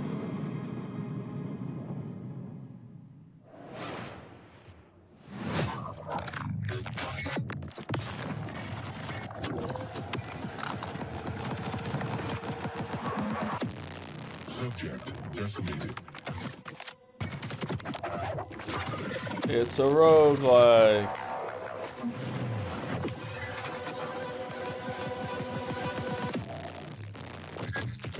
And we're the rats in his cage. You're gonna get us out of here. We better get to work. Wow, I couldn't see a thing there.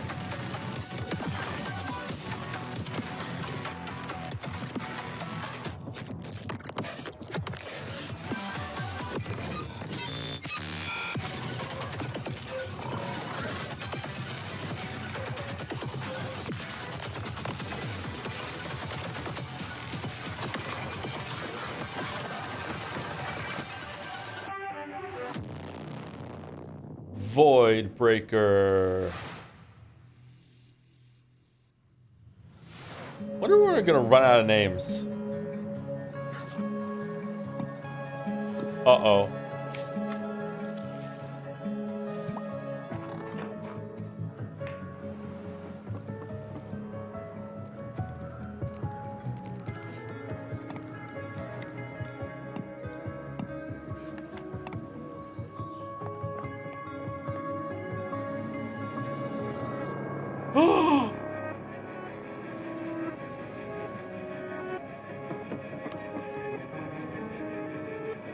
Farm game murder mystery. I've had a game idea of this for a long time. This could be good.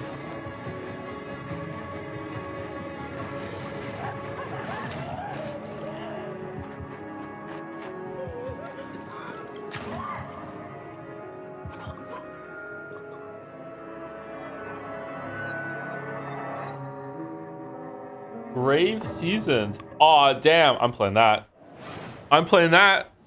You know, it's about time someone made a cozy life sim filled with supernatural horrors, just like my everyday to day life. And of course, it's from Blumhouse Games. You know, I often felt that the only thing missing from Stardew Valley was the ever-present danger of murder. Yes. So this should hopefully scratch an itch. Exactly. And Grave Seasons isn't the only world premiere horror game we've got for you. Feast your eyes on this, if you dare.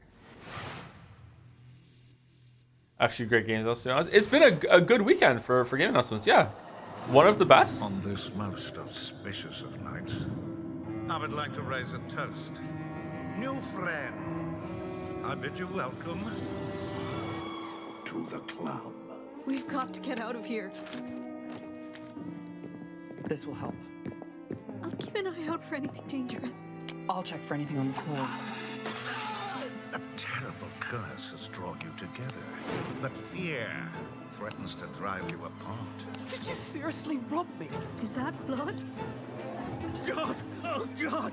Keep your cards close to your chest. You will die. This isn't right. For you'll need to decide who you can trust. Is somebody there? I'm getting some big Eternal Requiem vibes, or whatever the fuck that GameCube game was called. Eyes of Hellfire. All right, that could be excellent. I don't know. I'd like to see how it's pulls together. That is a cool concept. I like the concept a lot. Eternal Darkness, thank you. Patch, Doom 3 Phobos, and more mods join GOG. Pre-installed and ready to play, smooth as never before. Just add the mod to your library, click download, and install it. It's that simple. GOG has teamed up with modding communities to bring you iconic fan creations, which by restoring cut content, fixing long-standing bugs, to introducing entirely new quests, characters, and experiences, breathe new life into classic titles. That's cool.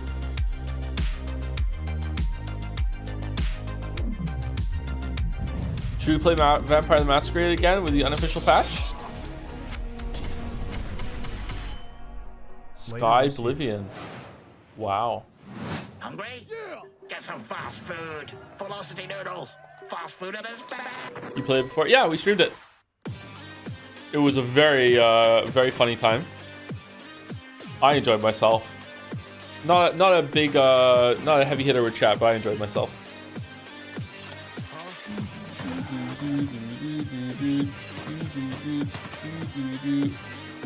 Thank you, Super Sexy Senoritas, for the resub. Really enjoyed the Lies of P stream. So did I. I hope I can do another one tonight, but I might be too tired. We'll see how it goes. I'm eager to get to the DLC.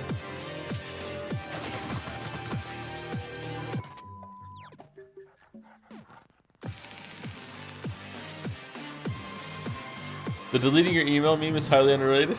Oh, I'm deleting your emails. Nosferatu tech support.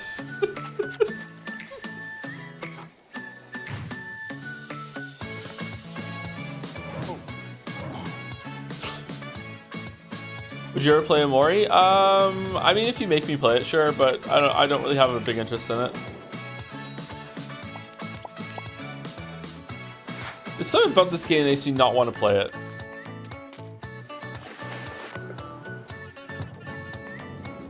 Maybe I just don't like voxel games all that much.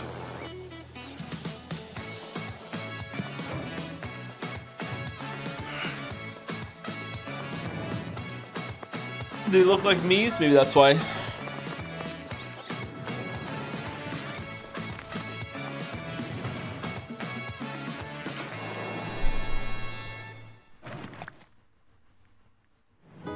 All right, do we have one more thing, Sean? What are we doing? Well, Sean, by using my advanced spy technology of looking out the window, I think the rig is just about ready to boot up. Hey, Frankie, how we doing in there? I think we are just about ready to power this bad boy up. What do you think, J-Money? She's ready to roar.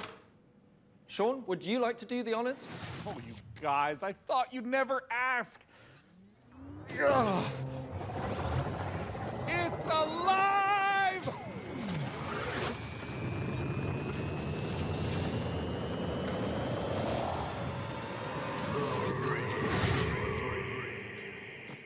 It's beautiful.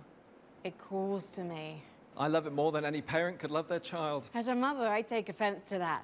But in this case, I'll allow it. Lights in your computer are a waste of time. Now, I said it. Gary PC could be yours. Mika, what do they need to know? That's right, you could be the proud owner of the rig.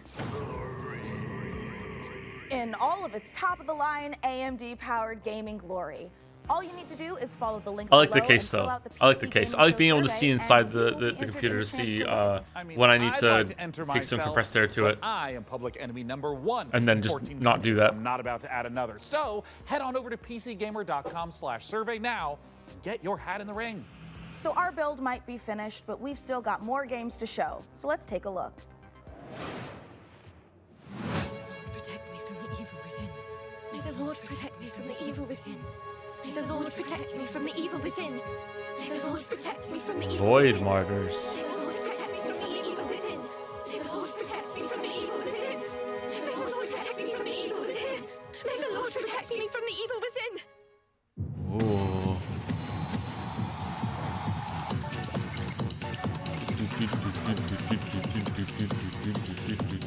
What's with all the peeing in games lately? Fucking Kojima.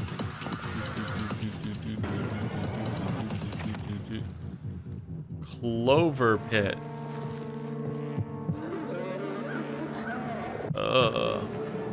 It's a bit hard on the eyes.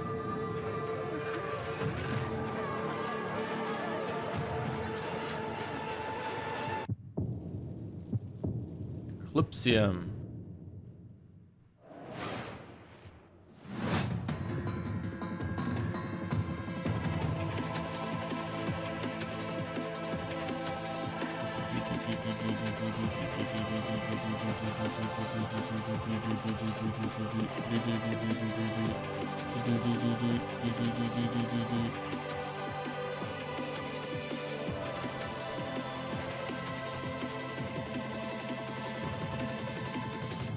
Lately, Death Stranding was a half decade ago. Yeah, and it took that long for gaming to catch up, you know?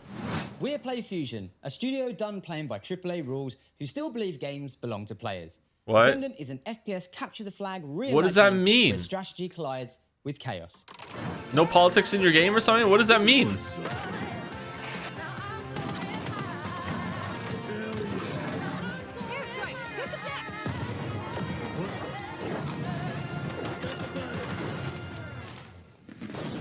It's like capture the flag on crack. Oh. Edmund McMillan of The Binding of Isaac. This here's Tyler Glale. Yeah. We're coming to you from Santa Cruz, California. Hometown. Number 1, this is not a wig. Yeah. Number 2, we got a game coming out soon. Yeah. Here's the trailer. Yeah.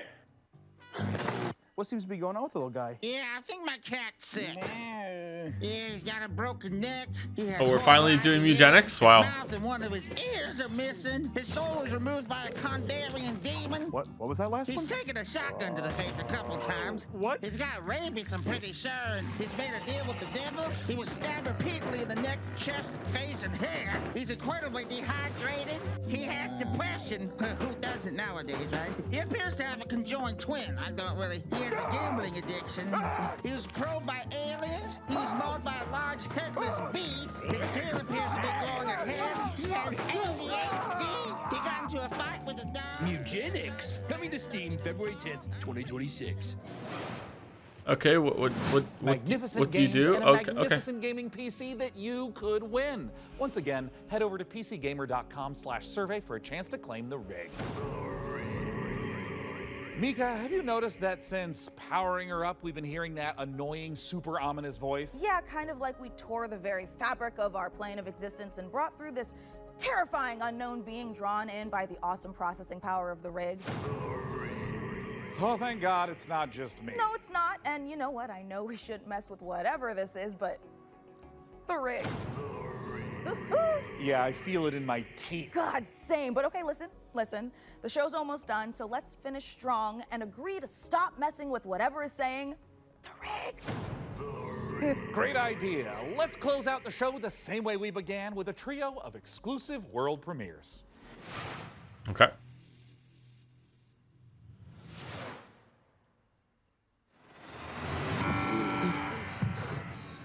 Wales? Paul Mason, 34, former surgeon at Westwood Hospital. You've been brought here to perform a surgery.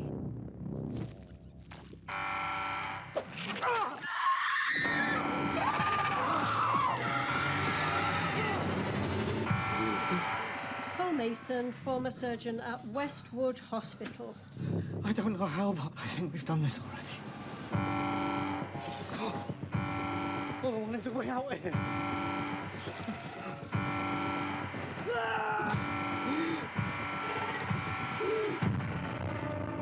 Dead reset. It's a choose your adventure. Okay. All right. Those are neat.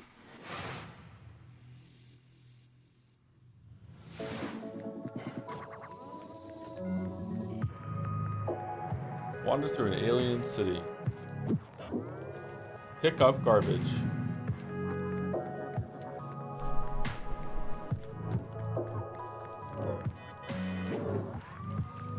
Discover hidden areas. Do nothing in them. Or just hang out. Where will your legs take you?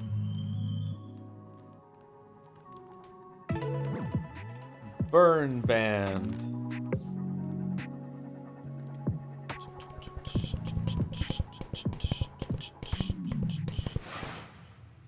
World premiere. All right, last one. A Castle on Wheels. Roguelike.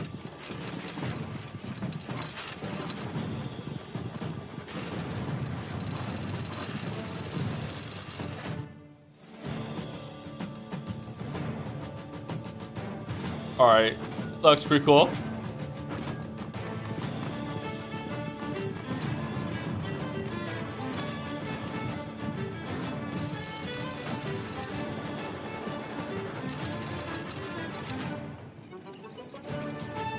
Wanderberg.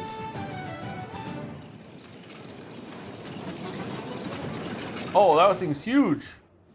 What a spectacular show that was. The games, the rig, the gadgets, the non-lethal electrocutions, the thermal paste. Oh my God, the thermal paste. And speaking of gadgets, we've got time to show off one last little invention of ours. Oh, goody! Inside this keyboard is a hidden compartment for storing hand-encrypted messages, and I've left a special farewell message for the viewers. We have just got to crack it open.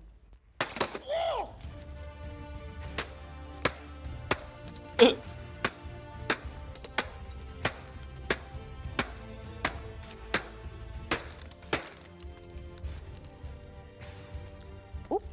Yeah, this is just a normal keyboard. It's Jim's from accounting.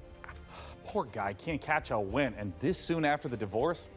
Oh, a reminder to everyone, thermal paste isn't food. A big thanks to Frankie and Jacob for building the rig. And thanks, of course, to all of you for tuning in. We'll have to work super hard to top this when the PC gaming show Most Wanted returns in December. Thanks for watching. December? What? See you in December, everyone. There's 2 this year?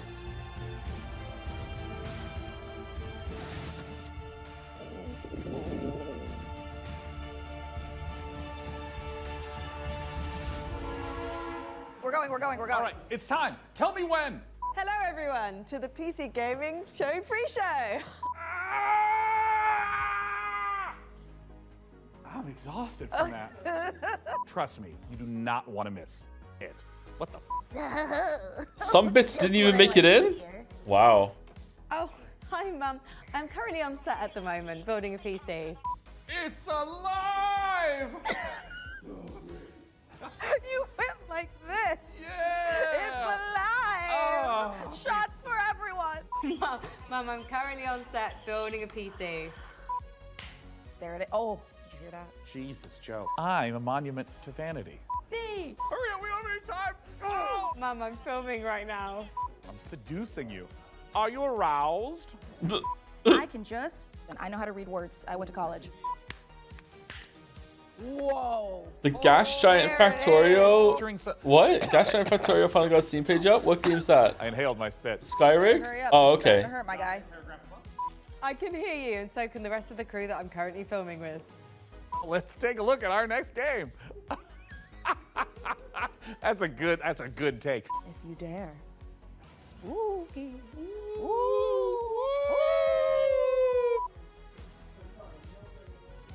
There are 3 days. 12 p.m. Pacific, but... Oh, it's on the end of this cruise show. I'm ready to. Hi, viewers of the PC Gaming Show 2025. I think they should do this live and just keep the mistakes in. There it is. Incredible. Bye. That might have been my greatest take of all time.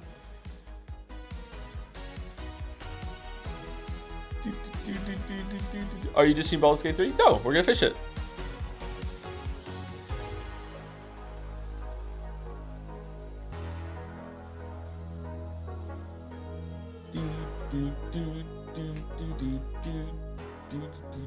Thank you for watching. All right, well that was it. I think that this weekend of game announcements and everything was one of the best ever. I feel like there was a lot of games that that I'm interested in. Usually I only have like maybe 3 or 4. This time I think there was a ton that I'm like, holy shit, I would play that, and a lot more that I'm like, yeah, I would check that out. There were, don't get me wrong, there were a lot of them that are also like, yeah, that's not for me, but you know, not every game needs to be for me. I'm not 22 years old anymore. So yeah, I don't know. I thought it was pretty good. I thought some of the showcases were not that great in terms of like the content, how they were showing the content, but the content itself was fine. I think that what they did for Outer Worlds 2 is probably one of the worst I've ever seen, because it didn't even feel like they knew what they were saying. It was like simultaneously for people who have never played a video game before, but also a lot of jokes that are for people that like have to understand gaming and like know that this is a sequel and know that person that was there was an actor. They were doing a skit. Like, I don't know. The Grounded one was better, but not great still. Yeah, I don't know. But Jeff's show was really good. Showed a lot of games. They kept it going quickly. It didn't feel all that corporate. This is probably, in terms of like the tone and how they did it between the announcements, this is probably the worst PC gaming show. It was very much about like ads and here's about the computer and build the computer, and it's like it felt like I don't know, 25% of it was just an ad for AMD, which kind of sucks. But you know, they're funding the show, so I guess that's why. I don't know, like but some of the game announcements were pretty good. Yeah, I don't know. It was all right. To be honest, if you were today's 22, you'd hate everything new on principle without even knowing what it is. Do you think so? Maybe. All right, I'm going to be live with Mouse in 50 minutes, unless Mouse tells me otherwise. I don't know if Mouse is still here. I think that we are still doing Sekimea. So I'll be live on Mouse's stream in about 50 minutes. We're going to be reading Sekimea. I'm going to go get some food and take the dog out and use the bathroom. But before that, rapid fire dolls. Here we go. We got to do the rapid fire dolls. We have to. We don't want to lose our dolls. Okay? Rapid fire dolls. What the fuck? Slopney, hypothetical Slopbrus, Naslop, the Slopner. What the fuck is... Hello, it's Slop, Q-Slop, Slopsador, Slopmech, Slopmia, Sereth the Slop, Slop Lolly, Slopja, Kusloplo, Slop 908, Slopsifer, and all other mods I didn't include. Thank you for your Slopsis. Wow. Anyway, all right, let's see. Game Duel. This is... I don't know what this is. Metaphor. It's Metaphor. It is Metaphor. How do I know it was Metaphor? This is a Zelda game. This is Zelda, whatever that one is. No, it's Zelda. It's one of the handheld ones. It's Spirit Tracks. No. It's Zelda Minish Cap. No. It's Zelda... What's the other handheld one? Oracle of Seasons. No. Is it the other one? Zelda Ages? It was Oracle of Ages. Okay. Okay. Bandle, let's go. Can you hear it? It's going to be really loud, sorry.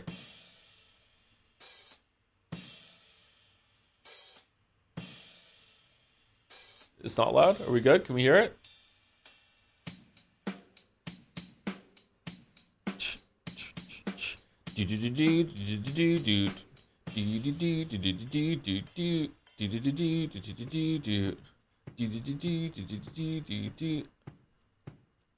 Come together. No. What does orange mean?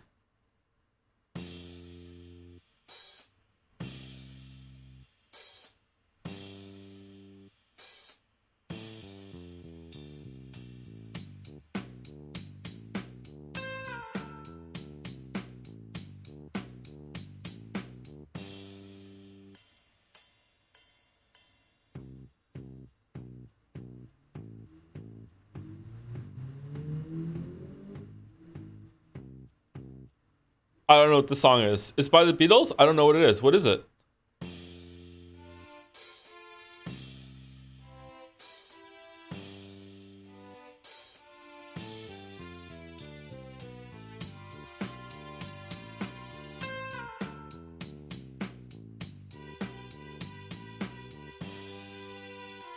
Okay,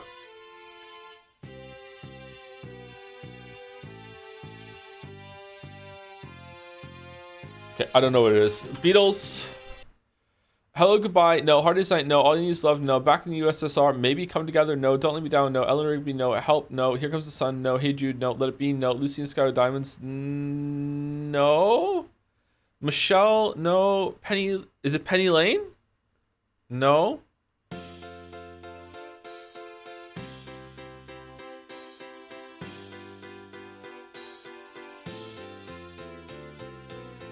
I know the Beatles songs.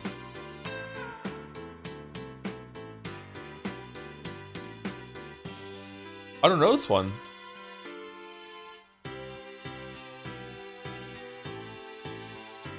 All right. I'm not getting it. Is it Hard Day's Night? Is it Strawberry Fields Forever? Okay. I know this one, I don't know this one, I know this one, I know this one, I don't know this one, I know this one, I know this one, I know this one, I know this one, I know this one, I know this one, I know, I know this one, I know this one, I know this one, I don't know this one, I don't know. Okay, it's one I don't know. Let's just go from the top to the bottom with ones I don't know. Oh, it was that one, okay.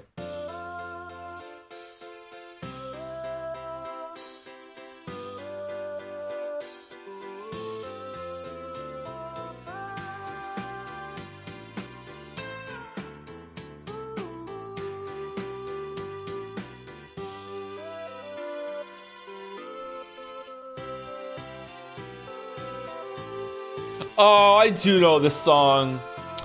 God damn it. I do know this song. Oh God, her eyes. Oh fuck her eyes. That's really creepy. This is Doki Doki Literature Club. Baby Joe, take us home. I just want to look at you. Oh God, her eyes.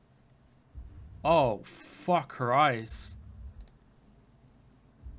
That's really creepy. Yeah, I don't like that still. Oh shit. Yeah, I don't like that still. We're not doing Time Guesser anymore. All right, Scrandle. Can we choose it?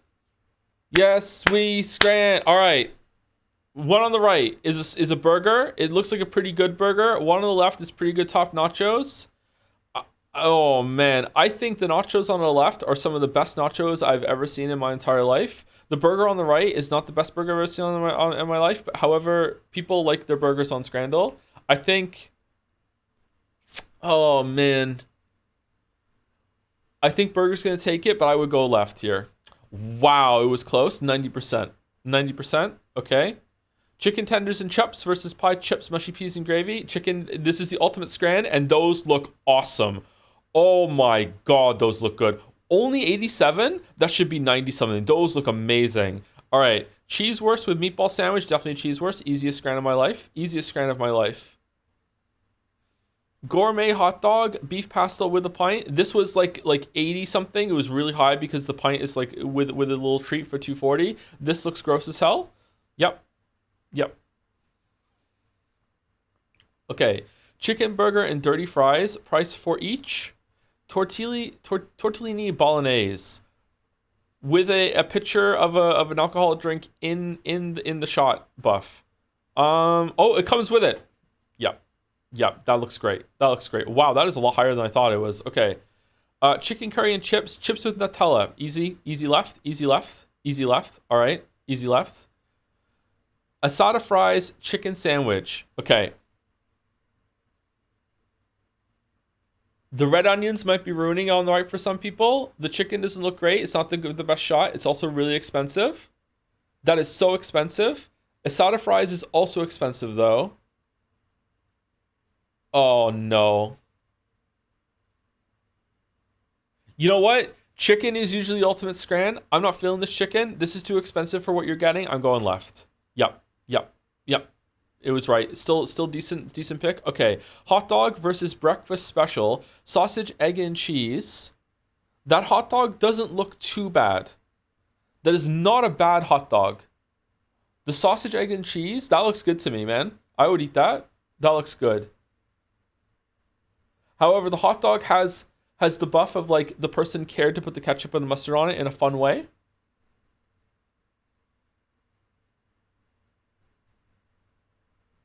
I'm going left. No! No, the perfect scran. Fucking hell. Double cheeseburger with bacon, pepperoni pizza. Definitely left. Definitely left. Definitely left. Tacos, a burrito, and fries versus $1.50 churros. Oh, man. That looks good.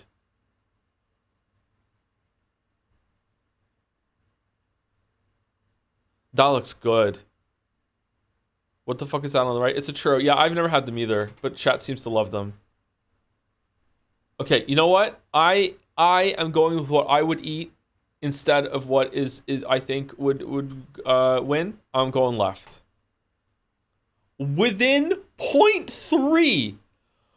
Man, that breakfast fucking sauce sandwich versus the hot dog cost us a perfect scran. It cost us a perfect scran. I can't believe it cost us a perfect scran. God damn it. God damn it. God damn it. All right. Thank you to Sally's Face for the resub. Thank you very much, Sally's Face. Hey, Dope, planning on playing Deltarune? At some point, yeah. At some point, yeah. All right.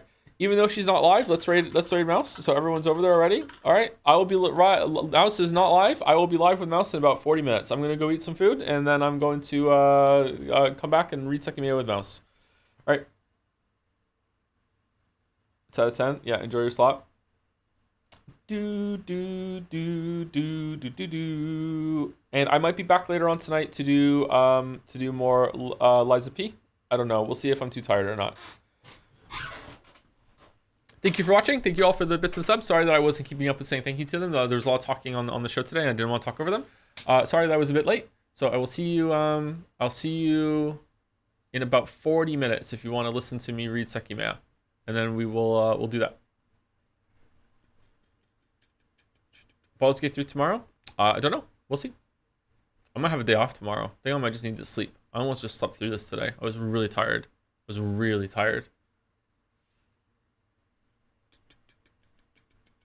See you later.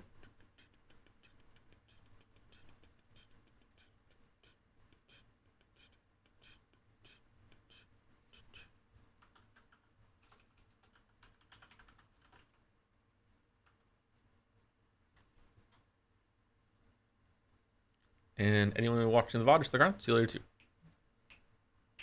Have a good end of your weekend. The rare Sunday stream. Rarest of stream days.